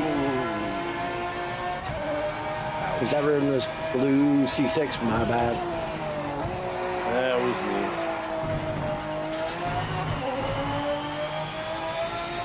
I was not expecting this thing to be that ass happy. I saw it. They're stealing. They're all kind of a little on the ass happy side. Yeah, They got like better, these but things, they need a little bit more. They got some boogie. These are a hidden gem. That's the problem with this game. A lot of the cars are hidden gems because people only want to play GT3s. There are so many better race cars throughout the years than GT3s. I'm telling you, GT3s are the Me Too's of the car racing world. What's funny is this is all just old GT3 cars. That's I know, really all it is. but they have souls. There's a difference. The new stuff is just algorithms on wheels.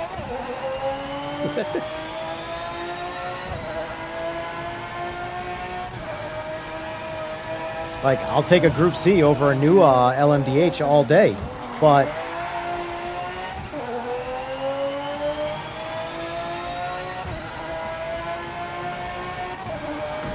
just because I like the old cars better doesn't mean that they're better cars. They're just more to them.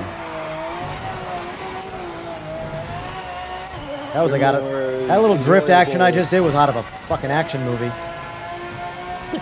They're more enjoyable to drive.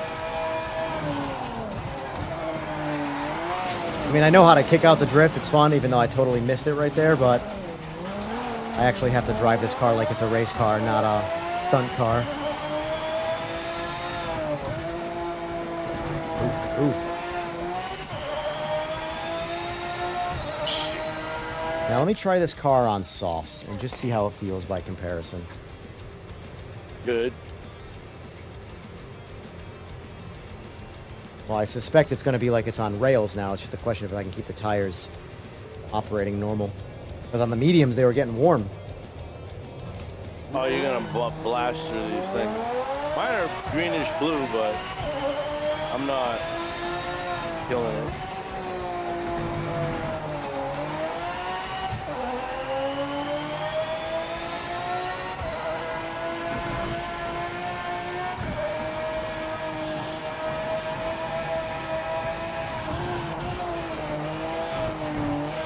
One thing that I disagree with that this game does that a lot of games do is free spinning, heating up your tires.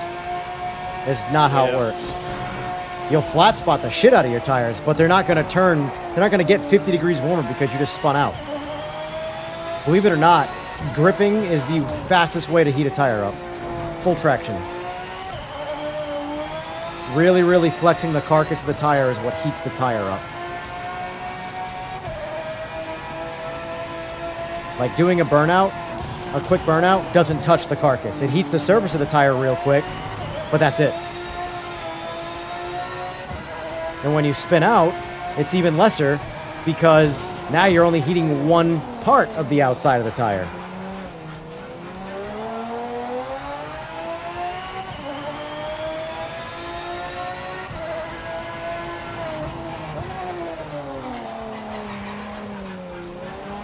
Please don't hit me. Oh my god. Damn it, ruined my perfect time. Yeah. Be aware we're coming back onto the track.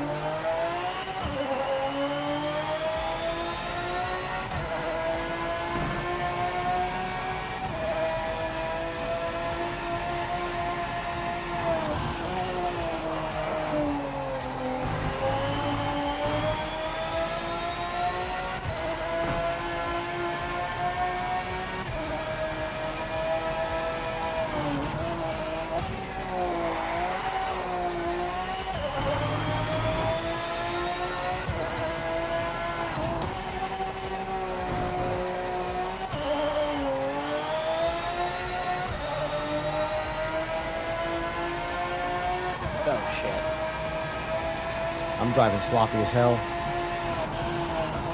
These cars are fun, but I'm not really that good at them.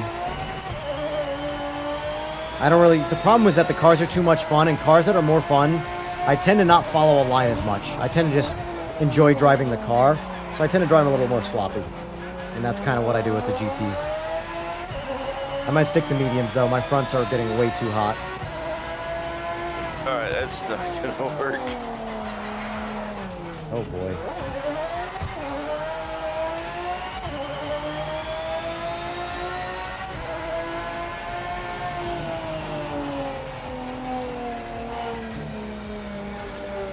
I'm actually surprised I went that fast. I was expecting to go a lot slower than I just did. Not very fast, but faster than I thought. All right, return to pit, and I'm going to switch back to mediums. See if I can run that again with the medium.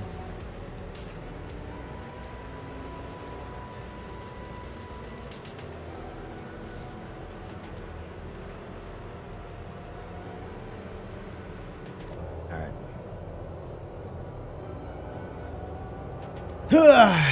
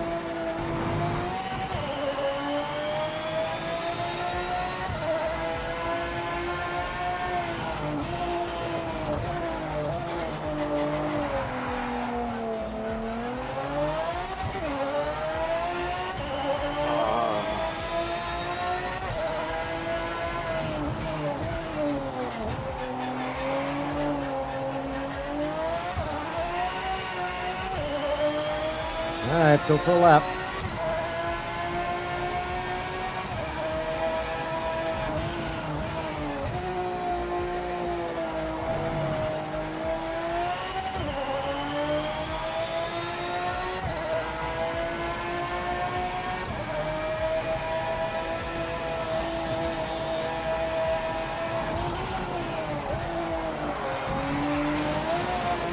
Never mind, we're not going for a fucking lap. Blew that one. Hey, you crashed. Oh yeah, I spun way, missed the braking zone way too much. I was way out of my groove anyway before I come into that turn. Try to correct it, but also be fast, and it just didn't work out, so. Is what it is.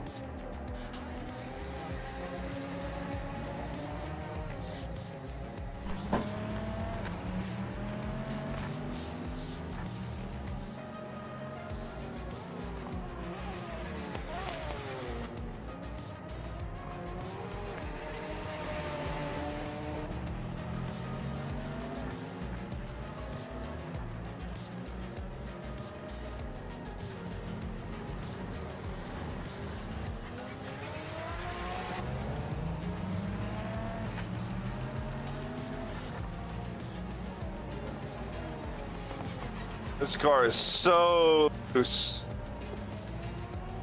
Which car?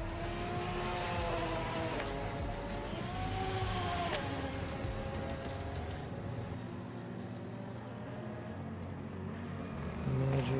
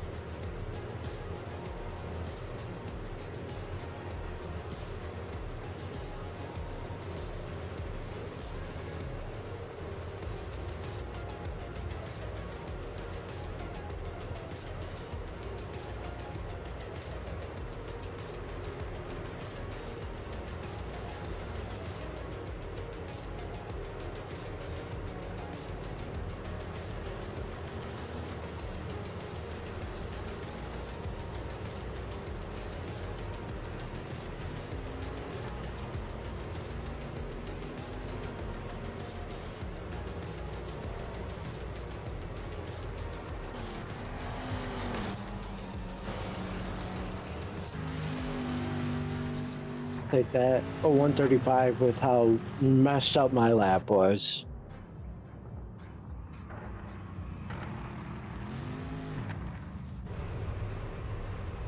Whew. Sweating a little bit over here. I didn't even get a lap time. Oh, I just seen O'Malley's in here. Yeah, he got DQ'd though, but he pulled off a lap, so he must have crashed. Because I will say, he crashes a lot after his game already starts. That seems to be much more specific to his experience, because that's something I just don't have happen. I know a lot of guys that don't, but that might be, again, the AMD versus Nvidia graphics card thing. Because I don't hear many people with Nvidia cards talking about their game crashing once the game, like this, like crashing going into the lobby. That's an everybody thing. That it seems like completely irrelevant to the hardware you're using. But the I can go over his graphics settings with him. Maybe I can help him with that. Yeah, He should have FSR enabled. No, you do not want FSR enabled on this game. Really? FSR is a fucking pile of shit in this game right now. Is it? Yes, it is. It causes ghosting really bad. they all do. It's all the even TAA does. It's all so all the bugs in this game that like you experience with DLSS or FS. They're all because that's what DLSS is, Nvidia's TAA, and FSR is AMD's TAA. So whether you turn TAA on or DLSS or FSR, they all have the same problem, just to varying degrees. Whereas if you turn it all off and have no anti-aliasing, all the problems go away. But the game looks like shit. I think TAA is the only one that doesn't do anything for me. like in the way of ghosting and stuff? It is there. I've looked at them all. They all ghost. But it's the anti-aliasing. It's the temporal anti-aliasing. It's what causes the blurring on the track and the replays. It's what creates a lot of the problems. Maybe I'm not looking hard enough, but I don't really ever see it. It's there. If third-person view is where you really see it. Oh, I don't really ever race third person. No, I know. I'm just saying, if you look at third person, Yeah. you'll see the rear bumper off the car. The entire car is ghosting. But I know what ghosting you're referring to. That is an FSR with an AMD graphics card problem. Like, I'm convinced that... Oh, really? Are you giving me a slowdown penalty right now? What the I haven't gotten a slowdown penalty on this track ever. I'll take it. What the fuck was that? Are you kidding me? I'll take full advantage of that. Because I need all the help I can get. Somebody's really lagging in front of me.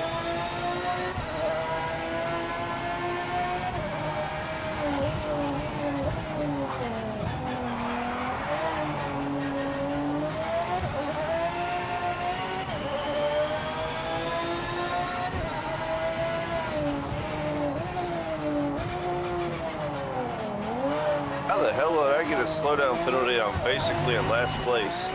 That's I got one, and I was, well, in second. That Don Mirko guy's driving away from me, but... Which, did you notice he's on console? No. Yeah, I lied.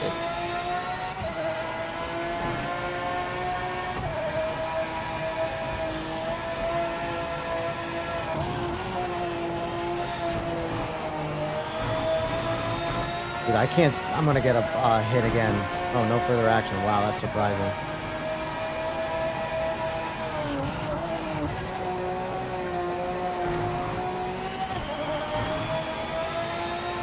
I can't push this car and stay inside the track limits.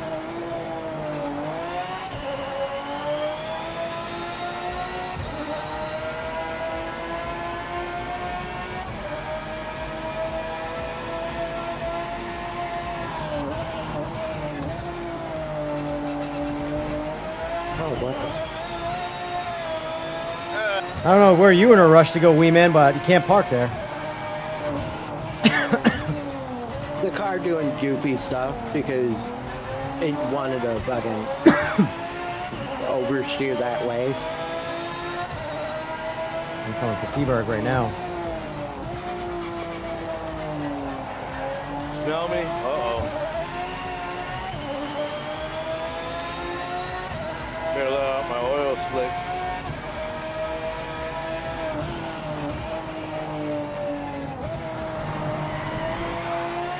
Where's my banana peel when I need Went it? around that sideways.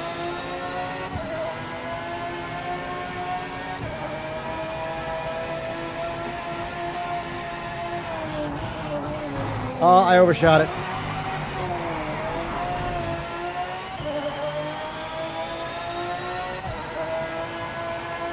You got lucky, Seaberg. We got lucky. Got my banana peel. I activated a self-peel. I just suck at driving these cars efficiently. That's the problem. These are great. Oh, I love driving them, but I suck at them because I drive them like a hooligan instead of like a race car driver. The every turn, that lap, every single turn, I was sideways. Too much power. Of course, I cut that corner. That's a warning. I'll take it.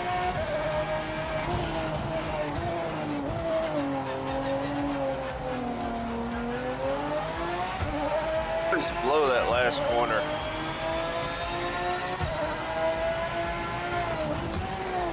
I just don't see it.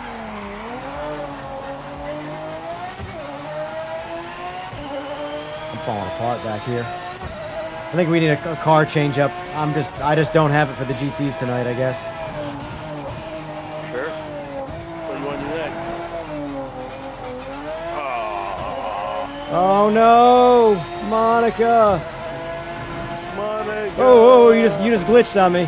Oh no, you're doing the... No. You're backstepping on me. God damn it. Dude, I got a time penalty. So do I. I'm gonna take it on the turn though.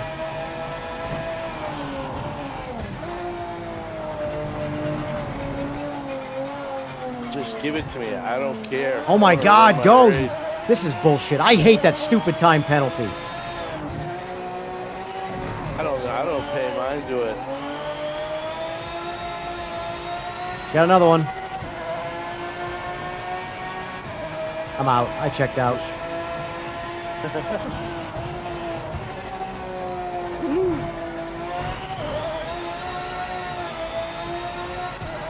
Gotta be the furry.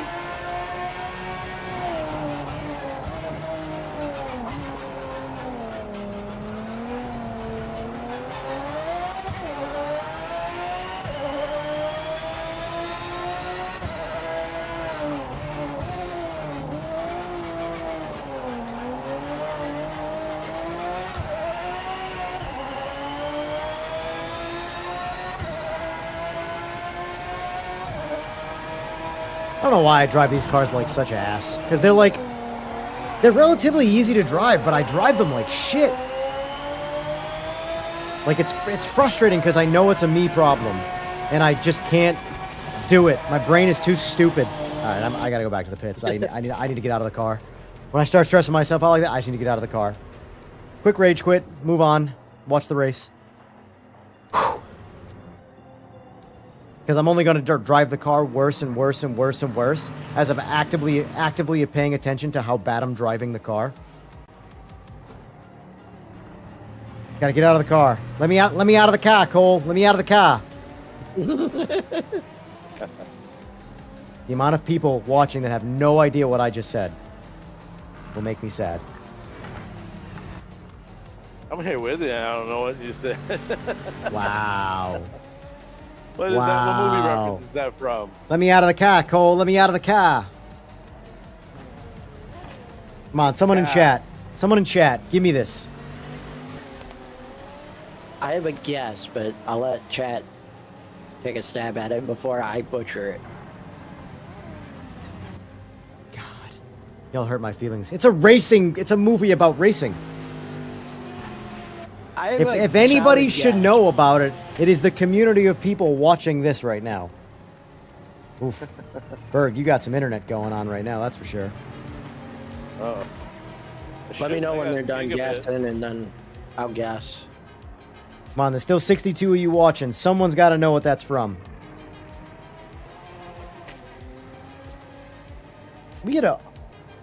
I had 120 concurrents at one point tonight, out of nowhere, and it stayed there for like an hour. Yeah.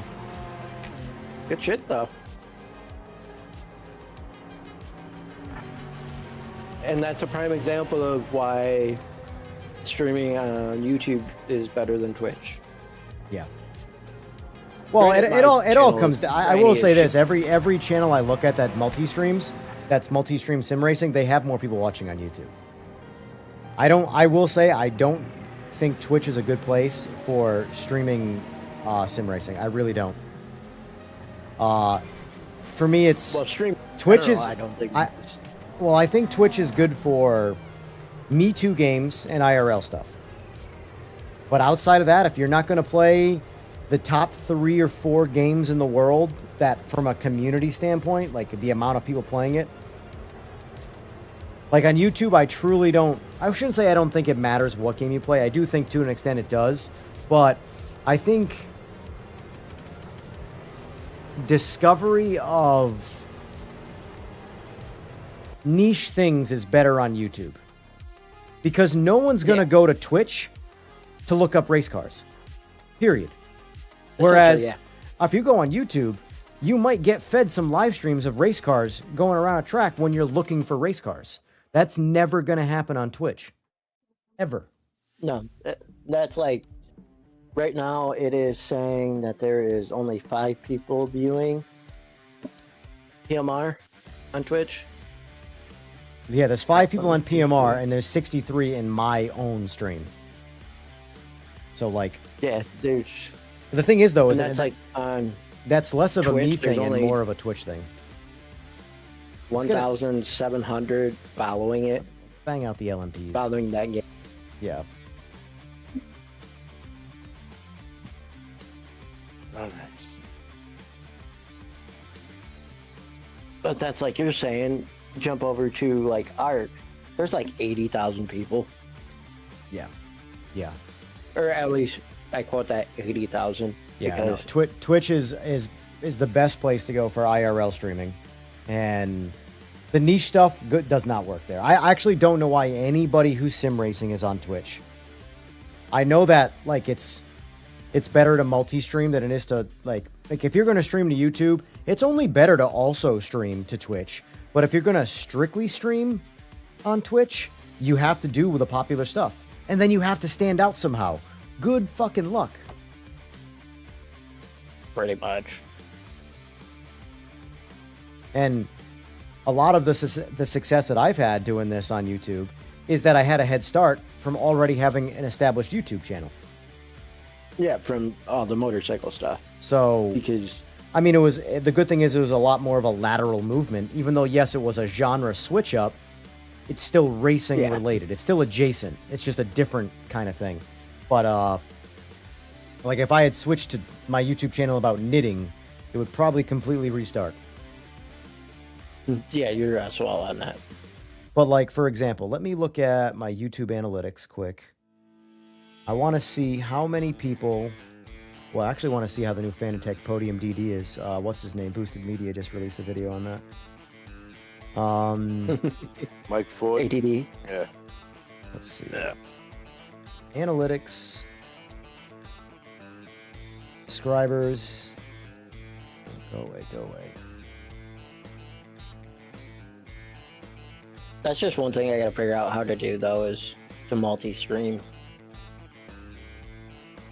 Custom, I want to do November 3rd. Current.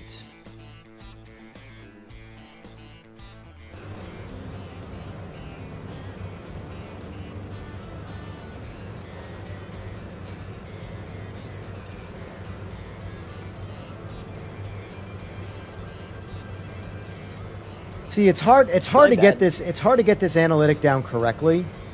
Because, so right now it says from the time I started streaming sim racing to now, I've gained 777 subs. But that number was higher last week. And I have 150 more subs than I did.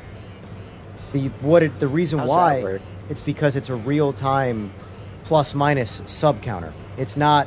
Oh. So it's we'll do the accounting plus for all the people that have minus. unsubbed that don't give a shit about sim racing.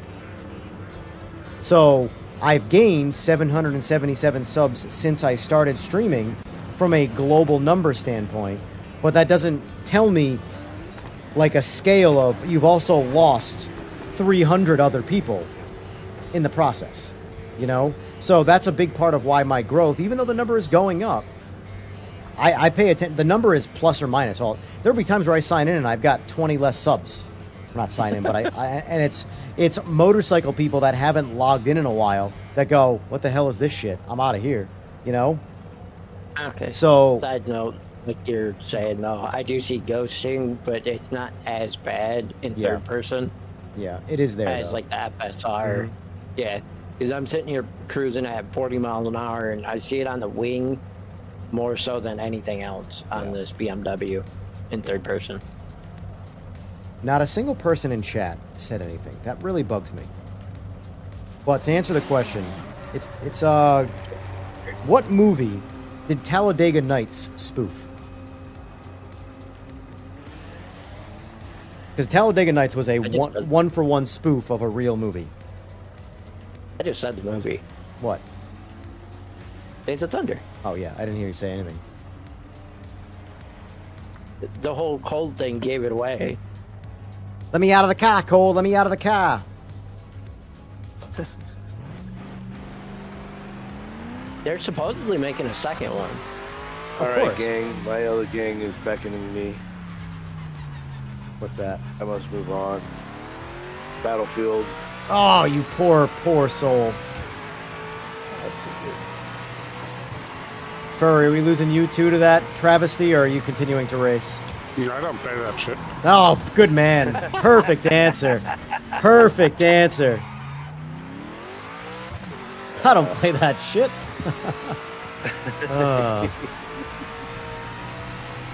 All right. So All right. I'll see you next time.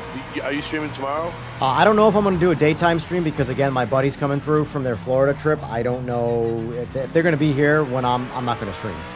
But tomorrow night, I will most likely be streaming this exact same thing again. So Sounds good. I'll be there or be square. sounds good. All right. See you later, gang. Take care. See ya.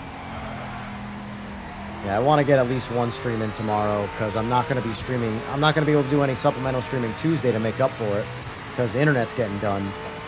And then Wednesday, I'm starting my week-long Renport thing. I don't know how that's going to go yet. That could either go really well or be really boring. Yeah. Hopefully it goes really well, though. Agreed. I think it'll be a nice change of pace. It'll definitely be fresh. It's just a question of, by the following Wednesday, am I going to be sick of playing Renport? It's going to be the same 3 races. But I think it's like, I'm going to do my best to like spectate some of the races too. Because it is technically my series. And the only thing that makes it my series is basically they set up a series of races that you choose. So I chose LMDH and GT3 Multiclass. And I chose Daytona, Nordschleife, and Monza as the tracks. Now, I could have probably picked more, but I wanted to keep it simple. So I chose those 3 tracks in that layout. And, yeah.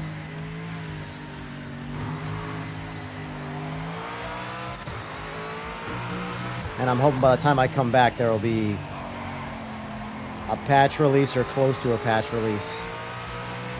Because I will say that they're on the slower time frame for patches now, and by that I mean the game's in a good enough place, with the exception of this connectivity thing, where they're going to be releasing bigger patches, less frequent, but with more testing. And I think they've also committed to not releasing patches on a Friday anymore. Because it's bad. I mean, it is a bad idea when you think about it. It's like kind of like a cardinal rule. Yeah. Because you're kind of a terrible idea.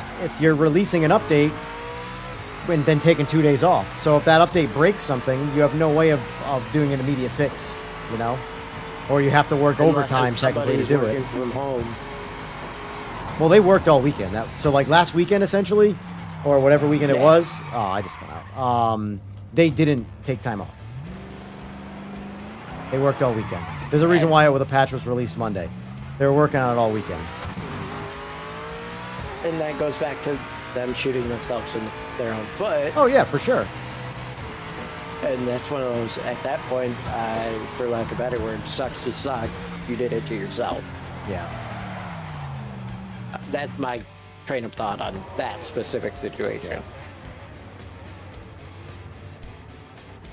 Because like you just said, like that's a cardinal sin, basically, because why wouldn't you do it Thursday or Wednesday, like most any other game? Yeah. I personally like Monday patches. Those are my favorites. Because, like, for me, I play far more video games during the week, especially now. But even when I wasn't doing this, I played more games during the week. Because weekends, okay, it's time for me and the wife to hang out all the time. Whereas during the week, you know, if I'm not doing something in the shop, even before streaming, I'd be on the couch playing video games. So for me, a nice Monday wake up to a nice new patch. I wish the patches were more exciting for like other games like Race Room and LMU and AMS2, but when their patches come out, it's like, fix the bug that I've never seen before. Fix this super specific scenario. Like, that's because they're polished already. They obviously don't have major problems. But like, you know, this they PMR could say, release a patch and say, we made the game 50% better, and it would be accurate. You know? Doesn't have to say any details. But at that point, they're getting on the Call of Duty train of things. Yeah. And everybody hates that.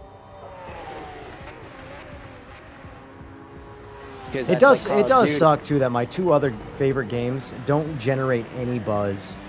Like AMS2 and Race Room, they are like a primarily a niche of a niche. Like Yeah. no one can, like, I shouldn't say no one, but most, they have a very, very, very small player base.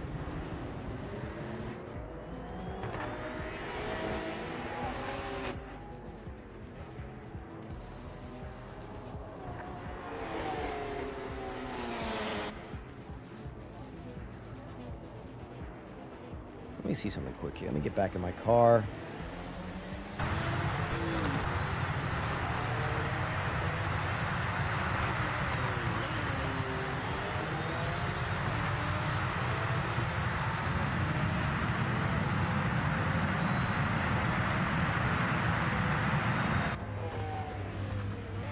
Oh boy, let's see how that does. I got time for a lap, or it throws me out of the car.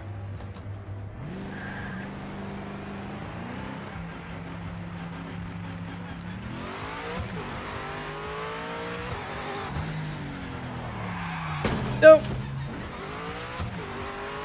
How did I just get track limits for smashing the pit wall?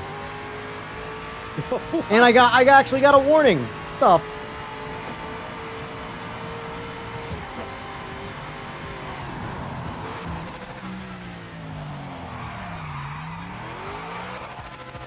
Alright, never mind.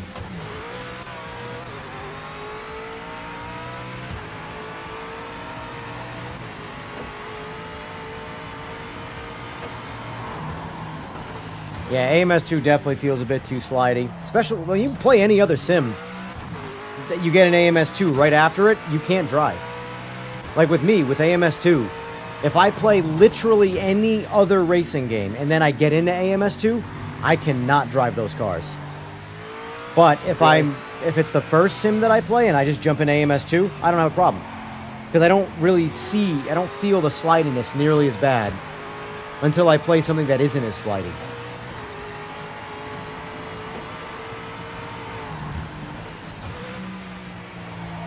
What the fuck?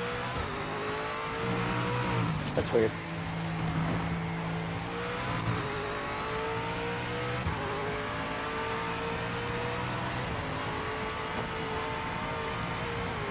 Oh, okay, I guess I can't make a lap. Thought I could.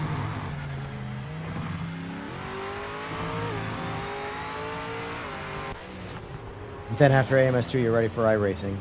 Yeah, the difference between AMS2 and iRacing, though, is AMS2 gives you the sensation you're going to spin out and crash, but you don't. iRacing, you just do. That same slidiness just continues to slide until you hit a wall and you're out of the race.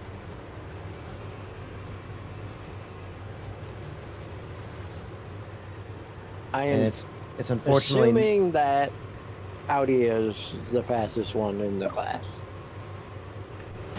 I'm convinced Audi paid these guys to make all their cars the fastest, so maybe. All right, my tires are super overinflated again.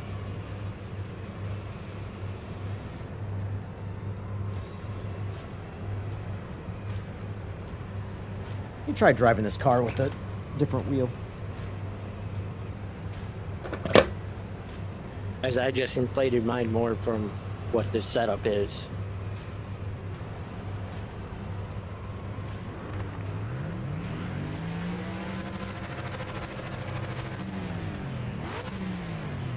It's really only the LMDH that completely changes when you lower the tire pressure. The rest are all kind of normal, the way they should be.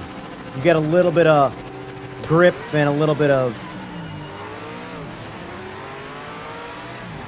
Man, Furry, you might know how to turn better than me, but the drag racer just showed right there. Just drove around you.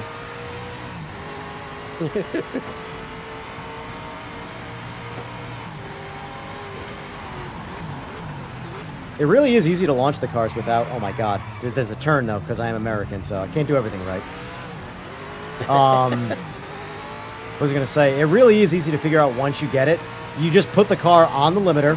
Soon as you throw the clutch, back out of the throttle. And just let the tires re-grip, and then you are out ski. I have yet to, like lose out of the hole by just doing that. Obviously, if you stay on the gas, you're just going to spin the tires and never go anywhere. But you do have to shock the tires with full throttle, because if you try and, you know, maintain it by, like, only halfway revving it, you'll bog the car pretty easily. And once you bog, forget it.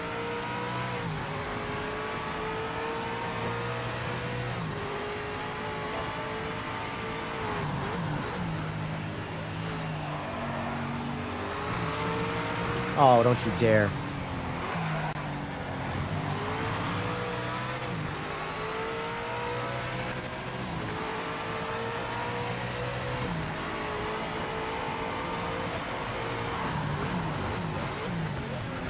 One thing I will say about this wheel I'm using right now, I do not like it with gloves.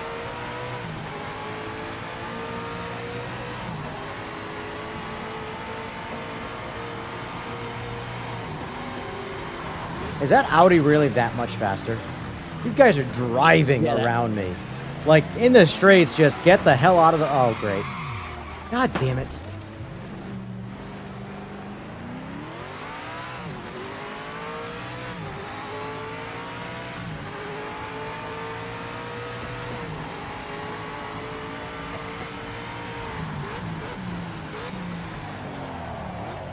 I just don't know how to drive right now.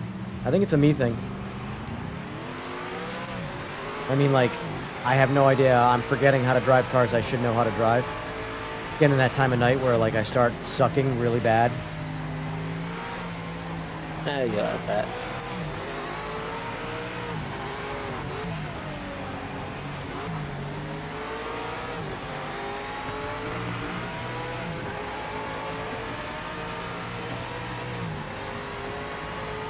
Like, this BMW is the slowest thing in the fucking class, apparently.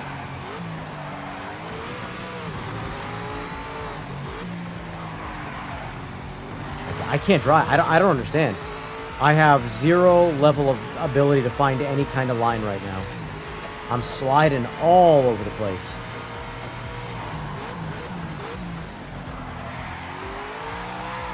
I don't know. I'm gonna keep rage quitting. That's the only way for me to do it right now.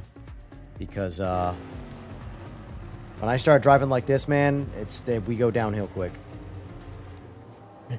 I'm serious. It's built into me. When I start really making, like, consistent mistakes when I can't correct, we're getting close. We're getting close to the closing time. That's why, granted, I'm not on a wheel, but I always turn traction control and ABS on. For me, it's I don't even know. It's all me. I never drive these cars without TC on or without TC off. I've spun out several times. I can't do it right now. Same with the GT cars. I was driving those like a piece of shit too.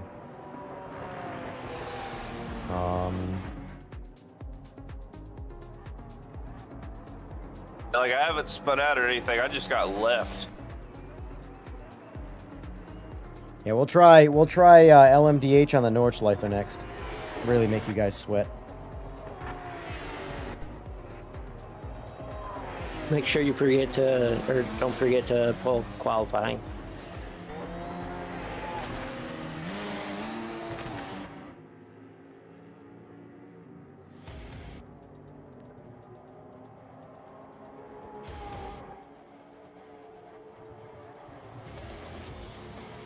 Alright, so they say their current ETA is 5:32.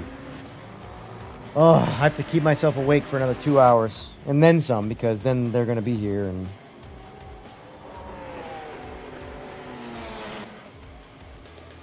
Oh, they're gonna be there at 5:30 in the morning?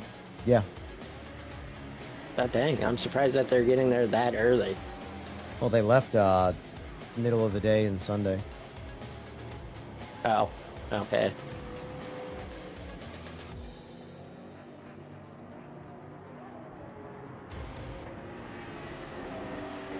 Oh, there I go. How did the Florida, I'm assuming bike people, so I'm assuming, how did the Florida meet turn out? From my understanding, it was decent. But pretty low-key. Granted, I'm sure there was some, but... I think today was the only day that anybody did any racing. I'm not really surprised.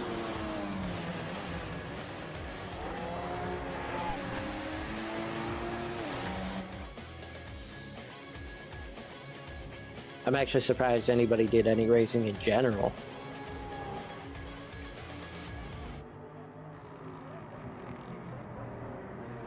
That's one thing that bugs the shit out of me. Going through like the grandstand area, like the front straightaway,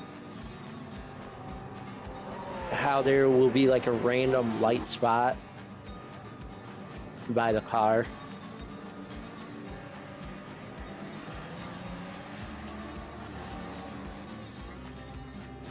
I don't know if you have that same issue or not. What issue is it again?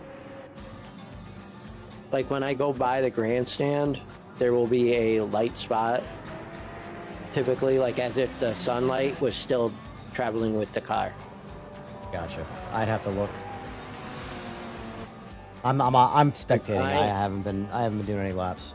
I rage quit. Yeah, I know. Since I am basically almost in last, I will take a picture.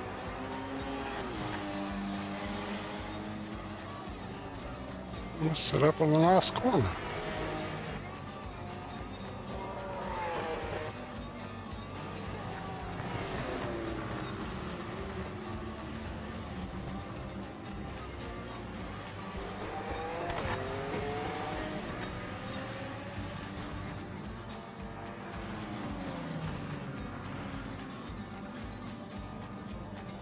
But yeah, no, it's a bummer that AMS2 and Race Room don't get more traction.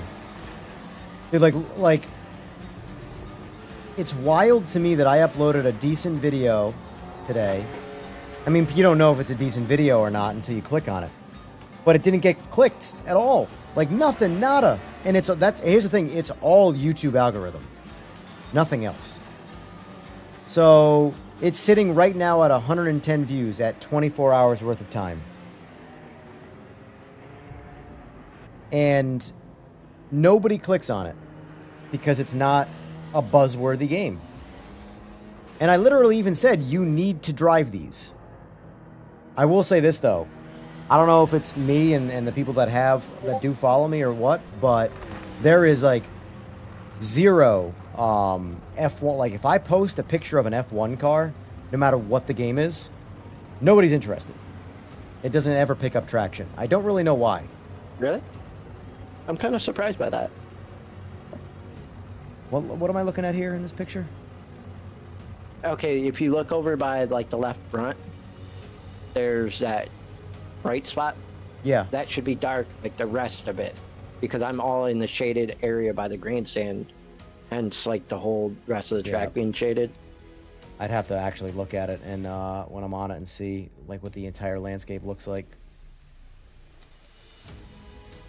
That happens every single time I go in front of the front grandstands there. Yeah.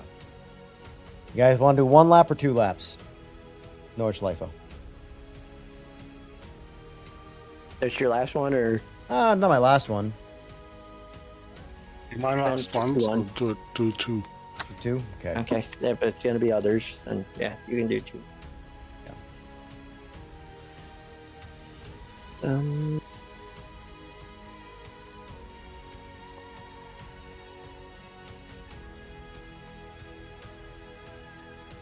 Yeah, there's a good chance if they're getting here at 5:30, I'm not streaming at 11. So, yeah, no. You can pretty much count on me not. That's why I decided to throw this one up. And this was honestly a pretty good one in terms of viewership, so it kind of worked out. And then I'll probably be back on again at 11 o'clock tonight to do the open lobby stream.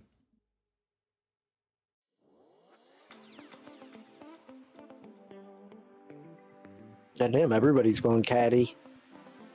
It's the best sounding car. It sounds so good. I know in real life it does. This Peugeot, when they were campaigning the Peugeot, it actually didn't sound too bad either. Yeah. I will say though, as much as I love the sound of the LMDH caddy in this, I don't think it's accurate to the car. I'd have to compare them all again and because I listened to the car pretty extensively. Here, you know what? I might even have it saved.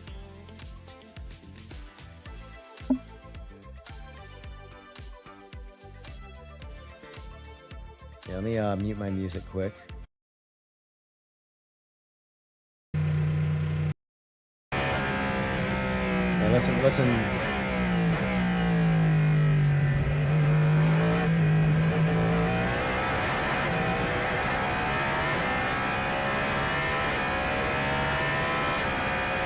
It's way higher pitched. Like it's got way more RPM.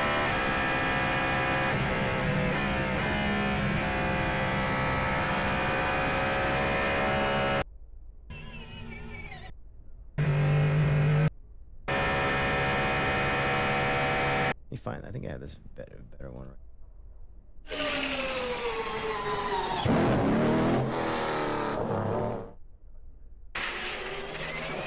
The startup sound when it switches from hybrid to engine on when it's leaving the pits, that's very accurate. But the high RPM at wide open does not sound right.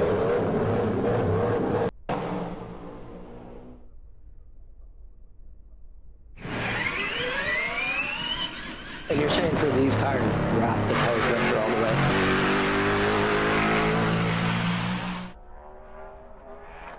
Say that again? For the LMDH cars, you were saying drop the tire pressure? Minimum. Medium tires and minimum. Get to the game. Vehicle setup, tires. So, 18.9. Yeah. Yeah.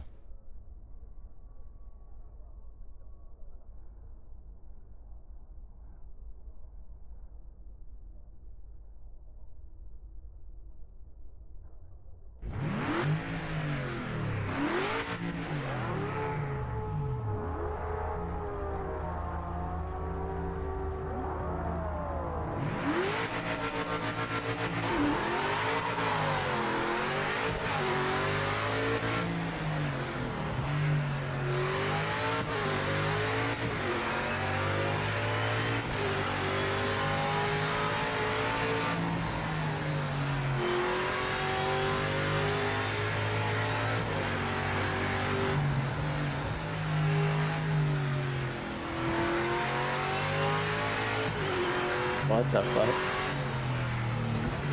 What? Oh. The car didn't want to turn at all. Like,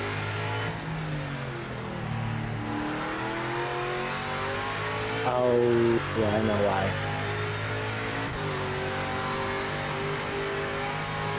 The only way I figured out how to launch these cars too from a dead stop is to leave them in neutral and then neutral dump them, basically. Really? Don't, because like the clutch doesn't work. I don't know why. It's specific to this car.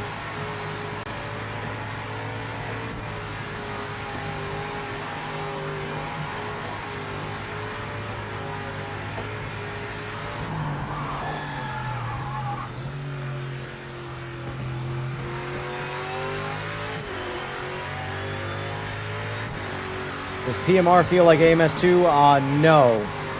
AMS2 is still the king of slidiness.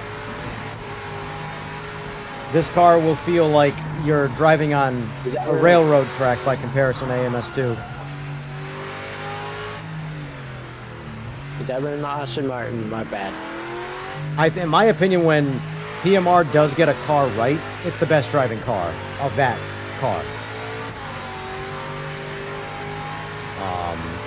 Obviously, when they get things wrong, they're way off, but...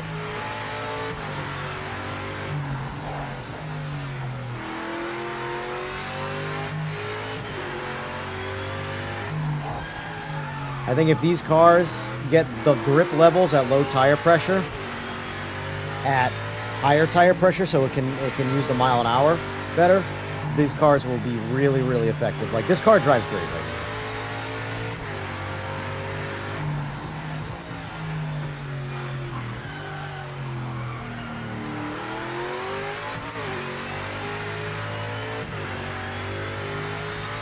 Like, this car right now drives nothing compared to how it did on release.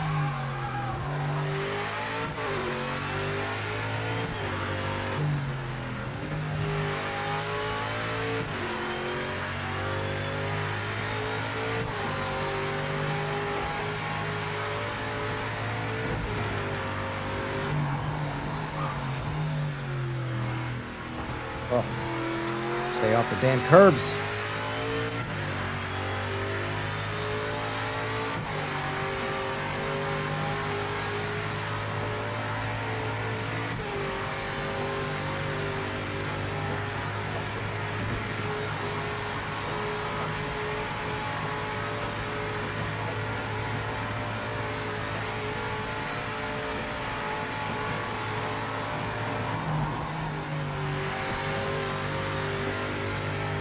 ABS does not help these cars at all. Well, technically, it doesn't have them. In technicality, yes, you are correct. But in general.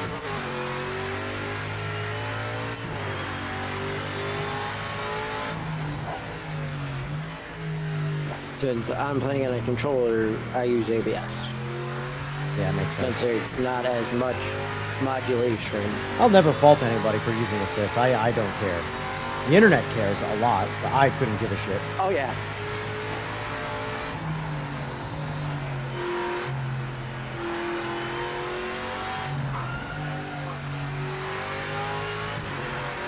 Like I try and tell you all the time too, a lot of times I leave ABS on cars that don't have it, just for the sake of casual fun. But right now I have ABS off because I am trying to get better at driving these cars, because if it's choices between this and GT3 as far as like being competitive in some kind of space, I choose Hyper all day. I'm just so bored with GT3s in general.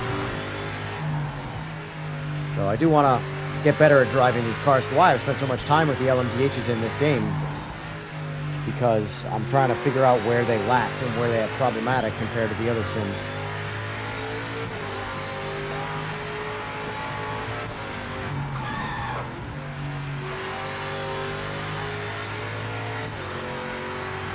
I actually think that these cars at low tire pressure, well, the setup, I have more than low tire pressure in my setup. I have some things changed. But I think personally this car is the best driving LMDH experience that I have of all the sims. But it's, in default, the worst. Like, I don't make any other changes to the cars in any of the other sims. I only change this one. And right now, this is the best feeling setup, but the default setups across the board, this game is clearly the worst. But it's also drastic in how much better this car gets with the setup. Which that's, I feel like, all the cars in this game.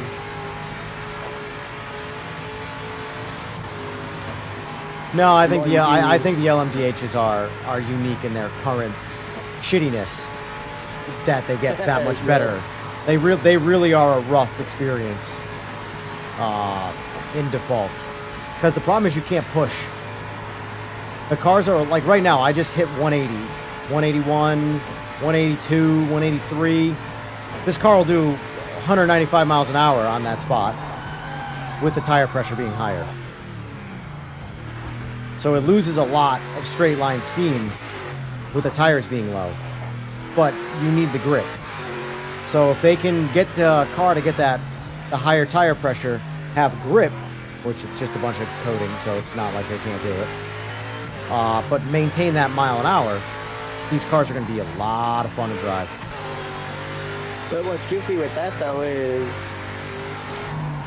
the temperature and everything really isn't. Yeah, everybody keeps talking about the tire. Oh, the tires aren't getting, which is a problem, but it is not the problem. The problem with these cars is how the grip is programmed into them. The temperature means almost nothing. Yeah, ultimately that's kind of what I was getting at. You could do 15 laps, and the tire temperature could, even if it does change, have no effect on the car. Lower the tire pressure, your car's on a railroad. Yeah, which makes no goddamn with sense. ice cold tires. I'm on the reason why I told you to put medium, there's no benefit to going to softs. The softs just wear out and overheat quicker. This Peugeot's a lot slower than that Cadillac, though, I can tell you that much.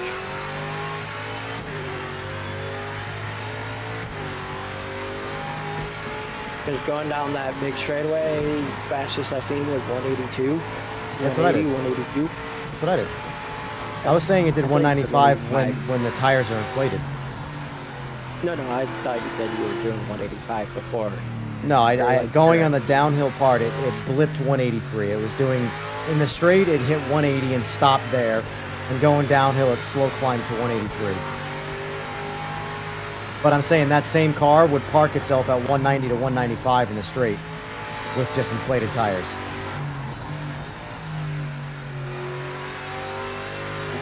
Stupid thing.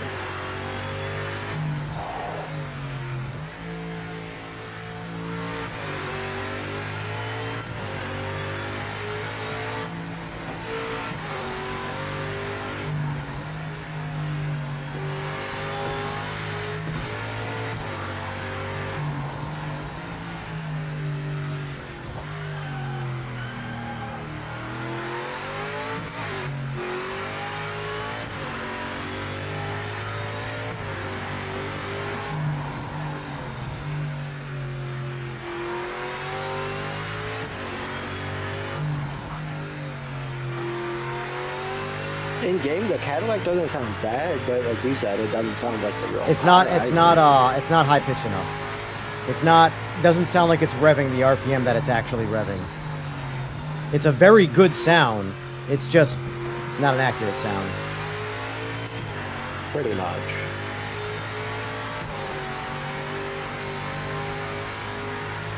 Which that's like, I'm fine. Like, with it doesn't that. sound like a motor that's going 9,000 RPM. No, it sounds like it's like. It sounds like it's like maybe. maybe 7,000, maybe 7,500 at max. But overall, it's a 5.5 liter. It's a I want to say it's a dual overhead cam motor. I'd have to look it up. I can look it up.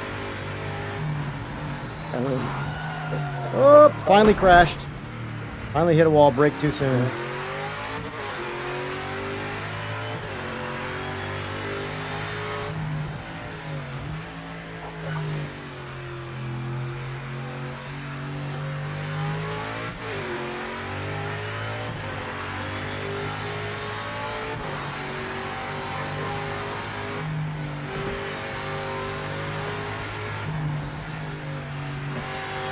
Yeah, it's saying it's 5.5, 90 degree V8 dual overhead cam.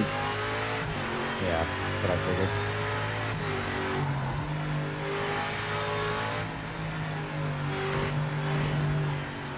Pretty sure just about every engine, with the exception of your typical LS stuff, is like that. And even they're slowly phasing it out, I think. Yeah, because prime example, look at the new Corvette. Yeah. The base model is still in cam or like in black. Is it Z06 overhead or is that the new Z06? the base? Yeah, the new. Yeah, Z06. it's a 4-valve. It's a dual overhead cam. That one is as well. Yeah. Okay, so Yep. I believe the Z06 was the first Basically- one, and the ZR1 is just your typical Z06 on steroids. I wasn't sure because the Z06 is kind of off in its own little world. Yeah, the base model was a standard pushrod motor. Yeah. Which the Z06 is kind of goofy. Like I said, it's kind of off in its own little world. Yeah. It's not the same motor that's in the ZR1 by any means. Because that one has the flat plane crank and all sorts of fuckery. I know it's got the flat plane, the Z06. I don't. I'll be lying if I said I knew anything about the new ZR1. You know more about the new ZR1 than I do. You told me how fast it went in the quarter mile. I didn't know that. Yeah, did you see how fast the ZR1X ran? Yeah, you were telling me like 8.2, 160 or something like that.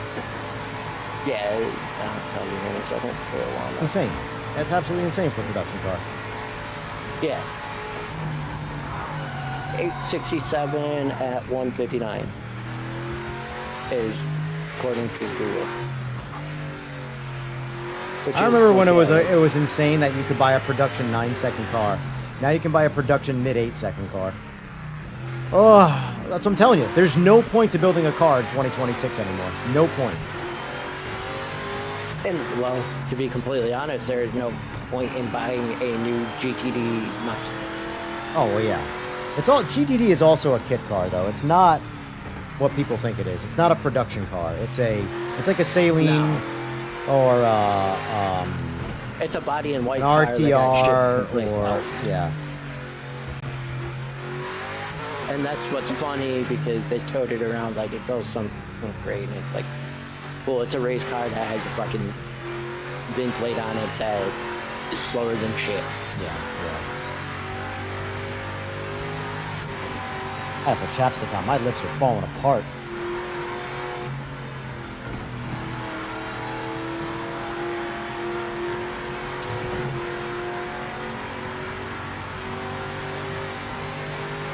You guys, I'm out of here. Thanks for the races. No problem, sir.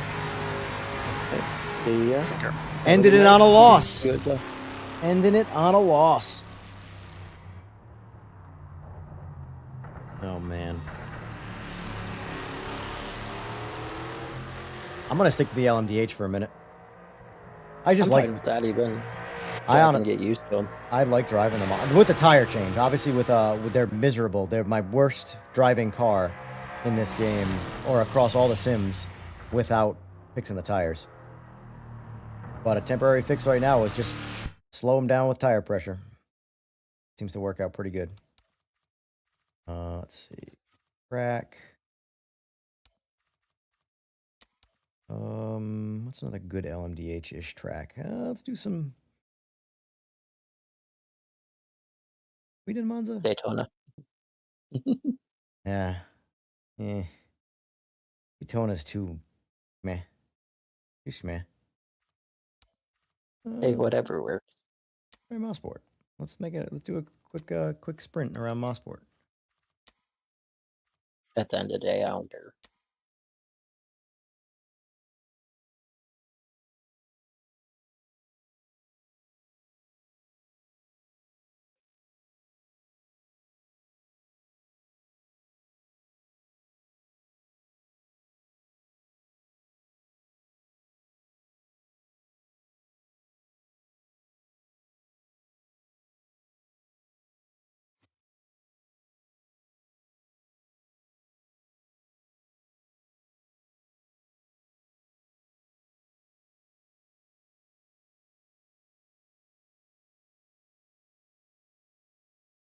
Oh man. Hello, Josh. Welcome to the stream. And I see welcome to the lobby as well. Hey, so I think I take that back. I think the Z06 is basically change the crank and probably the compression ratio, and then you have the ZR1 motor. Yeah. Because it's a 5.5 I think my game might be bugged. Nope. dual we're good. overhead We're cam good. motor. We're good. It's hard to tell with the LMDHs because they're all on hybrid at idle. So the noise is usually the red flag that the game has crashed when you don't hear anything. But in this Yeah. case.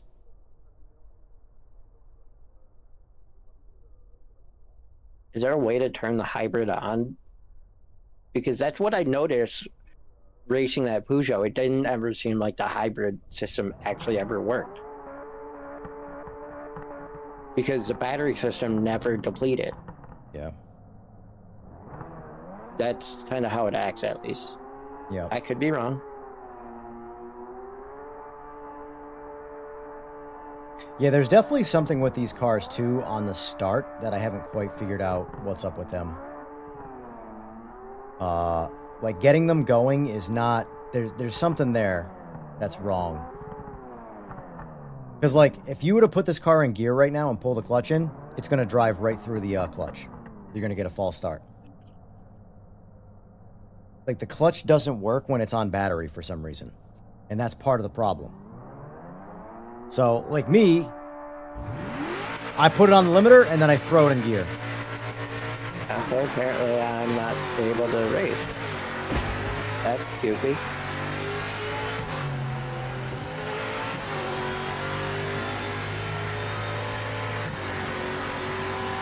Well, I guess I'm spectating.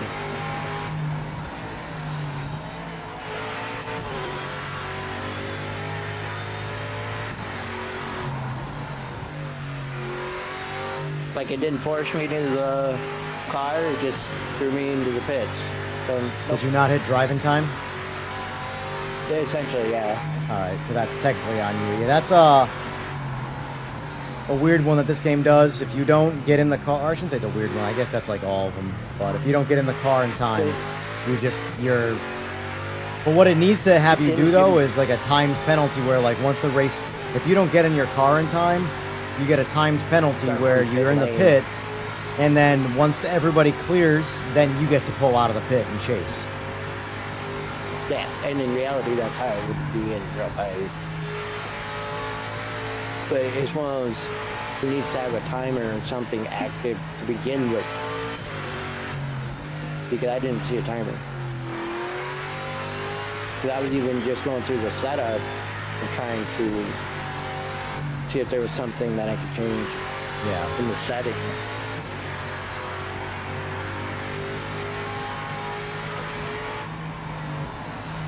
To try and get it to essentially order. This car is on rails, man, and it's crazy. All you do is lower the tire pressure. It really is wild.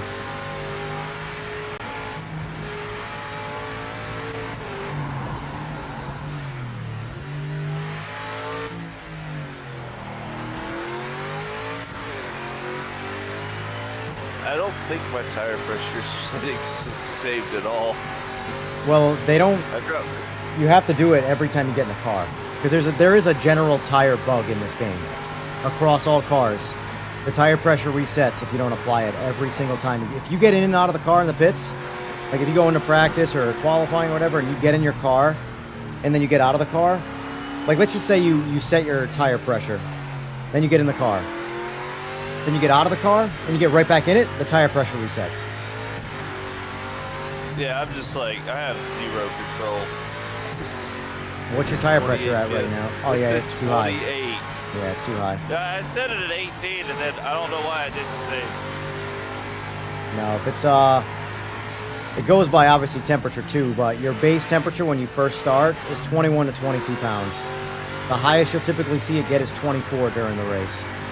And that's another reason why you should be on mediums, is because the softs get too hot and the tire pressure goes up. And when the tire pressure goes up, you lose all your grip. A soft tire has less grip in this car right now than a medium because of tire pressure.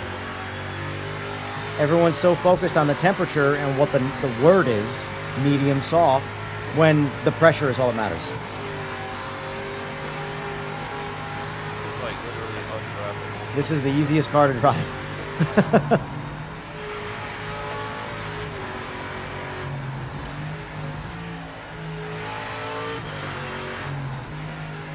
I'm exercising no skill set whatsoever. I'm just pointing and shooting.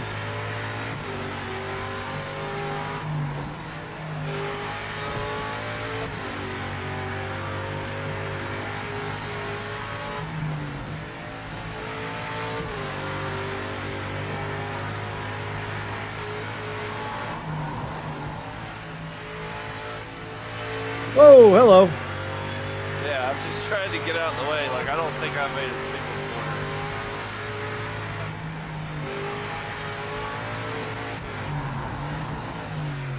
But sitting here reading through this, comparing the LQ6 and LQ7 motor, a motor that honestly I find kind of impressive is the new Dodge motor, the Hurricane. It's the twin turbo inline 6 motor that they have in a lot of new stuff now.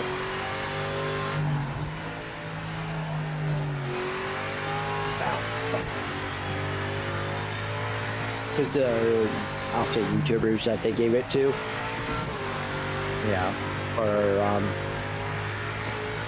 crap, now I'm drawing a blank. Roadkill Nights, there we go. Because they gave them out to the last 2 years now for people for Roadkill Nights. And the ones that got it the first year are actually trying to push the motor now that they open the Motec software. And the one people got it, I think it did the 8s with a big full-size, well, I shouldn't say big, but a full-size truck. So I'm sure the truck probably isn't that light because it's a old D100, so like a full-size Ram, basically before they were called a Ram. The big boxy thing from the 80s, early 90s from Dodge.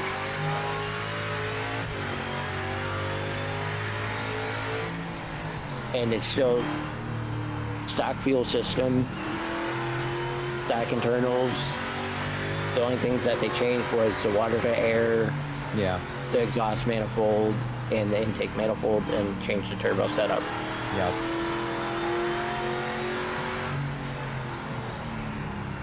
Because they went from the stock twin turbo system to, what was a 72 millimeter Garrett or Precision, one or two.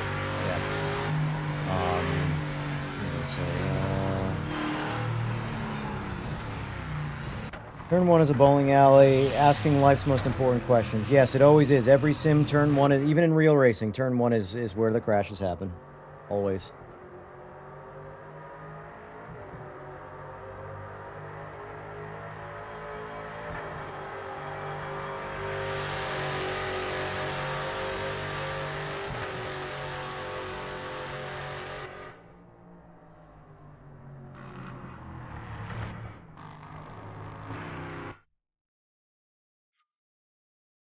Oh.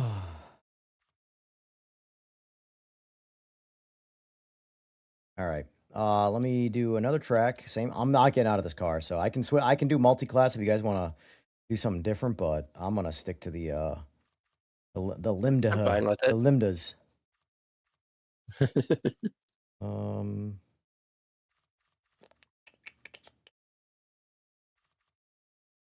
Do spot. I haven't done spot all tonight. Yeah, okay.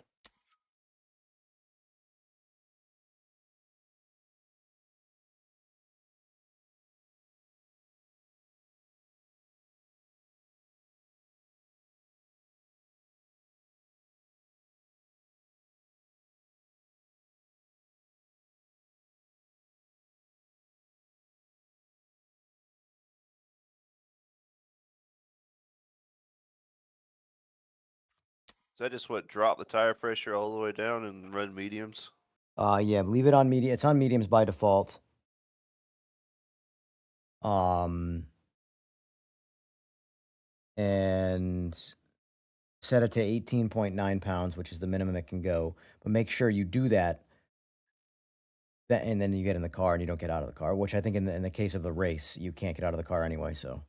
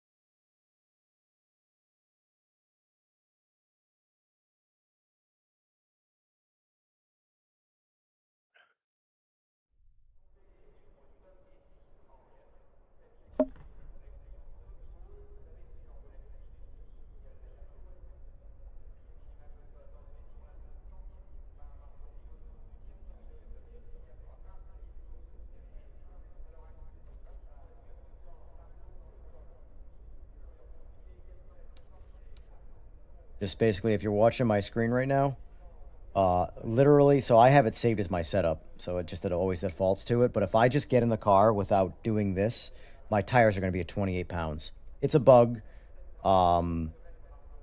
They know about it. I brought it up to them. They already knew.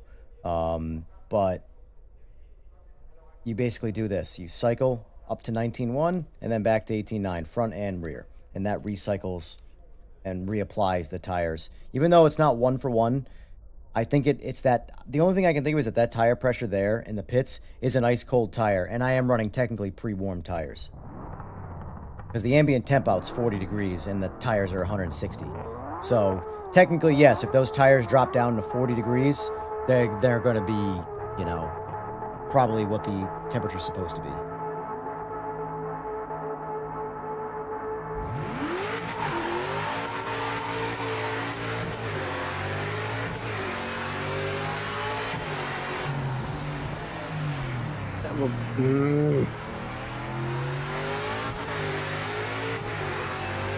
And be That careful was for the dude not behind clean you. at all. That was my bad.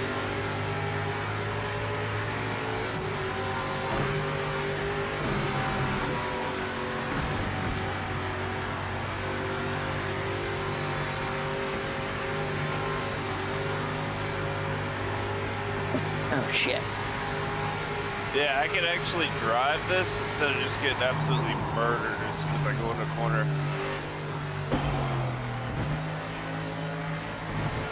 Tell that to me. Jesus. Captain Plow. That basically was first corner for me.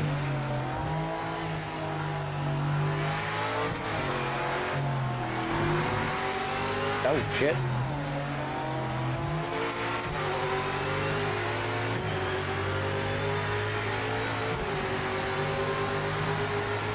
I didn't say I was good. I just said at least I have a chance.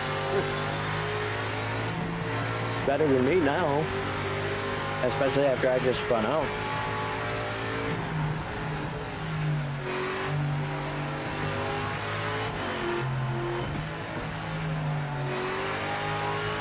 I also have my wing maxed out too, which does hurt me in straights.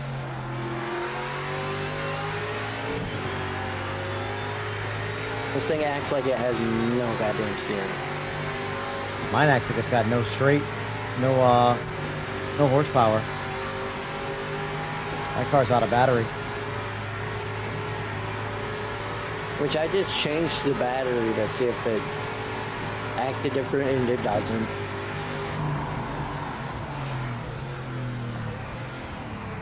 Oh my Lanta. I did not have that. No, you did not.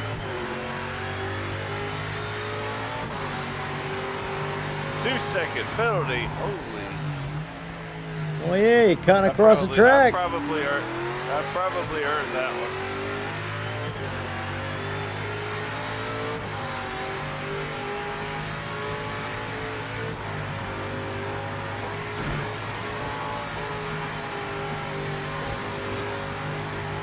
Wait, why is it not resetting my penalty? Like, had to stop. I don't know. Yeah, it's a slowdown penalty. I had a slowdown penalty. I feel like I lost 10 seconds on the 2-second penalty.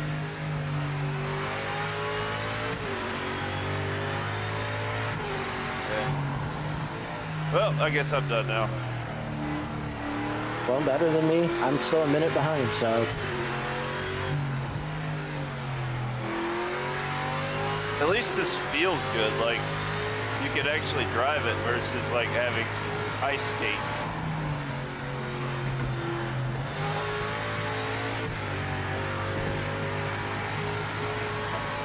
Yeah, no, this feels like ice skates for me. Like, I can't even make it around a corner. Well, every corner I just spun out.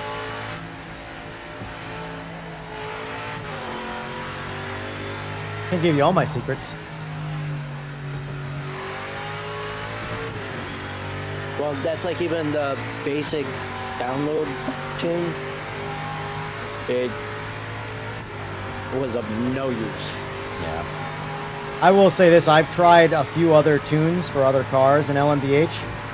None of them is the car drivable. People are changing suspension, doing all this shit. Dude, I'm like, this car is 100% default suspension. I have changed nothing on this thing. I've only changed drivetrain and tires. Because that's like, I did my normal steering rack on top of the tune. I left there. because they label it as a high downforce setting, which I'm sure it's the same person that made that whatever tune you drove. Is the one I had. I tried whatever It's high not- downforce Audi it was, and it spun out easier than the default car. So clearly doesn't have much downforce. Really? Oh.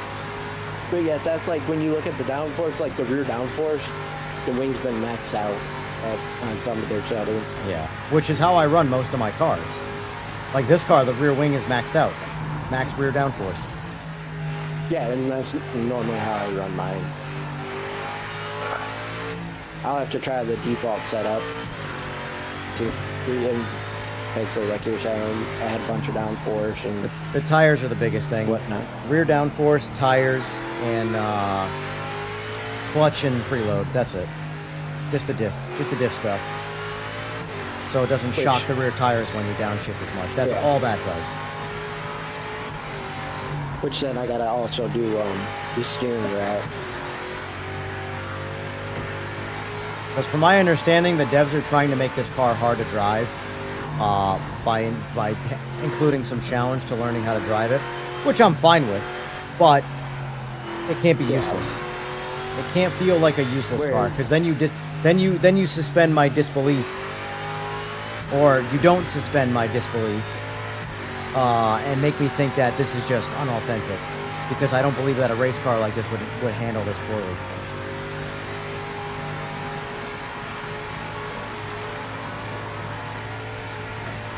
Watching the spectate cam, some of these spots have way too much sunlight.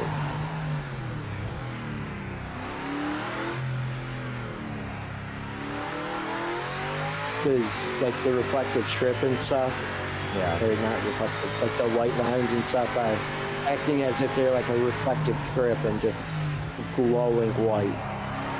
Whoa, I actually spun out there. I went a little too hard. You guys got a chance because it takes forever to get these cars going, so. Yeah. That's why I tried changing the regen mode from like full to safe and... Yeah, I'm almost out. I'm down to like a quarter of my battery. Whoa.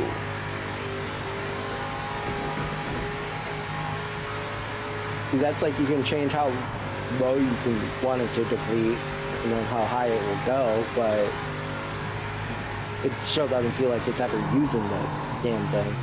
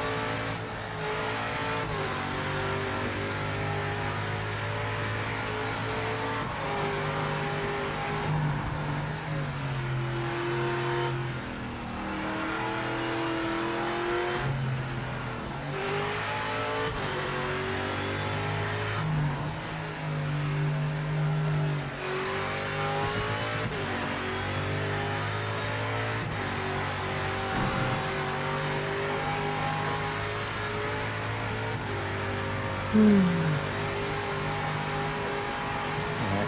I'm gonna try a non-ABS lap.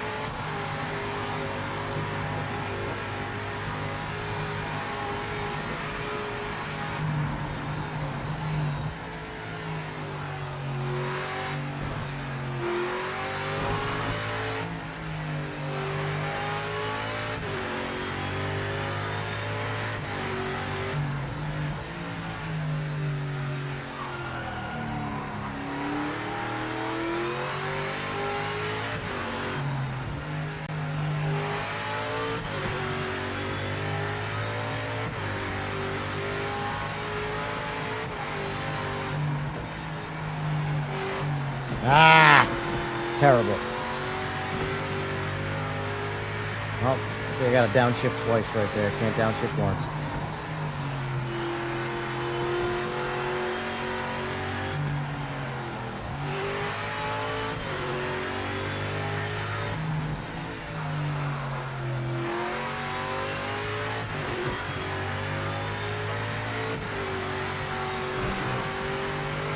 Managed the purple sector first round, or first sector, and miserably failed in my second sector, and probably going to fail in the third sector. That is not how you're supposed to do that. I mean, it can be worse. You could fail all three. Oh yeah, I totally blew that. Totally blew that. I waited way too long to brake.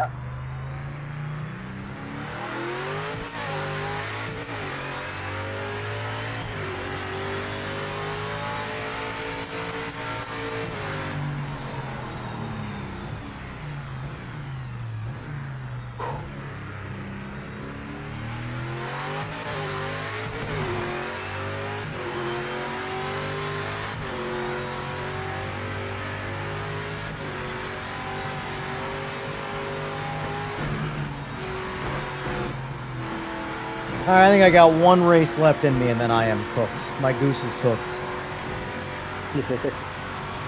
But a couple more races, and then they would be basically there. But you said they're going to be there 5:30ish or 5. Yeah, but I need a cool down period mentally. Fair enough. Yeah, I'm technically in bed right now, but I'm only staying up for them. And then I'm probably going to sleep at some point during the day, so... Yeah, be alright.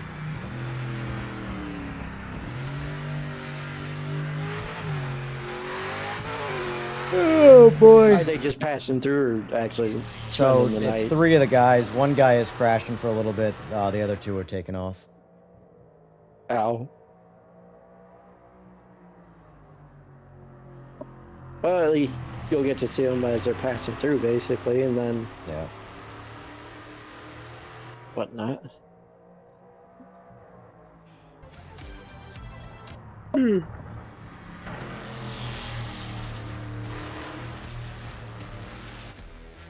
Alright. Last one. Last one. Okay. Let's see. I don't know what all tracks that they have. I always do Sebring again. I'm fine with that. 'Cause I was gonna say do something that LMDH actually races on, but I don't know all Well, I know the tracks that they have Spotlight other does, than but- Sebring and Daytona.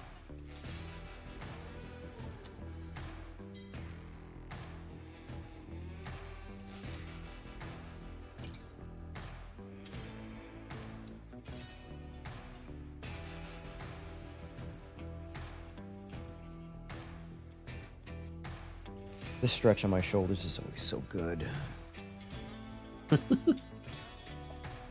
Oh, EJ, I had a motorcycle related question for you. Alright, I might have a motorcycle related answer for you. Can you tune a 2009 R1? Yes. Okay. But I would need the bike. I don't have a mail-in flash for those. Yeah, I'm like, I could literally ride it over there. Gotcha. How far away are you? Like 20 minutes. Oh. If that. Well, that's way too close. I don't know if I can tune Yeah. it. That's inside my bubble. Yeah, that's probably why it's like you got like 31 ping to me. Yeah.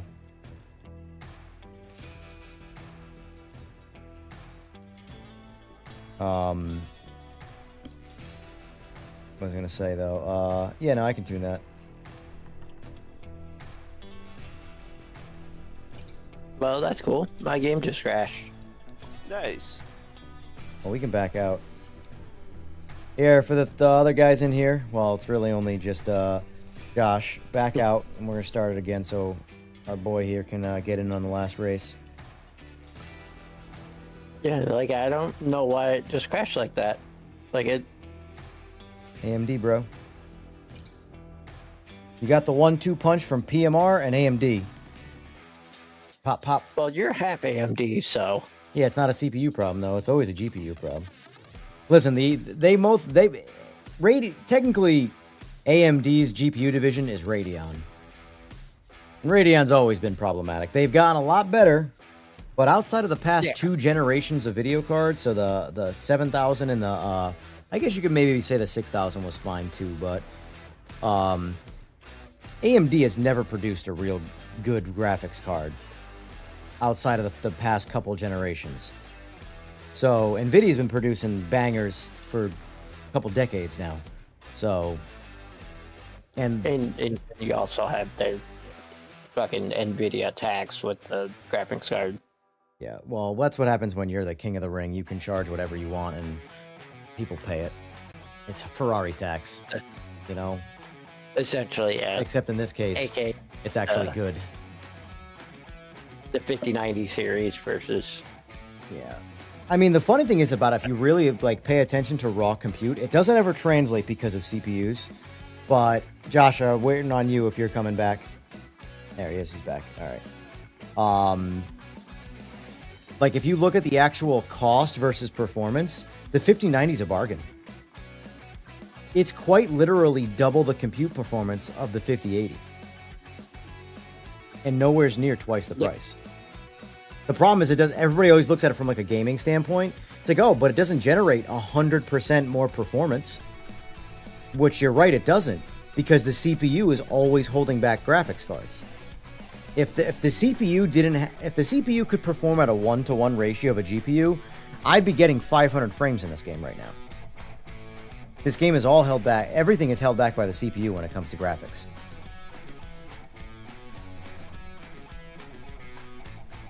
And a lot of it has to do with game development, but the point is it's still the case. CPU is the hardware component that holds you back.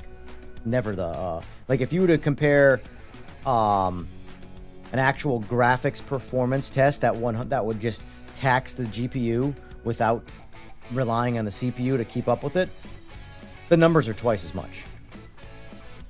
Because it is quite literally double the performance. It just never translates in the real world because it's just not how it works. It's kind of like the SSDs, the NVMe SSDs. They're like 10 times as fast as your SATA drives, but the computer doesn't operate 10 times as fast. Loading speeds, it's limited by Windows and all the other interconnects that happen. Alright, this is bullshit. My tires went back to 27.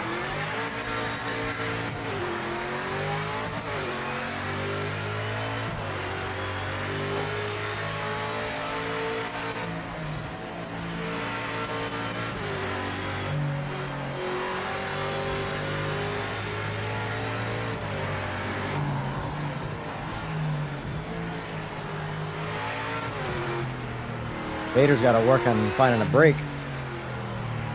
He knows where the throttle is. Struggles to find that brake pedal, though. I have 0 grip. I don't know if I can blame grip on what I just saw. That looked a whole lot like... I don't even think I saw the brake lights. There probably wasn't. I'm not even paying attention right now. I'm just driving leisurely. And you know, I'm going to give you the bump so I can do some chasing.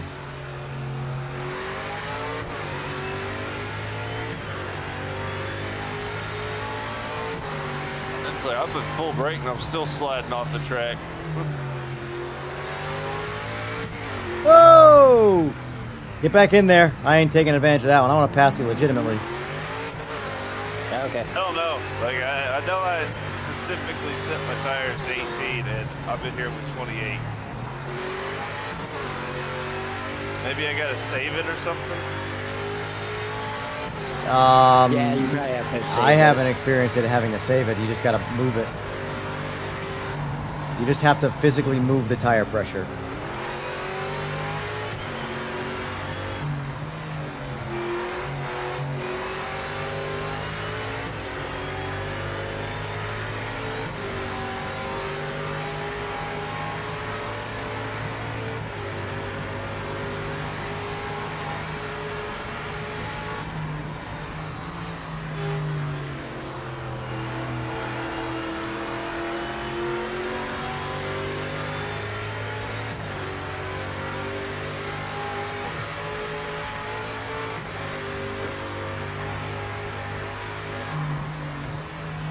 I'm gonna just blame it on AMD. Oh! We got contact. You definitely weren't expecting me to stay there. Nope. This is one of the few tracks I definitely know really well. I always go inside on that turn, even though outside is technically the faster lane. But I like the inside right there.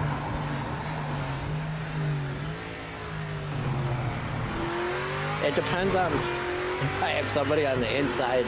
I'll end up way on the inside. Oh, just gone.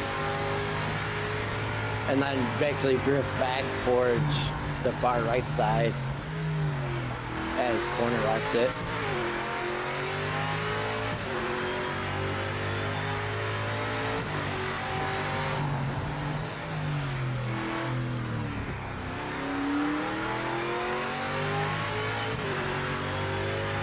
Yeah, hopefully soon, Smiling Speedster. Hopefully soon. That's what we all want. Not even necessarily just ranked, but just stable online racing. Alright, I'm gonna let you go. I want to do some more racing. Go. Go.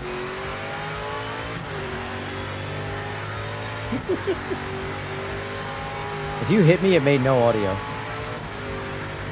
Oh, yeah, I ran in straight into the back of you. Yeah, that's what I thought. Whoa, whoa, whoa! We went way wide right there. Alright, good. Now I got to race.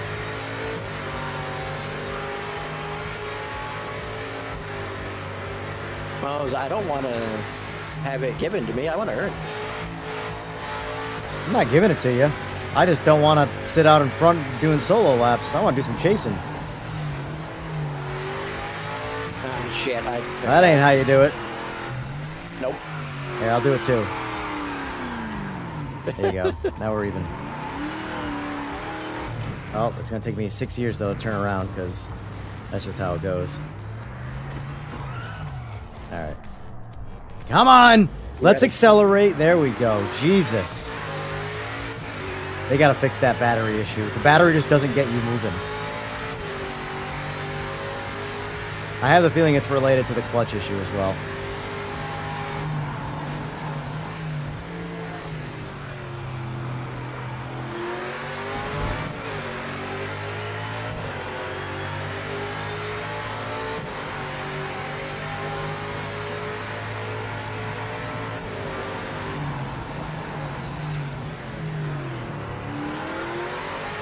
I downshifted one too many times on that corner. Did you go to first? Second, but I was in second. I should have been in third.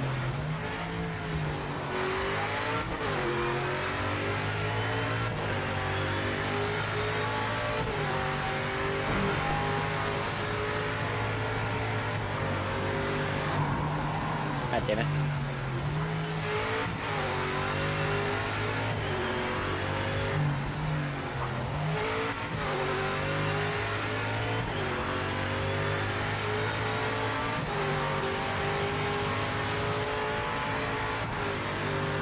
Fun little race here. Yeah, as long as I stay on the damn track. Yeah, that's a key element.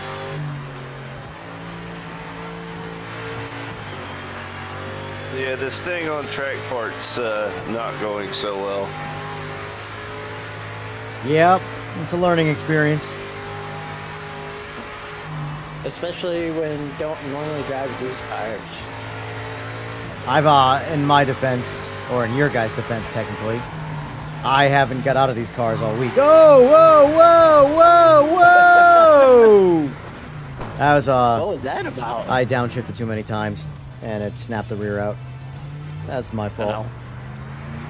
As I just go to give myself a compliment about how I've been in them all week. I'm telling you, man, if my mouth is the ultimate jinx. It's wild. It happens instantaneously.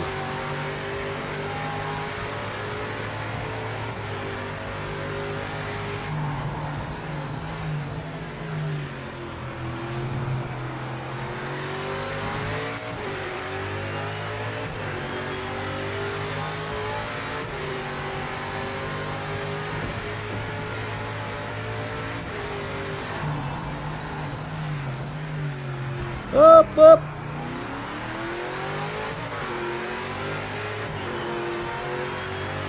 I I'm ain't trying to surprised give y'all you any haven't lapped extra me room. yet.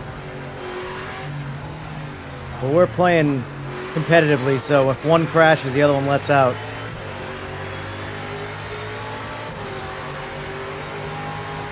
I'm telling you, man, a few more patches, these cars are going to be just a, like, these cars are going to, no one's going to be bitching about these cars anymore. What the fuck? Oh, you're going the wrong direction. Yeah, like it just shot me straight left on that one when I downshifted. And it wasn't even like I was really high in the RPM. I will say that's one thing I hate because like when you get like in the upper RPMs, the motor just sounds flat. Yeah. Like I ran into the limiter so much in this car. Yeah.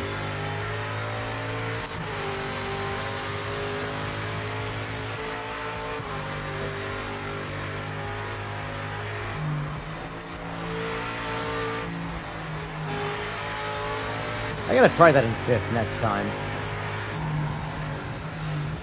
Feel it. Almost did it again. Feel that I literally did the same wiggle you just did. Yeah, it's when you grab 2nd at too high an RPM.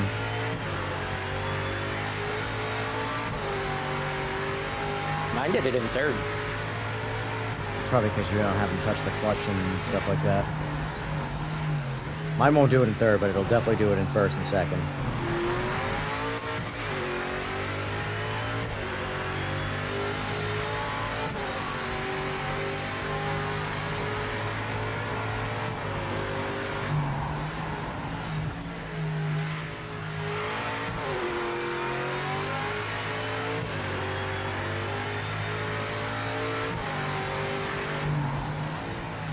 Part of me wants to be an asshole and like, once this car starts changing, start gatekeeping my setup.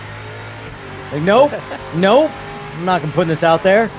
Like, cause here's the thing, the fact that I've gotten this car to work like this inside of an hour of figuring it out, and it was honestly, I figured it out as soon as I touched the tires, and I was like, wait, what? Which is crazy to me. I haven't touched suspension on a single car in this game, and how people miss the tires, I don't understand. Well, they probably think of it as almost how they're supposed to work, not... Well, I asked that question to work. the guy Pete, who likes to tune cars in all the sims. I'm like, how do you know, like, how do you start? Because, like, I know how I do it. I move dials until I one dial at a time until I see what it does. But, like, I don't just go into it like, okay, I work on stuff in real life. This is what this should do. Because I'm assuming that they programmed it correctly. And you can't assume that. You know? Yeah, at the end of the day, like you're saying. And it unfortunately sucks, though, too, is that if you do get a setup going here, the next patch, your setup's going to have to change. Although I will say I don't think the cars change enough to where the setups become useless. I think that you just got to make tweaks.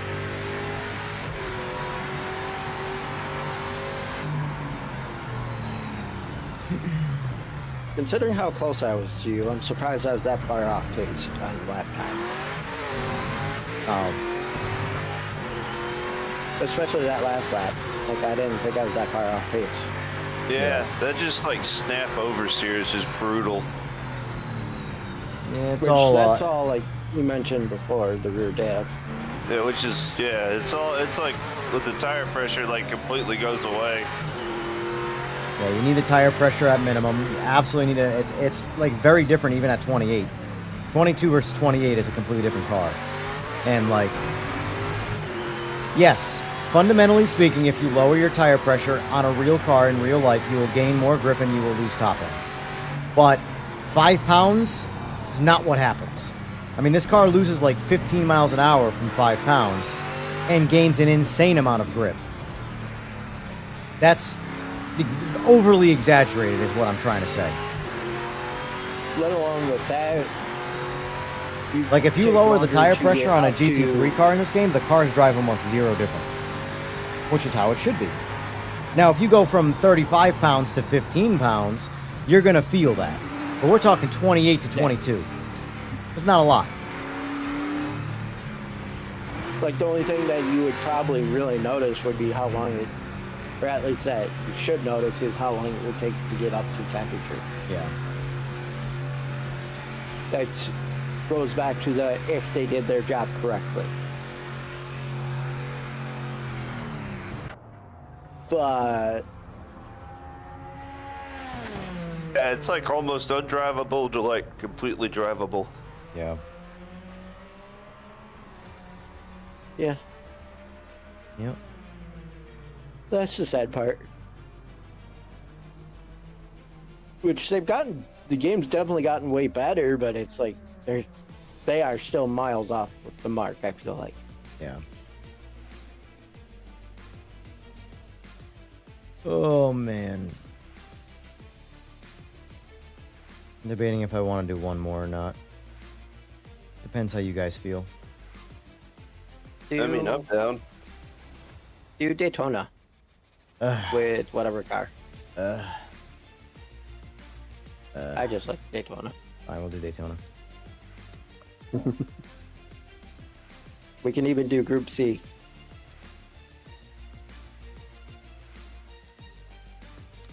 Since I know you like Group C.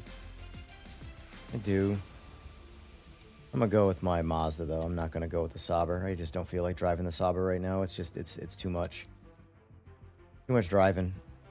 And my mood right now is I'm gonna drive like ass, so You'll have that. I don't think I've ever tried one of these. no, you're gonna have a time then.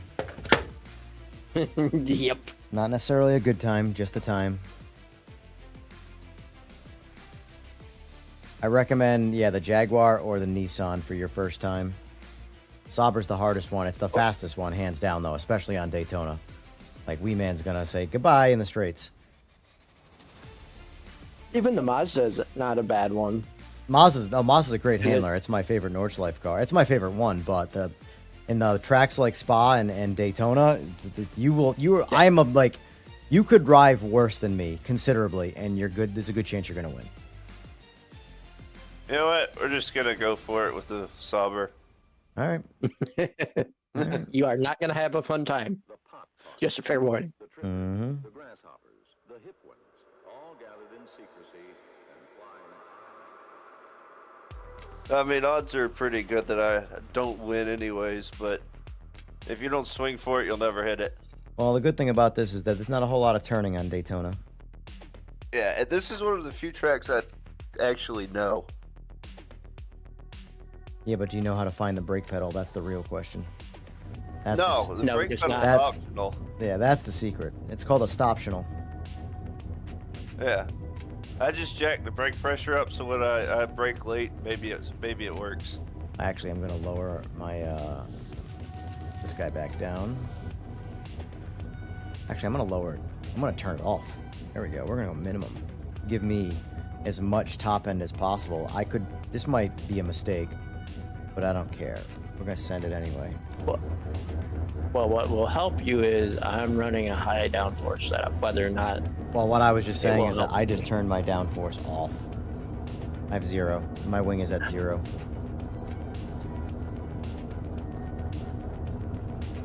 Well, we'll find out if it helps you or not.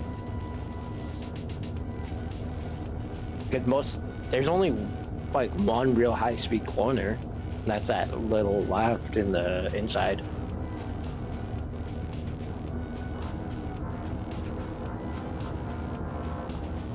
Damn it.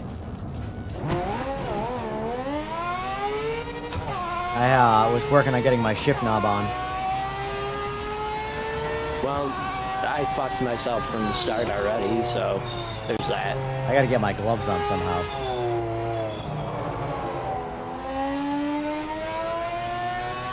I'm fine with stopping.